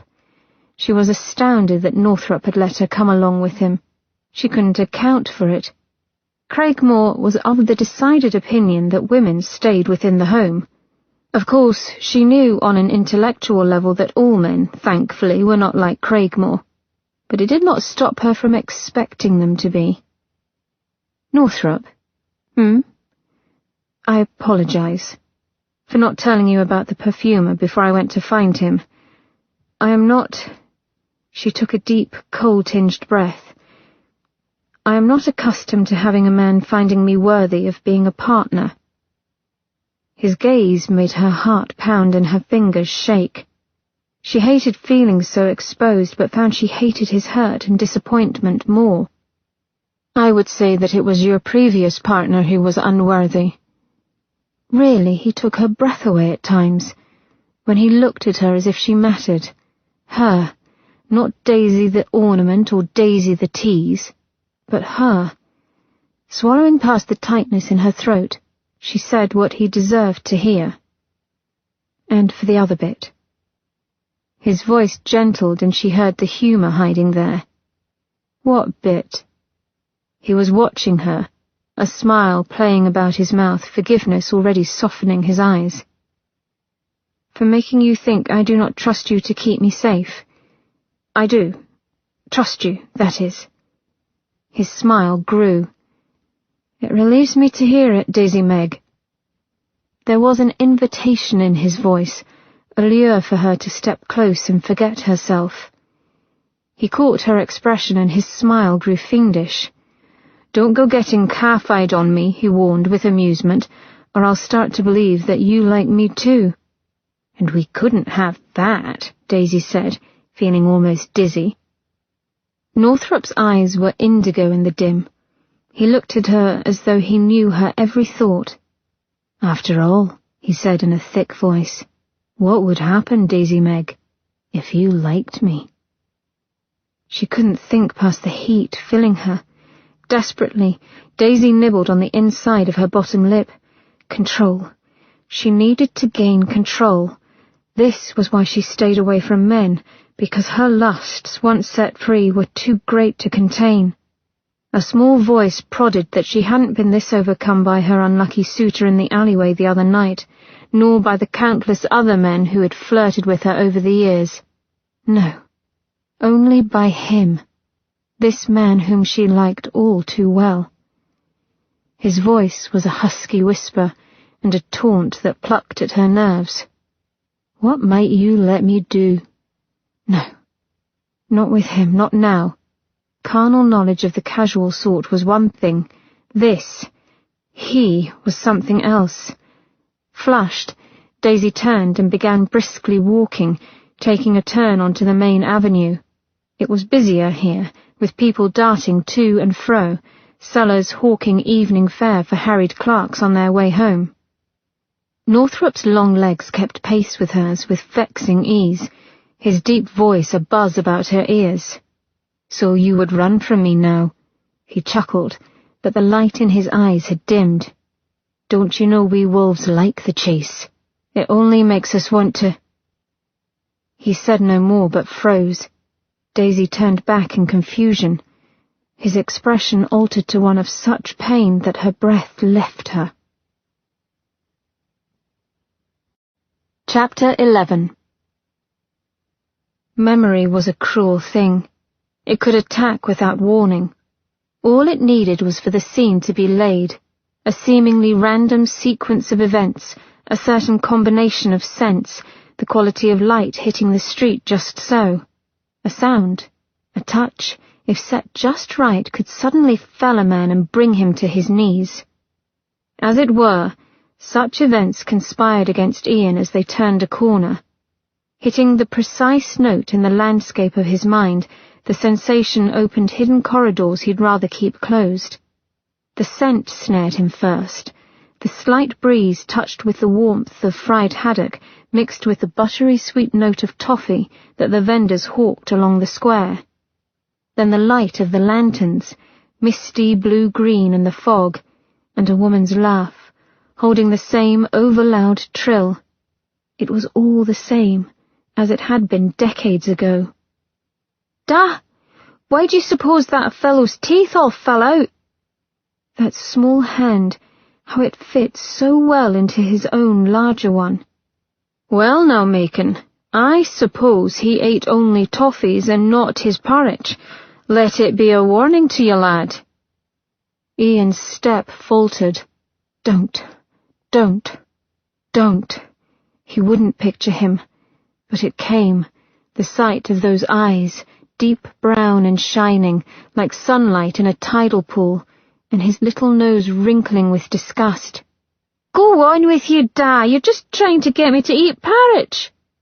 "There's a smart lad, but how else are you going to grow big and strong like me, I ask you?"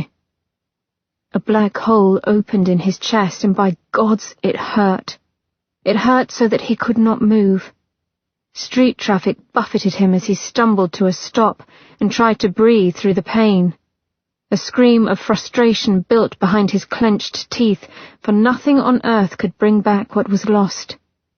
Someone banged his shoulder, the bloke muttering in irritation. Then a different touch, soft and smooth over his fingertips, brought him back. Northrop?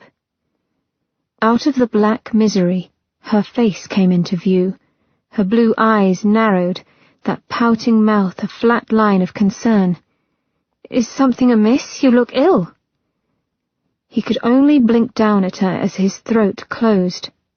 Loneliness, need, and despair made him quake. A flash of something darkened her eyes as she looked him over, understanding, pain that was her own, and then it was gone. If she treated him with pity, he'd howl and leave her standing alone on the street.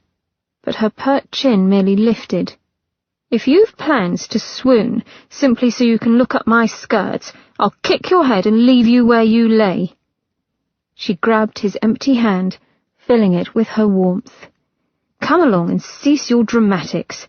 She proceeded to tug him down the street with cool efficiency, her hand staying in his, holding it firmly.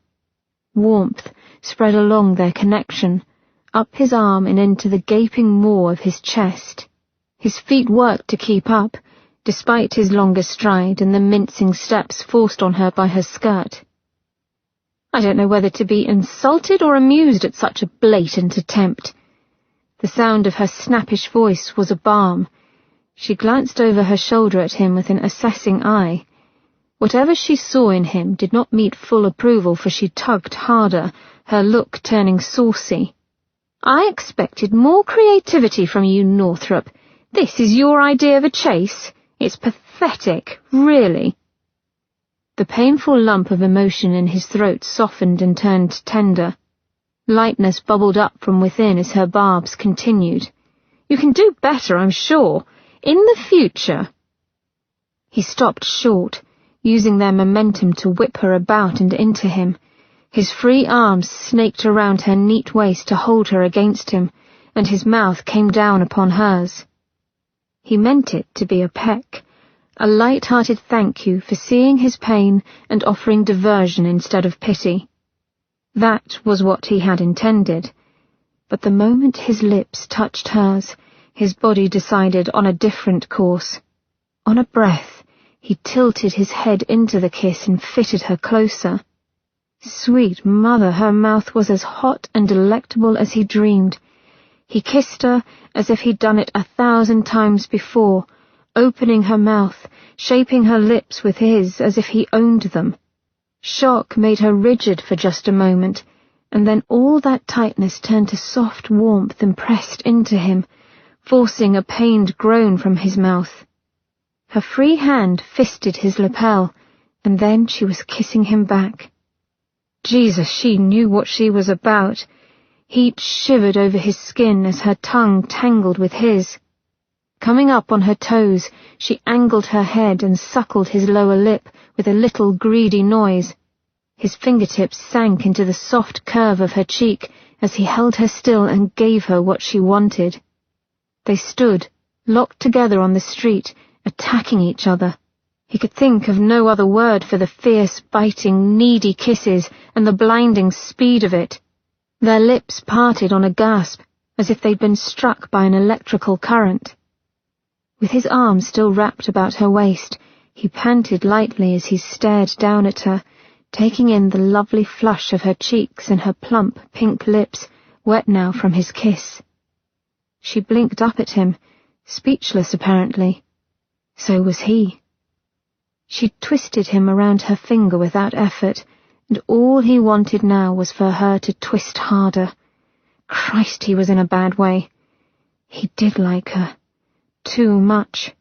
And she was human, destined to die someday. He couldn't go through it again. It would kill him. His hand shook, damn it, but he played the part she expected of him and slipped one hand beneath her bustled train to give her rump a squeeze, getting a satisfying squeak out of her in the process. "In the future," he said, straining to appear calm and unaffected, "I shall be more direct in my quest to get up your skirts, Daisy Meg." Chapter 12. As it turned out, M. Randall was the Honourable Mr. Jonathan Randall, fourth son of the Earl of Kentwick, who, unfortunately, had not been at home. After a bit of Northrop's not inconsiderable persuasion, they finally spoke with Mr. Randall's valet, who had informed them that the perfume had been given as a gift. "For Miss Annika Einarsson, Mr. Randall's fiancée," Randall's valet had told them. The man stood rod straight in Mr. Randall's proper, if unadorned, front parlour. "I purchased it myself, sent out, of course, by Mr. Randall." "And you decided to purchase perfume from a back-alley perfumer rather than a reputable supplier?" Daisy asked, unable to hold back her curiosity. The valet sniffed, but his expression remained implacable. "He may be the son of an earl, but he's the fourth son. Mr. Randall barely has blunt enough to rub 2 shillings together." The valet smoothed his immaculate lapels. "His father pays my salary. His mother provided the betrothal ring. Miss Einarsson is the money in this match. Can a man blame Mr. Randall for wanting to give her something on his own?" Daisy had thought it rather lovely, actually. Northrop, on the other hand, had been impatient to track Annika down. The valet directed them to Holly Lodge in Highgate, where the couple were presently attending their engagement party. After a quick return to Northrop's home, to ready a small and light cabriolet, they set out for Highgate. Now, on the coach seat next to her, he sat in that proper yet languid way of his as he drove the cab, apparently unaffected by the heated kisses they'd shared earlier. On a public street, no less. His mouth had tasted of caramels, rich, decadent, and so delicious it made her teeth ache. Daisy always had a weakness for caramels, and could most likely thank them for maintaining the fullness of her curves. In her indulgence, she'd slip one soft, sticky candy into her mouth and let it melt, savouring the flavour on her tongue, the way it tasted sweet yet salty at the sides of her mouth. A shiver lit over her skin. She wanted to dip her tongue in Northrop's salty, sweet mouth and let his flavour wash over her again. Northrop's collar was slightly askew, the only sign of their exchange, and her gaze moved over the exposed bit of flesh just below the sharp curve of his jaw. A tender area, that bit of throat on a man. Did his skin taste of caramels as well? She swallowed hard, for she could imagine it did, of caramel and salt. God, she wanted to suck that spot. Heated desire tightened her skin, making her breasts heavy and her thighs ache. She took a steadying breath and thought of benign things such as new hats, fine kid gloves, and no, not caramels, but perhaps that new striped parasol she coveted. Unfortunately, her gaze returned to him like a magnet drawn to its opposite. His dark hair flowed from beneath his top hat in glossy, uncivilized waves that brushed the tops of his shoulders and glinted auburn in the coach's lamplight. He had said he grew it long out of mourning. "Was it your father you thought of before? On the street?" Her voice sounded thick and unsteady, as much a surprise to her as the question that had popped out of her mouth. Northrop's shoulders twitched just enough for her to know he'd been surprised as well, as if he'd forgotten about her presence, she thought irritably. He took a moment to address her. No, not just then. His voice was thicker as well. The corners of his lush mouth turned down as he glowered at some unseen thing. He sat straighter as he turned up the long drive to Holly Lodge, a grand estate owned by the esteemed Baroness Burdett Coutts. My father was a bastard most of the time, but I do miss him. The corners of his eyes crinkled faintly. Some of the time. She thought of her own father. Northrop might just as well have been describing her feelings. And your mother, she asked, did you lose her as well? She ought not to have asked. It felt cruel, especially when seeing his wistful expression, but she'd been thinking of her own familial losses. She's been gone for 90 years, he said quietly. If he noticed her squeak of shock, he didn't show it. Sweet God, how must it feel to live so long? Daisy suddenly felt her own mortality as if it had reached out and tapped her shoulder. With cold horror, she realized that one far-off day she might run into this man and find him unchanged, while she would be old and grey. She was human, you see. Northrop shifted in his seat, yet his hands remained easy on the reins. Call it nature's way of culling an aberration, or sheer dumb luck, but a female lichen is a rare thing. Maybe one is born every 100 years.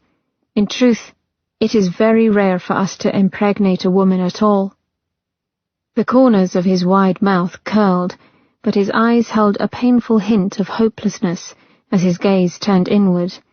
So rare that a man might outlive many human wives without...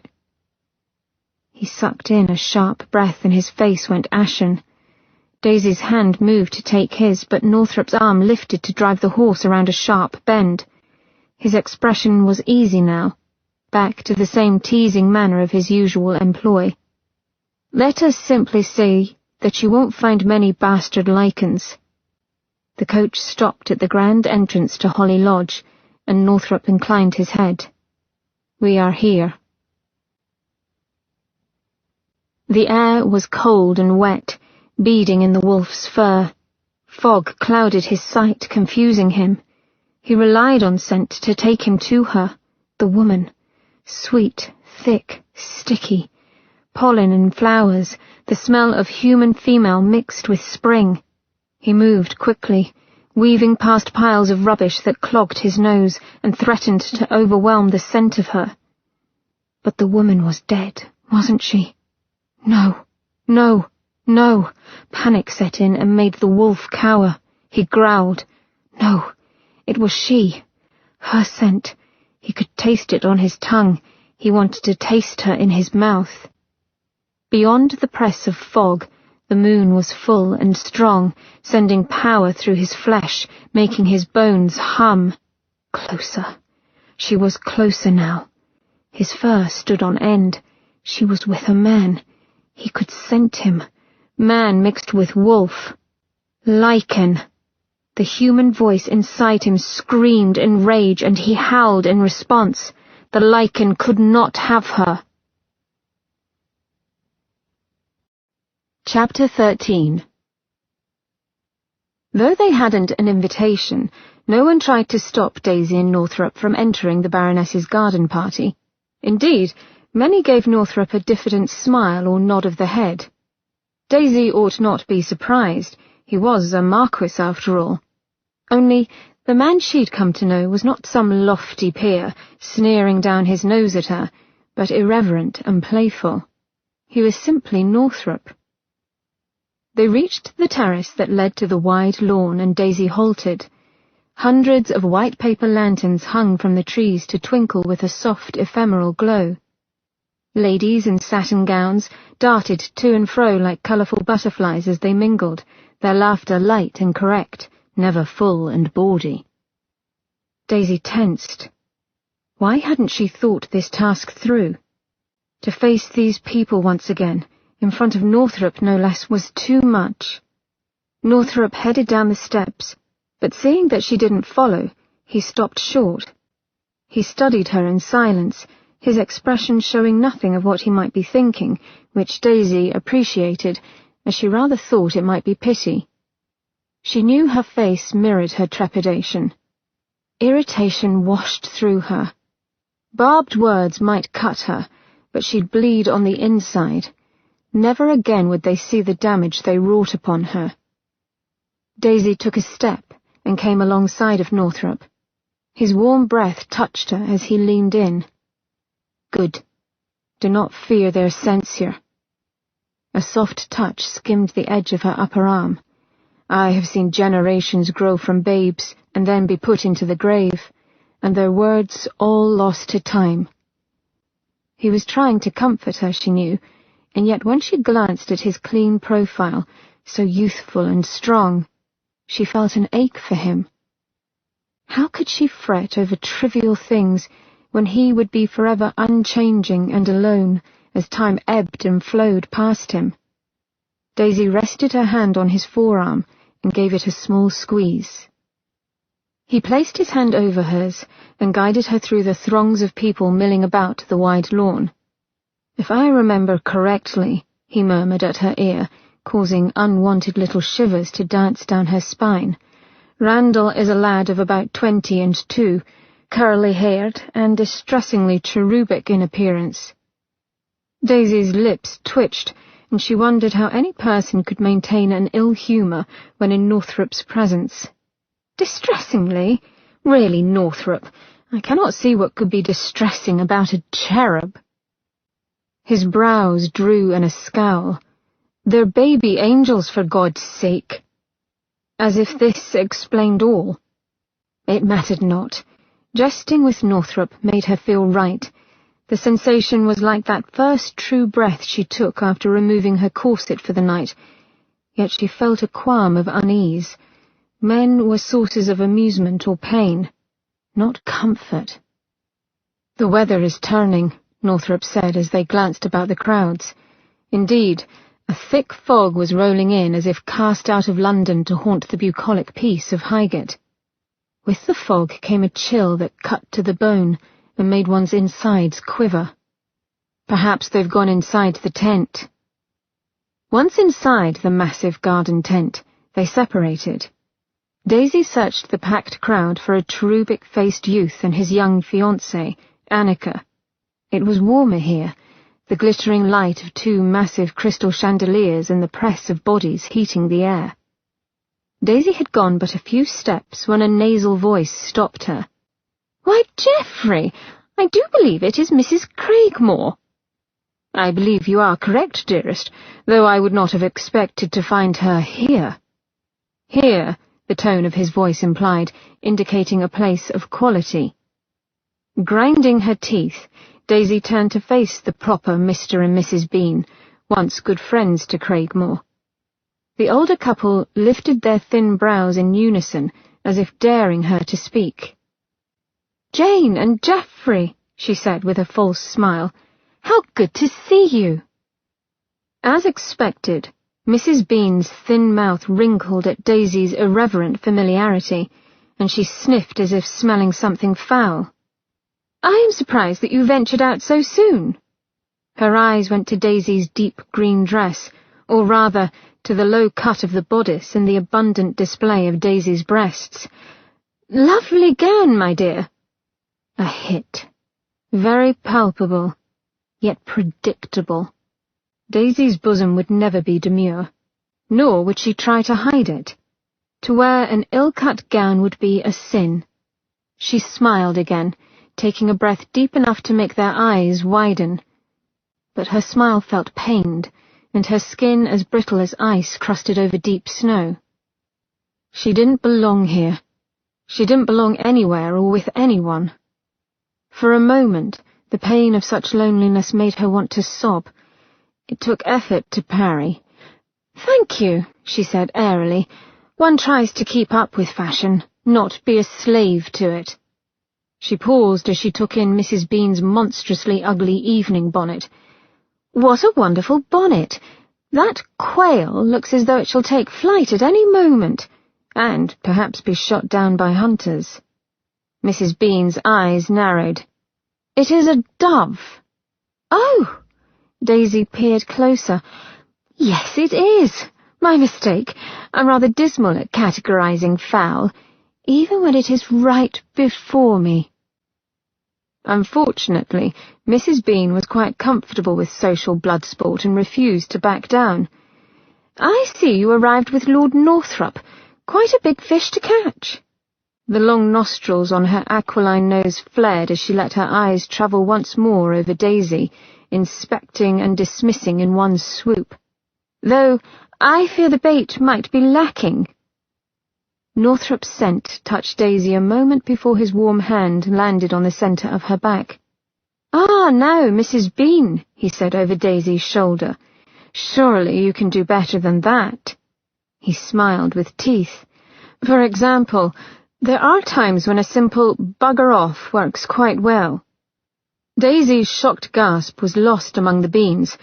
Northrop didn't wait for a reply, but spun Daisy away from the couple. That was fun, he said. Daisy gaped up at him. You really don't care, do you? About those fools? No. She laughed despite herself. Good Lord, but their faces! She pressed a knuckle against her mouth to contain her mirth. I've never seen such outraged shock. The corners of his eyes crinkled, but his grin faded into something softer.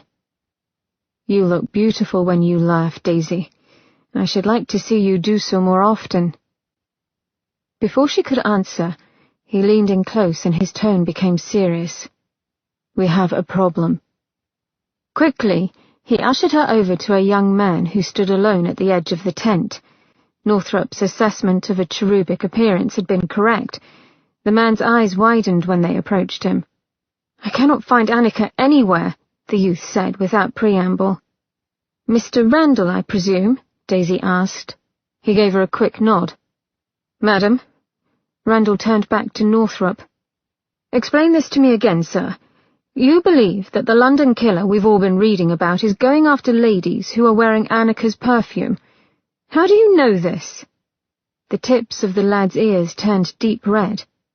Likely he did not want to discuss where he had purchased the perfume. He has already attacked Mrs. Craigmore. Northrop inclined his head toward Daisy, and 2 others who have worn the scent. It is imperative that we get her to safety. The young man's frown deepened as he scanned the crowd. She can't have gone far. I saw her only moments before you found me. The cold air seemed to pluck at Daisy's spine as she, too, looked about. What colour is she wearing? Randall straightened. Pink. Pale pink. His gaze darted between Daisy and Northrop. Surely there is no harm in Annika wearing the perfume here, where there are so many people about. A soft breeze swam over the lawn to play with Randall's dark curls. For a moment he appeared just a boy. Daisy's unease increased. You have no notion as to what this killer will do, Northrop said. He glanced at Daisy. Perhaps check the house? The crystal chandelier inside the tent tinkled faintly as the breeze shifted toward them, and Daisy caught the pungent smell of wolf. She turned to Northrop, but his expression had gone blank. His nostrils flared, and the look in his light eyes grew deadly. Without a word, he sprinted toward the shadowed part of the lawn where no one had bothered to tread. "What the deuce?" exclaimed Randall as Northrop's lean form disappeared into the dark, and a stifled scream cut the night. Daisy did not think, but simply ran straight toward the sound. She reached the hedge-line and halted as she saw the pale length of a pink satin skirt. She blinked at it before a rough shove sent her tumbling as Randall barreled past. "Annika!" the young man screamed, his face white in the moonlight. He stumbled past the garden border to where she lay and gathered up her limp form. "Annika!" Behind them, the garden full of people hushed upon hearing the commotion. Daisy's heart felt hard and cold within her chest, but her gaze moved from the couple to the greenery, where a few branches swayed with undue force, as if something had just slipped past them. Northrop was nowhere to be seen. Chapter 14. Northrop was gone, but the girl needed help. Daisy stepped closer and licked her dry lips. "Is she—" The girl moaned, and her fiancé touched her face with a trembling hand. "Annie," he whispered. "Dearest, what happened?" Annika burrowed her face deep into Randall's coat and trembled. Her words came up muffled and halting. "Thing grabbed me. He was on me." She shuddered violently and shook her head as if she could speak no more. A sigh of relief left Daisy upon seeing the girl unharmed, and she sank back as a mass of humanity surged forward to see the spectacle. Someone elbowed her roughly, and another pushed her to the side.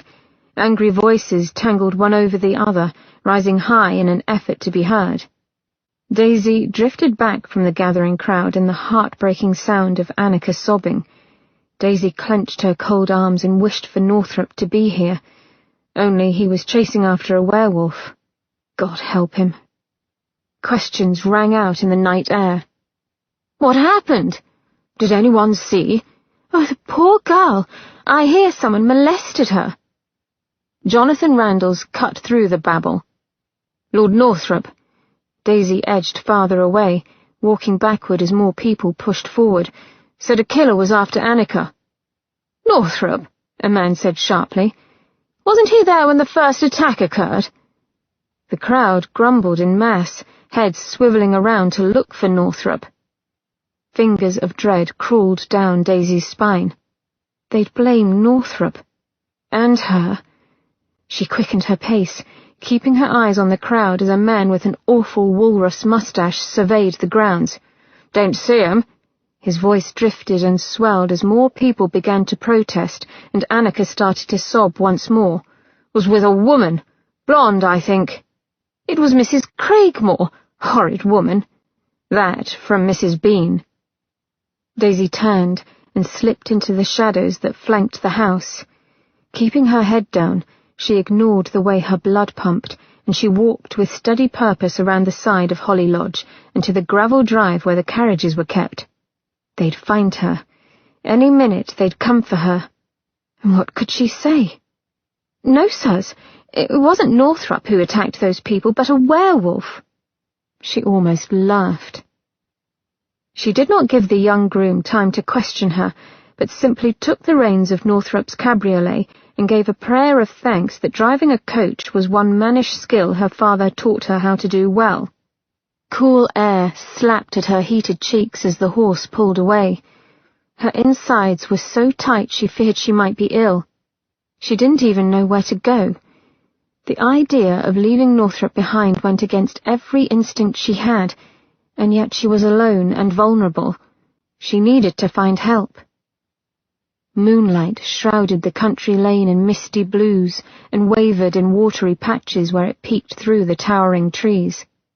The skin along her neck prickled and dampened with perspiration.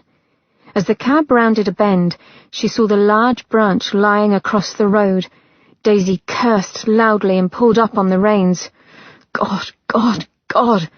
It was a chant that went in time with Daisy's pounding heart as she jumped down and, with coach lamp in hand, went to see if she could move the tree branch. Her rapid steps crunched along the gravel, the wind moaning just enough to unnerve. Where was Northrop? Had he caught the werewolf? Was he hurt?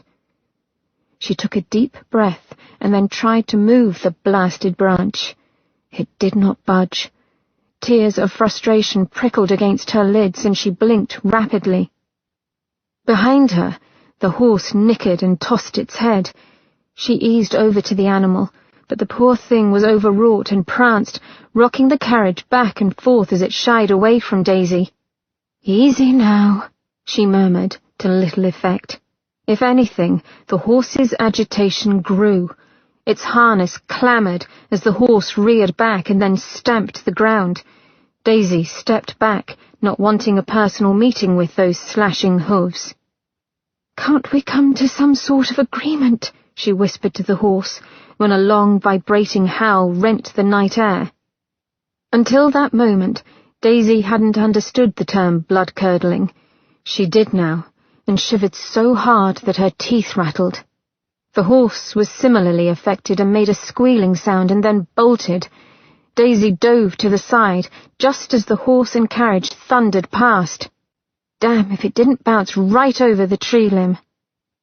Wide-eyed, Daisy watched as the blasted animal and her last hope of salvation faded into the night. Fog swirled about her like a phantom as the trees overhead rustled and sighed. Bloody buggering! Her words faded as another howl rang out. Daisy's stomach turned over and she swallowed convulsively. She needed shelter, a place to hide. She grabbed the coach lantern, her hand cold yet slick with sweat, and began to run. Before her loomed the high, Gothic edifice of Highgate Cemetery's west gate. Daisy's fingers almost lost their purchase on the lantern, and she held it tighter. Forlorn and shadowed in the gloom of night, the gate might as well have been the doorway to hell. And she was going into it. Ian flew past the shrubs and into the woods. Leaves and branches slapped at his face and obscured his vision. The were's scent, tinged with sickness, hung heavy in the air. And when Ian wove past a copse of trees, he saw the beast, its back humped and its fur molted and indigo in the moonlight. Rage fueled Ian's speed and made his blood boil. His wolf snapped against his bones, wanting out. Mine! My territory! My prize! Bloody hell, but the beast was fast. It was nearly out of sight now, using its 4 legs and greater agility to leap over downed tree trunks and large bushes. A thick trunk lay in the were's path, and the thing simply smashed it to splinters with a swipe of its claws. Hell, Ian ought to be running the other way. One lichen against a werewolf was suicide. The intelligent part of his mind was shouting at him to stop and get help like a sensible chap. The other part thought of what it had done to those poor women, and Ian saw red. The bastard howled long and wild and then picked up speed, doubling back. It was circling around, toward Daisy. Ian growled. He would tear its throat out. His boots dashed over hard-packed earth, and his senses heightened as they hadn't in years. This was a chase, not a mundane run. To chase, to hunt. This his wolf understood, craved. His body swelled in size, the wolf pushing to the fore, giving him a burst of strength. It was both a thrill and a warning. Control. Keep control. Get the were. Save the women. Ice filled his veins, because he feared he hadn't a chance. Chapter 15. The lantern in Daisy's hand gave off a sickly yellow glow, not showing the way so much as highlighting her vulnerability. She longed to toss it away, yet feared losing her last link with civilization. The air here was ice-cold and damp, as if a breath from the beyond. Trees tilted drunkenly, their gnarled branches leaden with tendrils of ivy that seemed to reach out with long fingers in the faint breeze. Nearly lost amid the ferns and overgrowth were the carved faces of cherubs and angels resting atop headstones. Little white faces watched her hurry past. There was a presence here, as sure and definite as a cruel hand pressing down upon Daisy's neck. She could not falter. Even now she could hear howls and snarls growing louder. Her sides pinched and her thighs burned as she ran into the mouth of a twisting path. She could feel that thing coming for her, as if it knew precisely where she was. Her stride faltered. God in heaven, it was her scent. Her blasted scent leading the wolf right to her. Daisy looked around wildly, her mind racing. She plunked down the lantern and grabbed handfuls of dirt, soft and loamy. The earth smeared with ease over her cheeks and along her arms. the fragrance of it musty, yet oddly appealing to her in a way she didn't understand. Please, let it be enough. Northrop, find me. Be safe. A loud crash broke the silence, something slamming into the west gate. Daisy's heart clenched in fear. The beast still scented her. Daisy slammed her hand against her thigh and felt the hard lump within her dress pocket. Daisy turned out the lantern and then promptly smashed it against a tree. The acrid stink of lamp oil burned her nostrils. Would it be enough to overwhelm the wolf's more sensitive senses? Her hand shook as she wrenched the bottle of verbena essence out of her pocket and ripped off the stopper. The sharp scent filled the air as she splashed it about before tossing the bottle far. She'd mourn the loss of it if she lived. She moved to go but stopped. The leaves around her had rustled, a soft sigh that spoke to her. Everything within her went tight and quiet. Through the thuds of her heart, she heard it again. Turn to us. We will protect you. Her gaze darted to and fro, taking in the crumbling headstones and rich greenery. No one was there. She willed her feet to move. She needed to move. Yet she found herself sinking to the earth. Stop!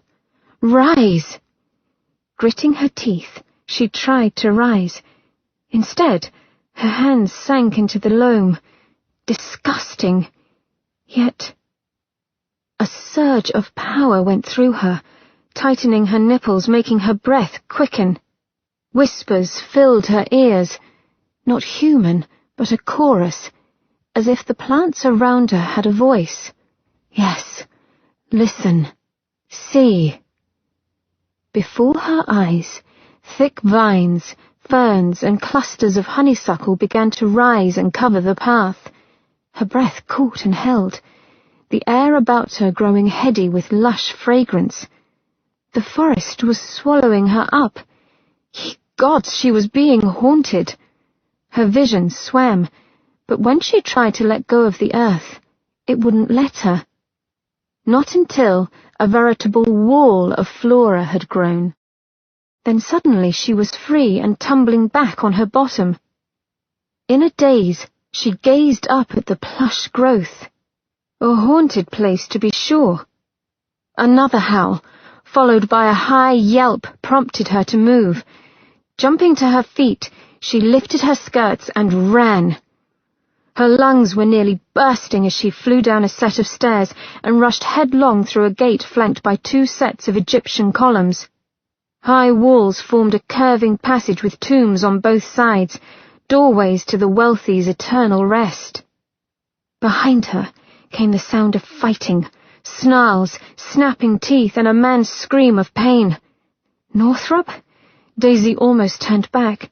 Sobbing, she pushed on until she spied a door that did not possess a lock. Cold wood bruised her shoulder as she slammed into the door.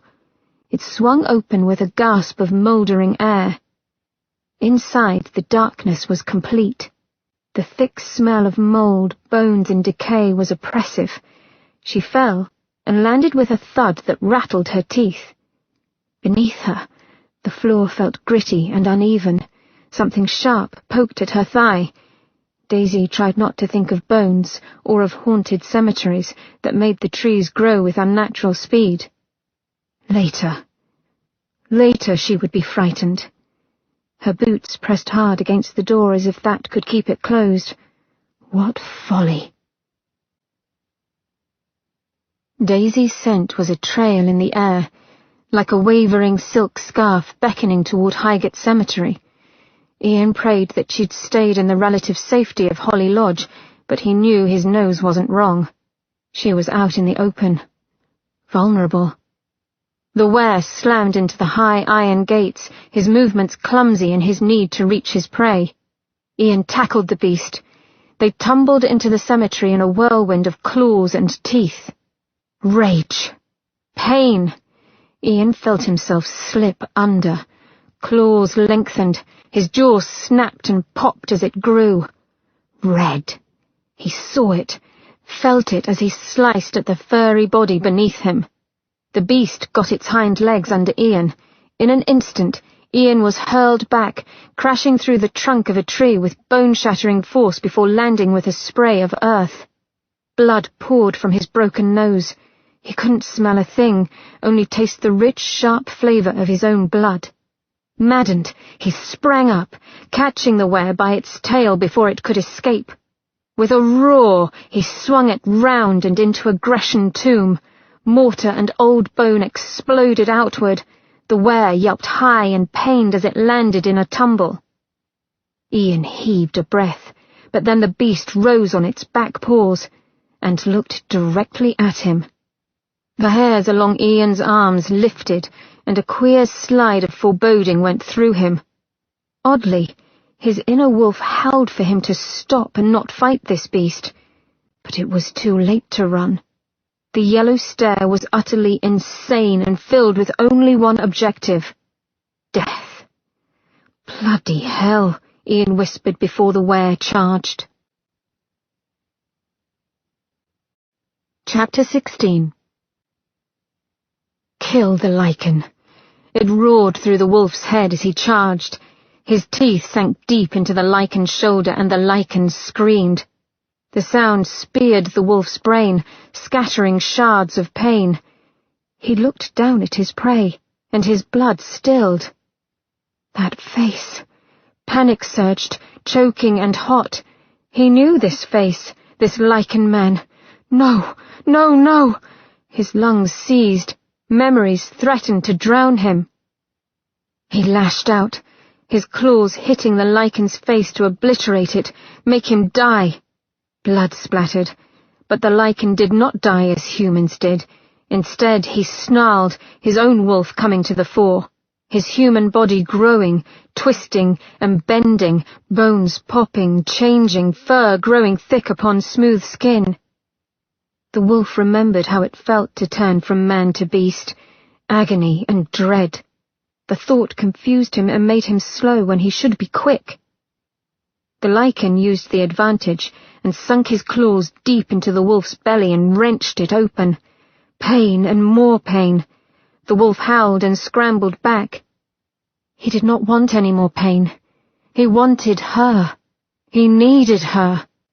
But her scent was gone, replaced by the burning stench of human lamp oil and verbena. The lichen rose over him, now more wolf than man, jaw elongating into a snout, his hands deformed by 6-inch claws. Lichen bastard! He did this. He took the wolf's woman, and he would die. The wolf lunged, his teeth bared to rip out the lichen's exposed throat, when something stabbed his side. Darts. He knew them and feared them. Howling, the wolf fell hard upon the ground. Strength gone and gasping for air, the wolf saw the lichen's body jerk as he too felt the force of the poisoned darts.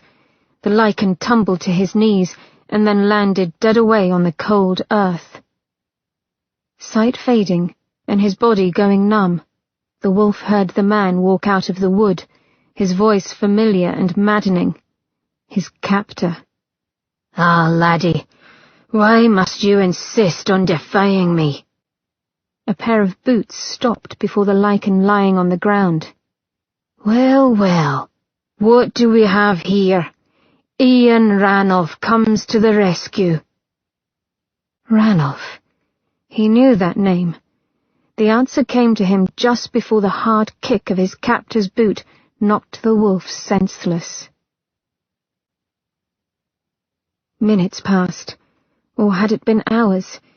Daisy's rattled mind couldn't distinguish the difference. Her body tingled from the strain of keeping still. The sound of her own disjointed breathing filled her ears. Ink-black coloured her field of vision. Maddening, when she wanted more than anything to see and to know what was happening. Nothing stirred. Bloody hell, a quick death would be better than this. Sharp prickles broke out over her limbs as she rose, heart pounding like an anvil in her breast. She eased the door open and cringed as it creaked in the silence. moonlight poured down through the trees, dappling the ground in celadon and silver. The pins and needles sensation returned as she carefully looked outside. Dizziness threatened, and she realized she'd stopped breathing. Daisy sucked in a deep, much-needed breath. All was quiet. Just beyond the archway to the tombs was a familiar figure bathed in the ghostly rays of the full moon. He knelt on hands and knees, his broad shoulders shaking as though he'd taken a mortal chill. The expanse of his ribcage rose and fell in rapid succession. His shirt and trousers were shredded and blotchy with stains that she feared were blood. She approached him cautiously, for there was something about his state that had the hairs on the nape of her neck lifting. "Northrop?" she whispered. He did not answer, but continued to pant with unnatural speed. When her skirts brushed against the tips of his boots, he made a sound that was unnervingly like a growl. He whipped around to look at her, and ice crawled down her spine. His irises, shining an unholy blue, filled his eyes until there was not a hint of white. The look of it was so animalistic that she felt a prey's urge to flee. His lips curled back in a snarl. "Get away!" Drying blood crusted his upper lip, as though his nose had bled. Crimson rivulets of blood ran from the edges of his mouth, and she realized with a horrified gasp that he was biting his lips. "Dear God! Northrop! No!" His shout echoed against the walls, and she jumped. But he was hurt. She could not simply walk away. "Let me—" He was on her in a heartbeat, knocking into her and pressing her against the cold ground with his hard body. She cried out, and he swallowed the sound with his mouth. Daisy tasted his blood, hot and metallic, felt the slickness of it on her lips. It was Northrop, and not, and she felt the strange push-pull of wanting and revulsion. His movements were rough, uncoordinated, and uncontrolled. He growled again, and thrust himself against her in a clumsy move. Hard hands groped her. Fear and humiliation rushed like the tide through her veins. Held down, forced, shamed. Her hand wrenched free and she struck him, hard, once, twice. The slaps cracked through the air, knocking his head aside from the force and left her hand aching.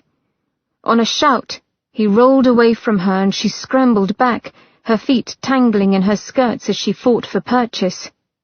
Northrop lay in a heap, his shoulders shaking slightly. Daisy could only stare. Her lips throbbed. The feel of his touch did not abate, but burned with a low flare that made her stomach pitch. Slowly he raised his head. His eyes, when they met hers, were desolate and utterly human once more. His gaze landed on her mouth and he squeezed his eyes shut. "Oh, God! Daisy, I did not mean—" He broke off, breathing hard. Daisy wiped her mouth with the back of her hand and cringed when it came away bloody. Not her blood, but his. She did not know what to say. He had warned her. She hadn't heeded. He was not Craigmore. Not that brand of evil. She knew this, yet her heart was still going like a snare drum within her breast. "Did I hurt you?" It was a stark question that echoed against the tombs. "No." She curled her legs close to her chest. "No, I'm all right." "I did." He swallowed with visible effort. "I hurt you." She couldn't look at him. "Let it go, Northrop." Her voice wavered. "Please." He nodded sharply and then stood with the slowness of an old man. There was only a slight tremor in his hand as he extended it to her, asking for her permission in assisting her to rise. Daisy stared at his hand, broad of palm and long-fingered. No claws now. She knew that hand to be warm and strong. Not Craigmore. Even so, her head shook. No. When he frowned, she made herself speak again. She shook her head again. Northrop's expression went blank, and his fingers curled into a fist before his hand dropped away. Daisy eased to her feet, alone. Chapter 17.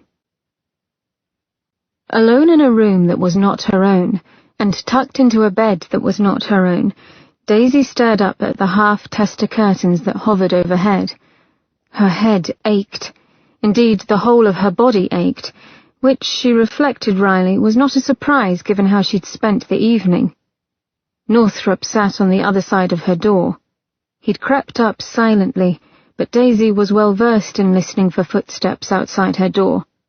Craigmore never sought her out for sexual attentions, but there were far worse attentions he often wanted to inflict upon her.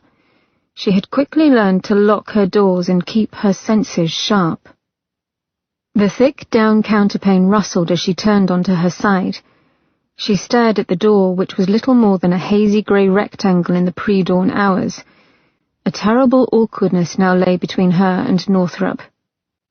"This is your home," she had said earlier when she realized that the hack Northrop had hired was turning into an unfamiliar drive. The townhome before her was far grander than her own, with high wrought-iron gates that all but cried out, "Keep out!" Sitting in the seat across from her, he had flicked a glance her way, the first in the long, intense drive back from Highgate. "Yes." His voice was devoid of its usual teasing lilt. "You intend for me to stay here?" Though she had fussed about the arrangement earlier, after tonight, the thought of going home alone made her stomach clench.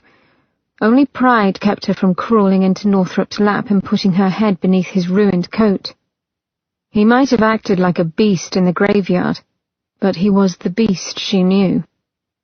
Mistaking her query, he'd looked away as if pained, and the light of the coach lamp set off his features in a sharp study of golds and brown. "I can't let you go," he whispered, before clearing his throat and speaking with more strength. "Not yet." In his hand he twirled one of the long, wicked-looking darts that he had pulled out of his chest before they'd left the cemetery. "What is that thing?" Daisy asked. "Lycans use them to hunt down werewolves. The tips are poisoned with a drug that will weaken us." The twirling darts stilled between his fingers. "Use enough of them and we'll be knocked into oblivion, only to awaken confused and disoriented." Daisy had sucked in a sharp breath. Confused and disoriented. "I am not myself." Cold shame filled her, for Northrop had warned her to keep back, and she had ignored it to both of their detriment. "Lycans did this to you? There are more of you around here, then?" He gave her a speaking look, which made her feel foolish. Precisely who are these Lycans? Northrop hadn't met her eyes, but studied the dart. "They are the clan Ranulph, my people." The scowl on his face grew fierce then. "Before I chose exile." The thought of him in exile made her sad. She ought not to care, but Northrop was such a social being. To be cut off from his people must have hurt him, at least on some level. "Why did you leave?" she asked softly. The glossy locks of his hair hid his expression, but his voice was low and clear. "Because I no longer wanted to be like them." And what could she say to that? An uncomfortable silence filled the coach before she broke it. "Does this mean that your clan captured the werewolf? Is it over?" Northrop had laughed then, short and humourless. "If it were over, they would not have shot me as well." He sighed, and his blue eyes became as opaque as sea glass. "Instinct tells me that we are in more danger than ever." "Why?" It was more of a plaintive cry than question. Northrop's scowl returned, but this time there was a bite to it, as if he'd gladly tear into a Ranulph clan member should one appear. "Because they now know I'm involved." She'd been too tired and battered to say anything further then. Northrop had handed her off to the care of Tuttle as he stalked off with his valet, a young man whom he'd introduced as Jack Talent. Mr. Talent was a suspicious sort who looked at her askance, as if waiting for her to do something foolish. She refused to be cowed by him, or hurt by Northrop's curt good-night. Now, warm and clean after a hot bath, she lay cocooned in a bed he provided, as he stood guard outside her door. A sense of desolation filled her. The memory of his hands so rough and wild upon her made her stomach turn. Had that been Northrop, or the beast within him? Did it matter? Stretching her hand out toward the door, she drifted off to sleep, heartsick, yet knowing that he would watch over her. Chapter 18. Spring had well and truly arrived in London. A soft breeze touched with warmth danced over the new green grass carpeting Hyde Park. Winston closed his eyes to the sensation and felt the sun upon his face. Rare indeed for him to feel the sun. The places his work usually took him were cramped, ugly tenements that light and fresh air forsook. It was early yet, vendors having just arrived to claim the choice spots near well-trodden paths. Along the streets, drays rumbled past as milkmen and grocers made their deliveries for the day. Maids beat rugs in the small alleys between the grand houses, and here and there boys swept up horse droppings and rubbish. The pampered gentry, however, were still tucked in their silk-lined beds, no doubt sleeping off their excessive late-night revelry. For all the glamour and comfort their world promised, Winston had never wanted to be part of it. A man was not his own keeper when he must kowtow to the mores of a society poised on the edge of their seats to see him fall.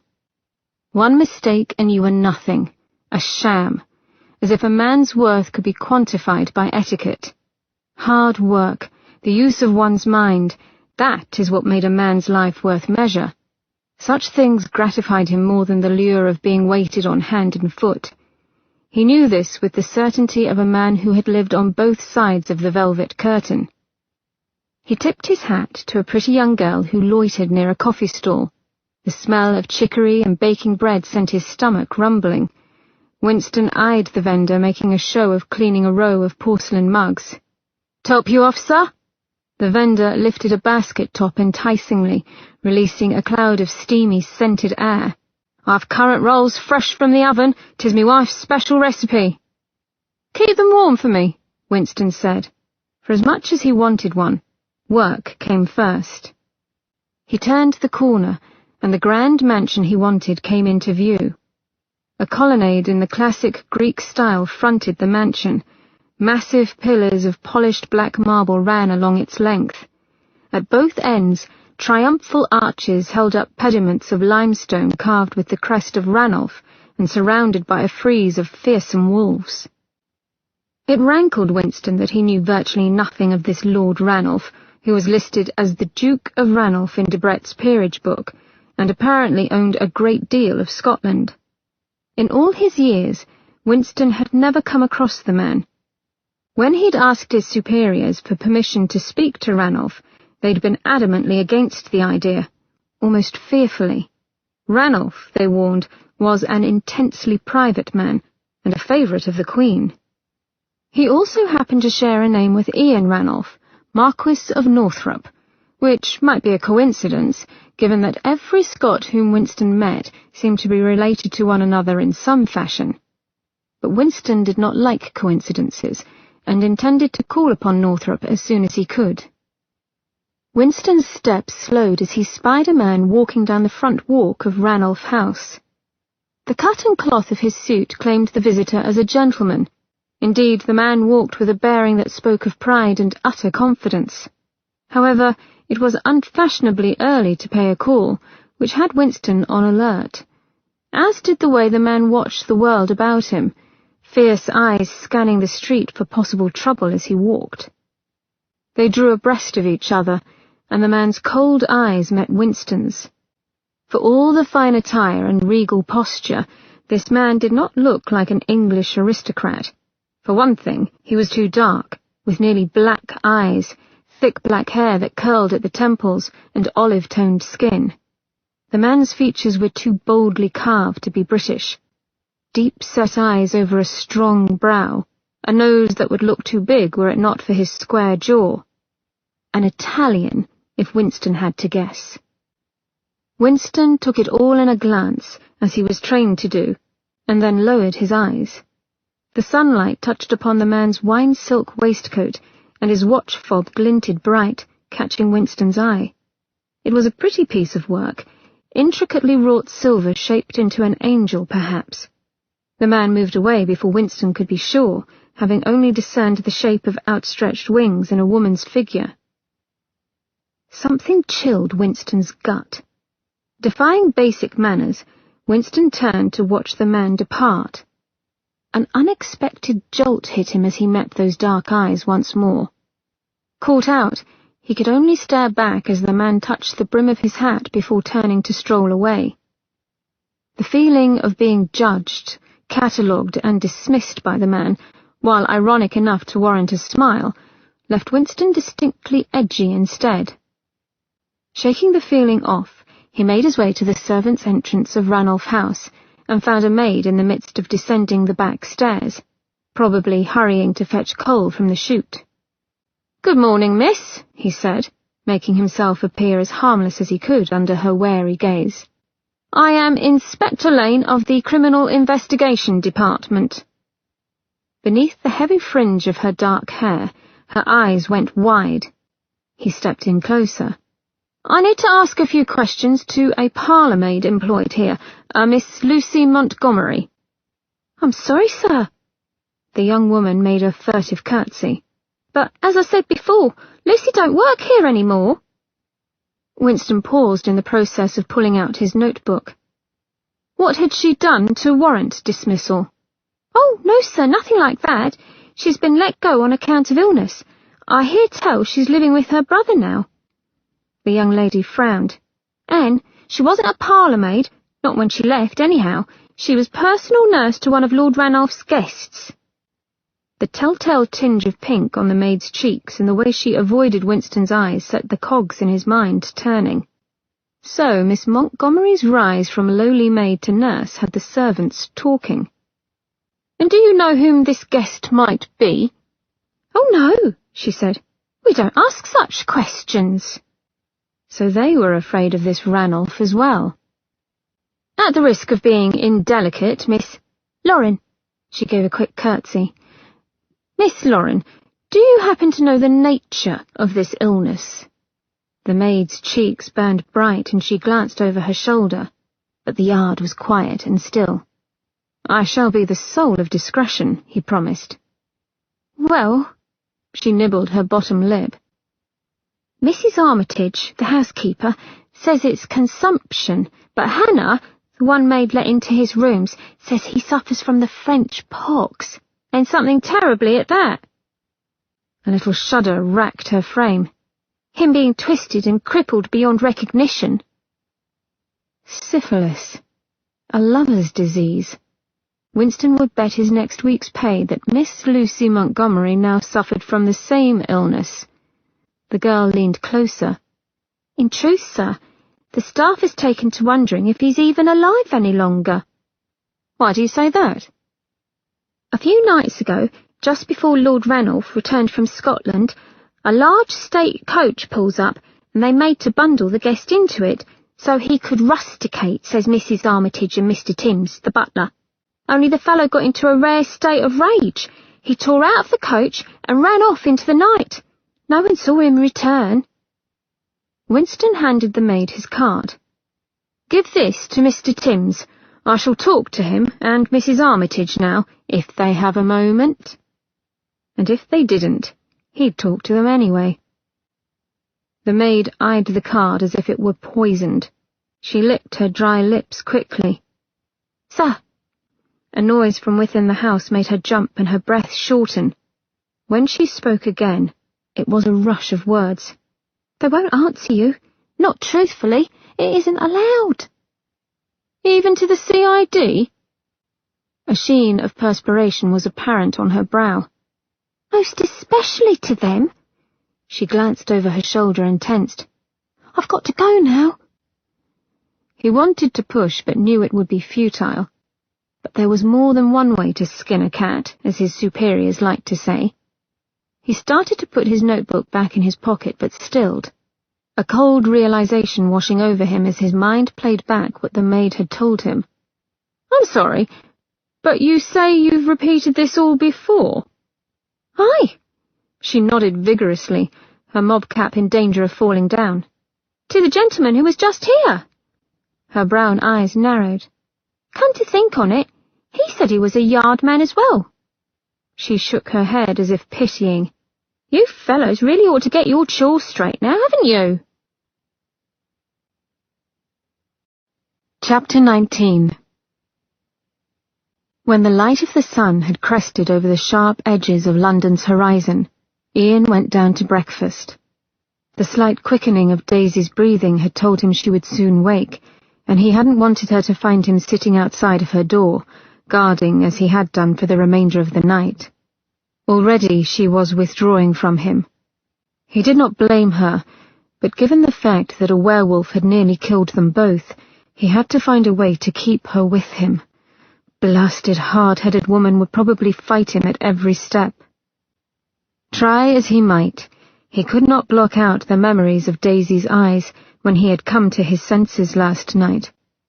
On a groan, Ian sank his head into his hands and shuddered. Christ, he had lost control. He could not blame the drug entirely. He'd scented her fear. Mixed with the luscious perfume of her flesh, it had been irresistible. Jesus. He swallowed several times, fearing he would be ill. His hands were steady as he looked at them, but inside he shook. He'd seen his hands changing during his fight with the were. Too far. Nails had turned to claws, long and deadly, bones had distorted, fur taking over skin. Control. It was a lichen's curse. All that inner power, and yet the constant struggle to keep the wolf in check. He had failed last night, too driven by rage over the werewolf and too desperate to touch what he should not. Daisy. She'd looked at him as if he were a monster. And she would be right. In his youth, he had revelled in his wolf, drawing it out until they were nearly one. A deadly dance, to be sure. Such power and wildness. Ian blinked down at his hands. The longer he remained in Daisy's presence, the more he felt. Inside, his wolf whined, a placating sound, as if to remind Ian of what they once were and how good it felt to have that strength pushed to the limit. A helpless laugh left him. Aye, but he loved the beast, and that was the stink of it. Love and hate, two sides of the same coin. He caught her fragrance, warm, clean and lush, just before he heard the slight swish of her skirts on the stairs. A ghost of a smile haunted his lips.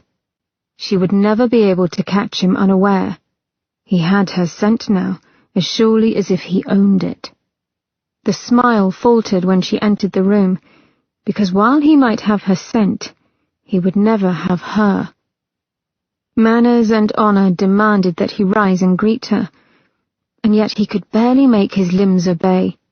He did not want to see the disgust and fear in her eyes again. "Good morning." His words sounded thick, as though filtered through water, and he fought for a lighter tone. "Would you care for breakfast?" She hovered in the doorway, her eyes so weary that his heart grew leaden. He spoke to fill the awkward pause. "I have sent a man out to get your clothing." She was wearing the same gown she'd worn last night. Though tattered and dirty, it clung to her abundance in a loving embrace and shimmered as she moved. She cleared her throat, a delicate yet awkward sound. "You needn't have bothered. It is easy enough for me to return home to change." Ian knew he scowled. Bloody woman. Did she not realize there was no going back? Not anymore. Oddly, his frown seemed to buoy her. She took a good look at him and then strode forward as though determined to make the most of a bad situation. Silence became a thick shroud as they sat opposite of each other and picked at their breakfast. Daisy helped herself to a piece of buttered toast. Neat white teeth bit into it with a crisp sound. God, it almost felt domestic, sharing a meal with her as if she were a proper wife. Save there was nothing proper about the way he felt watching that little pink tongue of hers sneak out to lick up an errant buttery crumb resting on the corner of her mouth. He shifted in his chair, and she caught him looking. Frowning, she lowered the toast and stared at it as if she didn't quite recognize it. Her voice was rough with regret when she started to speak. Northrop. I don't know how to apologize, he said. Not in any way that can make things right. I can say that I wasn't myself, but it wouldn't be entirely true. That was me last night, a great part of me at any rate. Shame rolled within him. I tried to control it, but the beast is always there, wanting out. Daisy looked away, her fine brows knitting. Sunlight, pouring in from the tall windows, gilded her in tones of silver and gold, and he fought the urge to reach out and draw his fingertip down the small slope of her nose. At the very least, you know who you are. Her gaze returned to him. There are days when I look in the mirror and don't even recognize myself. I've become merely shapes and colors. In truth, I hardly know who I am anymore, or if I was ever anyone at all. I know who you are, he wanted to shout. You are brave, funny, fresh air in this smothered town, and utterly blind if you cannot see what I am. Ian owed it to her to make it clear. Then I envy you, he said, for I've had lifetimes to learn each line and plane of my face, and I can't stand the sight of it.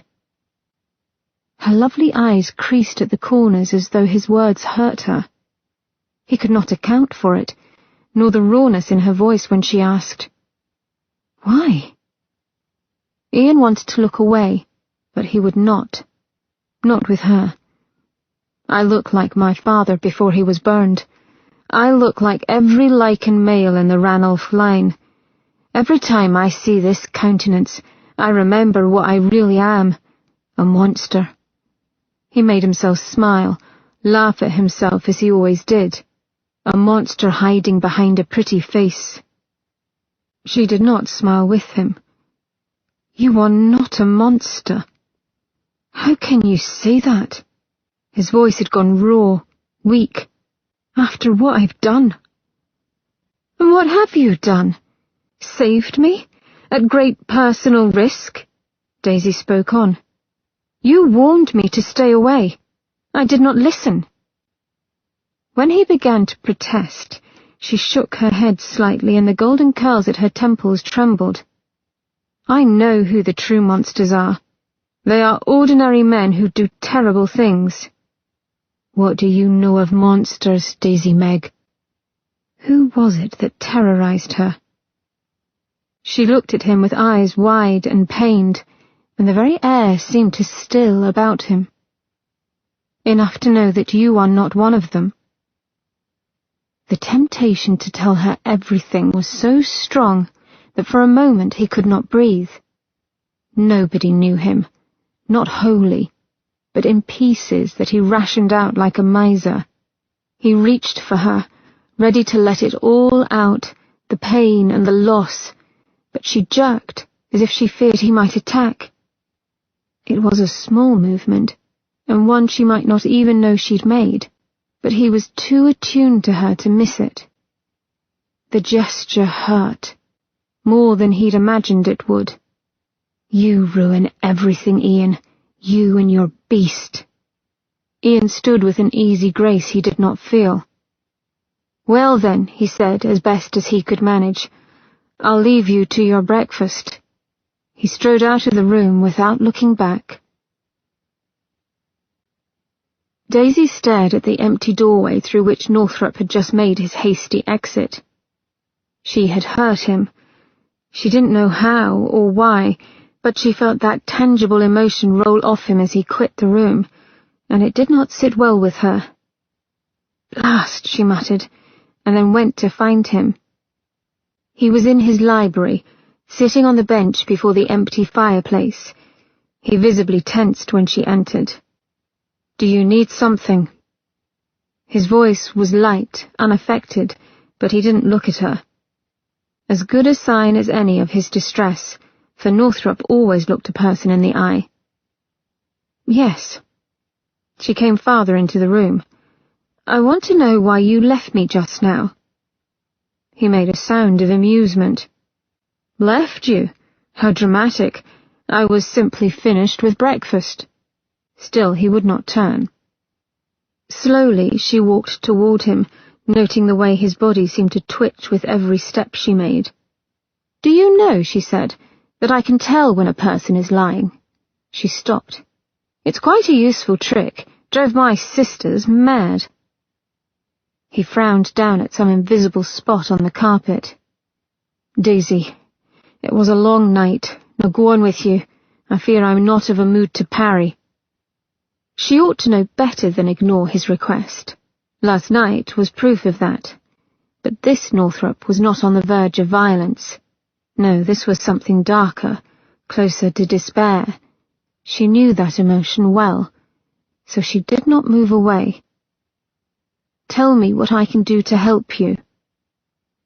Northrop's expression told no tales as he continued to sit in stubborn silence, with only the small rise and fall of his shoulders giving testament to his being made of flesh and blood, not stone.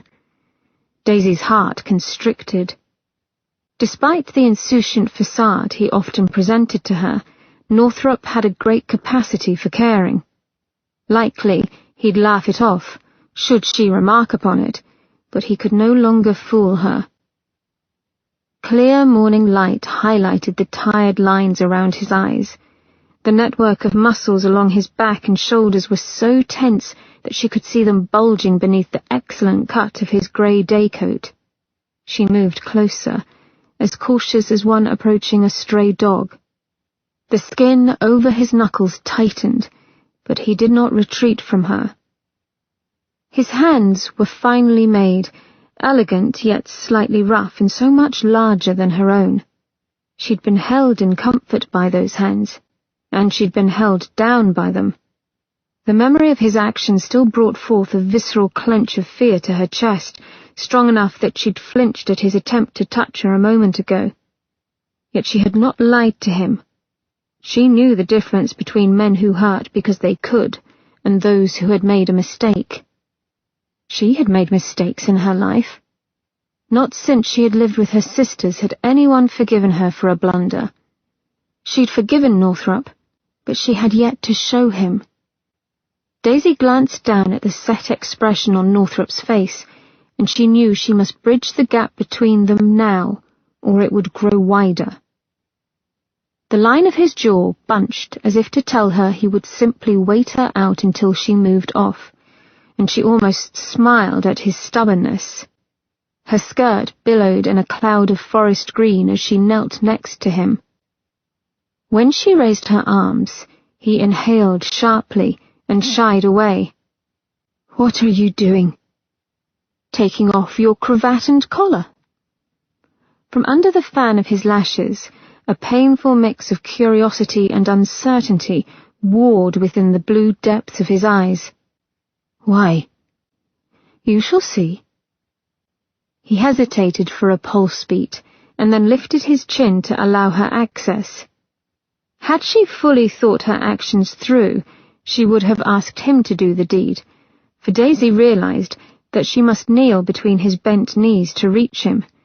Surrounded by the warmth of his body, her hands trembled as they went to his cravat. Touching him was unavoidable, and her knuckles grazed the sandy skin of his neck where his morning beard grew. For a moment it seemed unbearably intimate, helping him as a wife might. Though he would not meet her eyes, His awareness of her betrayed him in the stiffness of his body and his light exhale with each tug of the cravat. He was too close, his warm breath touching her cheeks. Were she to tilt her head just so, her mouth would be on his. And it would be good, so very good. She could taste him again, slowly, the way she yearned to, with deep explorations until they both became breathless. Heat radiated over her breasts and up her neck, and the tremor in her hands increased. She felt him swallow, edge just a bit closer. She merely had to look up, and it would happen. All of her concentration went to the tie in her hands. Her fingers slipped, and then the knot finally came undone. The silk hissed as she slid it free, and the tension radiating from him seemed to grow. Setting the cravat and collar aside, she stood. "And your coat?" His head bent as he slipped it off and set it aside. Daisy moved on unsteady limbs to stand behind him, then cleared her throat. "When I was a girl, there were days when my father used to come home so weary." Though she spoke in a hushed whisper, the sound of her voice slashed through the dense silence. "Some nights he would ask me to rub his shoulders." Swallowing hard, she set her hands lightly upon the warmth of Northrop's shoulders and felt them twitch. "Permit me?" Rigidity gathered along his muscles, turning what once felt as sinewy as corded hemp rope into tight steel bands. He inhaled and held his breath for a moment, and violent tremors rippled under her palms. Then he nodded, as though having lost the ability to speak. Anxiety gathered within her breast as she began to rub the unyielding muscles. Her thumbs dug into the small hollows on either side of his spine, where large knots held rein. Northrop made a noise deep in his throat. She bit her lip as her fingers worked upward, slipping over the satin of his waistcoat. With a brush of her hands, his thick hair slid forward and exposed his neck. The thick column of muscles there tensed, then softened under the hard push of her fingers. Silently she worked, easing the pain's stiffness from his shoulders. Gradually, Northrop relaxed with small sighs of relief, mingled with little grunts of pain, and each of them eliciting a different sort of sweet pain within Daisy. It had been a bad idea to touch him. Her gown was too tight now, heavy and smothering against the heat radiating from her body. The desire to simply melt into him made her head light and her arms shake. Her pace faltered and then stopped, and her hands settled upon the hard caps of his shoulders as she struggled to gain purchase over her uneven breathing. She could no more move than he could speak. A near imperceptible shift skittered over him like a warning, or perhaps a promise. Gently, he took hold of her hand and brought it before him. The shuddering sound of her breath filled her ears as he slowly turned her palm upward and cradled it. Every nerve in her hand focused on the tip of his finger as he traced the various scrapes and cuts she'd gained during her struggles in the cemetery. A delicate and curious touch, like a scholar intent upon translating an ancient tome. She nearly flinched when his silk-sand voice broke the silence. "Hear me, Daisy girl. By my vow, on the grave of my father Alistair George Ranulph, and on the blood of Clan Ranulph that flows in my veins, I will never hurt you again." The warm puff of his breath heated her palm as he lifted her hand to his mouth. "I will keep you safe till this business be done, or die trying. This I pledge to you." He pressed a kiss into her palm's center, and her heart skipped a beat. Northrop groaned softly, his teeth scraping over the sensitive skin before his tongue slid out to lick her. With a gasp, she wilted against him, her breasts pressing against the hard line of his back. Soft lips skimmed along the length of her finger, and her breath grew rapid. anticipation hammering against her throat. He paused at the tip for one agonizing moment and then drew her finger into his warm, wet mouth and sucked it. Oh, Christ! Her free hand clutched his arm, the tense heat at her center tightening to near pain. His tongue enveloped her, pulling and sucking, and she uttered a muted cry. She could not think clearly, nor find the will to move away. Her head fell to the solid strength of his shoulder. On a smooth glide, Northrop released her finger and pressed her knuckles to his lips. For a moment, they simply breathed.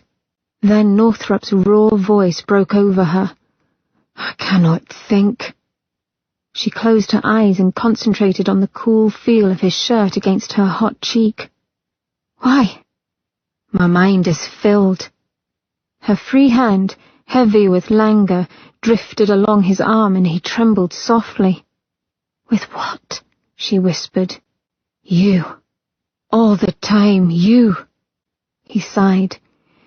"Daisy has taken up residence here." Yet it was to his heart he pressed her hand, to feel its pounding.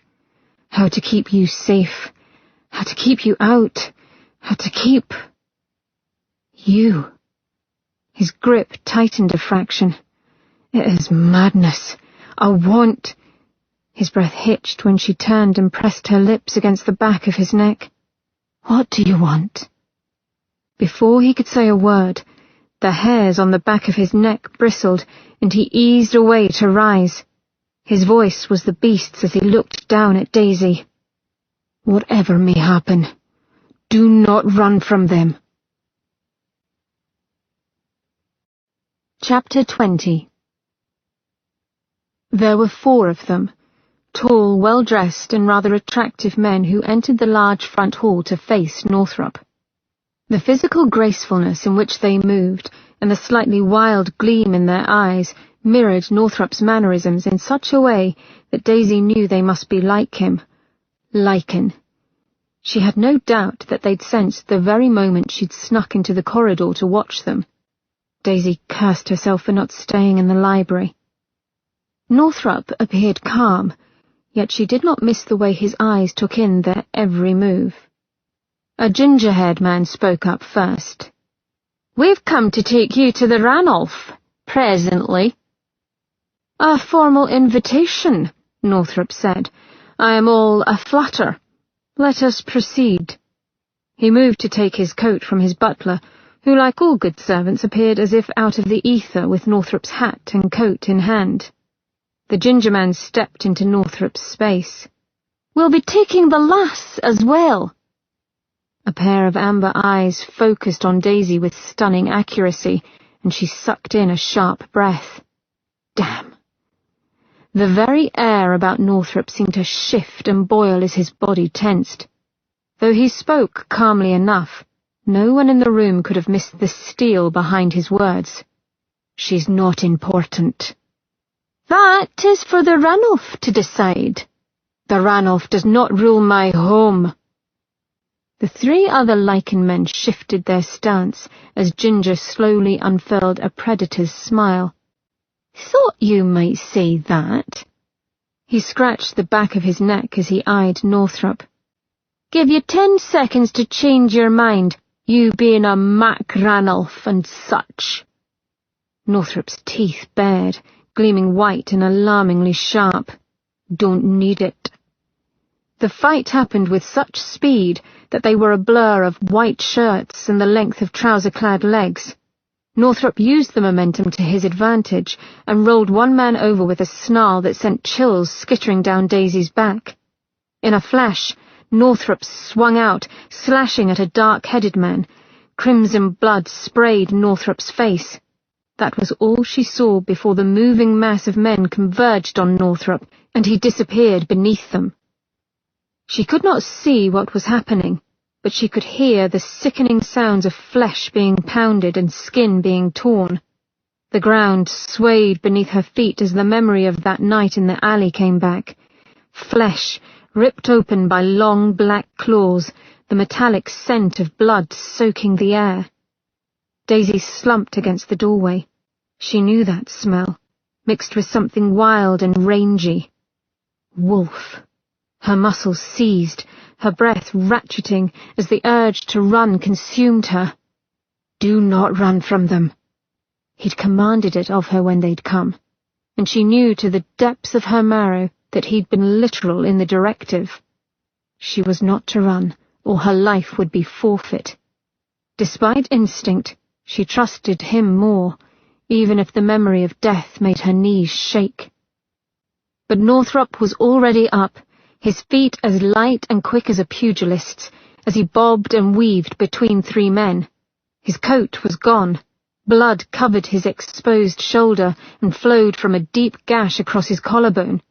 The ginger man lay limp upon the floor, his head resting a few feet away from the body.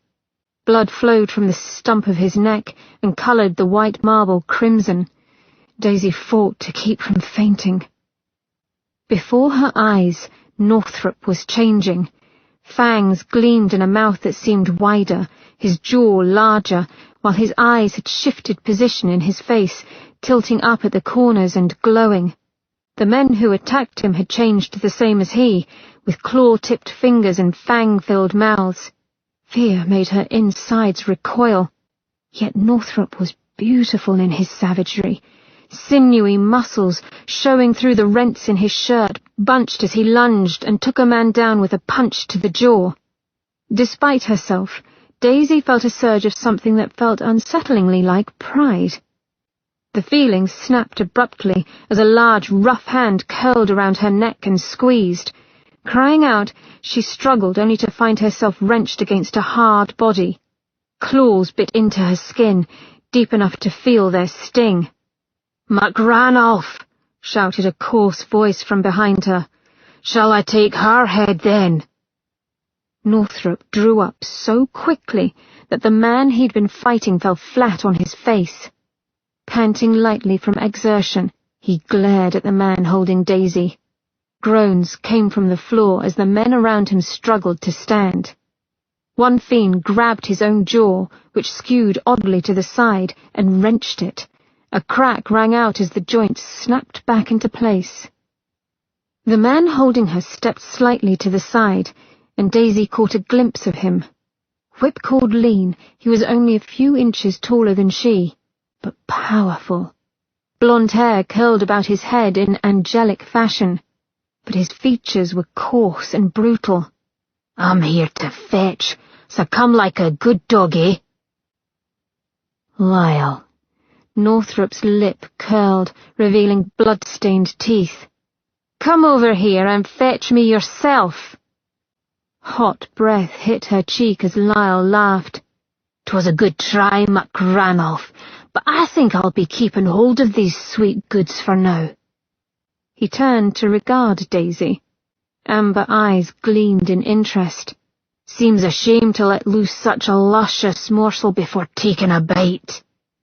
Northrop's hands curled into fists, but he didn't move. Lyle chuckled again. "As I thought. Come, Ranulph awaits."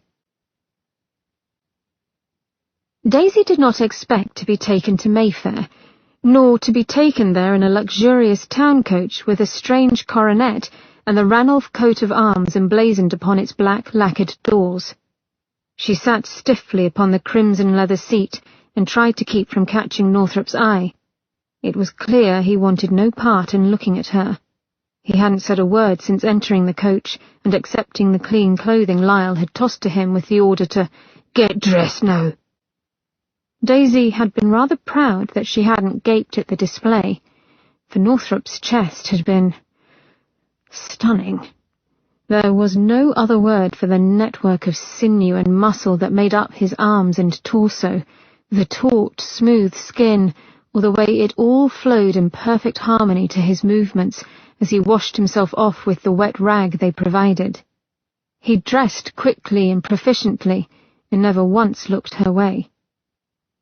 They now sat at opposite sides of the coach, Northrop's gaze withdrawn and brooding. The man at his side sent leering glances at Daisy now and again. He had not been provided with a change of clothes, but sat in a shredded shirt that was more red with blood than white. However, both he and Northrop had already started to heal, and what were once gashes now were little more than seeping cuts.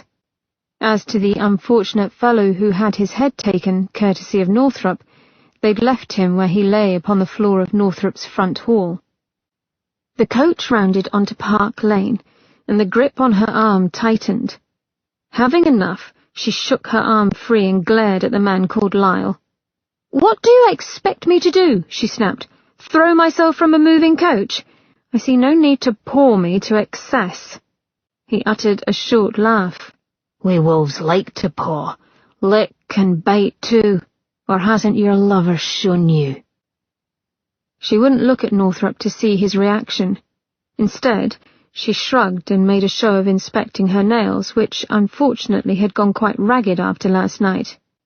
"If you know Northrop at all, you'll understand when I do not blush at your coarseness." He grinned and let a finger run down her arm, making her skin crawl. "You like it coarse, then?" Perhaps she was the only one who saw Northrop's fist curl. She rather thought Lyle shouldn't see it, so she leaned back against the squabs as though in complete comfort. "Baiting Northrop isn't working, and it's boring me." He laughed again, but his nostrils flared, his amber irises growing slightly larger as he did. A shiver ran down her spine. She turned her gaze to the window. They'd come upon the grand residences that housed London's finest. Daisy worried her lower lip. Who was this Ranulph, and how was he tied to Northrop?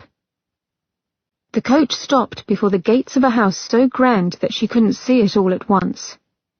"What is this place?" Daisy asked Northrop, to break the unbearable silence, and, admittedly, to force him to look at her, damn him. Azure eyes flicked to hers. His mouth was flat, the dark slashes of his brows drawn as if in annoyance over her presence. "Ranulph House." "Ranulph? That is your name?" He didn't look at her but stared out of the window. "It was my father's house, long ago." "Your father?" Daisy's fingers dug into her thighs as she leaned forward.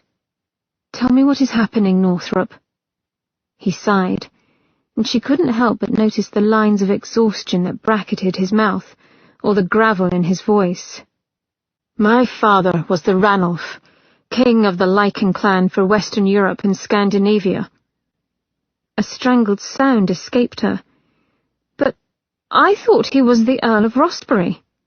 "Those titles are our human ones, but here, among the Lycans, I am simply Ian Ranulph, or Mac Ranulph for formal occasions." A bitter smile pulled up his lips. "In truth, the title inheritances are a farce." He looked at her sidelong. "One tends to question when a man doesn't age or expire. My father had been Northrop, and I Rossbury since my birth in 1753. She still could not wrap her thoughts around the fact that he was so old. Not when he exuded the physical beauty of a man in his prime. "Viscount Mackinnon is a newer title," he said, not seeing her disquiet. "We would let the titles revolve between us, disappear for a number of years into Scotland, then return as a grandson, father, son, what have you." "That's all quite the show, is it not?" said Lyle with a laugh. Northrop ignored him. "My father's burns were going to be a problem, however. No getting around that sight. So eventually, I'd have played the part of Northrop anyway." Daisy remembered the old Lord Rossbury. Scars had covered over 70% of his body, giving his skin the appearance of oak bark. She had never met him, but heard that his temper had been mercurial, running from taciturn to violently rude. She couldn't say that she blamed him. Heavy iron gates pulled back, and the coach drew inside. "So then who is the Ranulph now?" "Connell," he said. "My little brother." Lyle snarled. "He is the Ranulph." Northrop's straight brows tilted upward. "So we are often reminded." Lyle bared his teeth, showing upper and lower fangs that had lengthened to long points. Daisy took a small, bracing breath, but Northrop merely reclined against the seat back as if he owned the coach, and gave him a bland look. "Any time you care to face me on sporting ground, Lyle," he said. "I'll be waiting." The coach rocked forward and then came to a stop. Northrop did not wait for the footman, but in a smooth motion he leaped from the coach to land lightly upon his feet outside. He allowed a mere moment to tug his cuffs down, and then he strode toward the open doors, never once looking back to see what became of her. She was going to meet a king. Daisy refused to look down at her dress lest she whimper. Men might call it a silly female whim, but the proper outfit gave one strength and confidence. Her ruined, showy dress was not the ideal gown in which to greet royalty. "There is something I don't understand," Daisy said to the man at her side. Lyle sneered as if to say he wasn't surprised. She ignored the look. Her curiosity was too great to keep quiet, and Northrop was striding 10 paces ahead, so she would have to ask Lyle, even if he was an ass. "If Northrop is the elder brother, why is he not king?" "Because he did not make a bid for the throne." "Make a bid? I suppose Lycan society does not follow the same laws of succession." Lyle shrugged lightly. "More or less, but we live forever, so a king might always hold the throne, which can be a problem if said king becomes lax or is not a good ruler." Something dark flickered in his eyes. "At some point, every king must be challenged. Back in 1815, Ian's father Alistair was king, but he suffered a great blow when the ice switch burned him alive. There are some wounds even a Lycan does not come back from. He held the throne for a time, but it was clear he was not in his right mind to keep leading. It was Ian's right as firstborn to take up the challenge and fight his father for the crown, but he was not interested, so Connell stepped in and did what was right. He beat Alistair soundly and took the throne." Daisy's mouth fell open before she quickly shut it. "They were supposed to beat their father?" He nodded. "Mayhaps kill him, if it is a true fight for the crown. It is our way." Daisy watched Northrop walk down a long corridor lined with exquisite white marble, adorned with gold paint on the lintels. His shoulders were straight and proud, with not a sign of hesitation or fear showing. She felt a new appreciation for the man he was. Perhaps Northrop was civilized and caring enough not to want to hurt his own father. Lyle snorted at that. "I was not a hostile coup. Alistair was willing to step down. Damage sustained in such a fight is temporary, more a show of strength than a true beating. In truth, Alistair was more hurt that the man to face him wasn't his firstborn and beloved son." "You're very loyal to your king," she said. "Were you loyal to Alistair as well?" He made a sound of annoyance. "I am loyal to the clan Ranulph, whoever may lead it." "So then, were Northrop to become king?" Lyle's mouth twisted. "I don't hold with cowards, lass. Were he a true alpha, he would have taken the throne." Northrop's hand clenched, and Daisy knew he had heard. She turned her eyes back to Lyle. "Northrop may be many things, but he is not a coward. That much I know."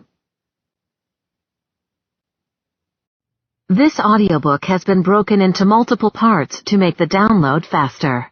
You have reached the end of a part, but not the end of the complete audiobook. So please check your library for the next part of this audiobook. Audible hopes you have enjoyed this program.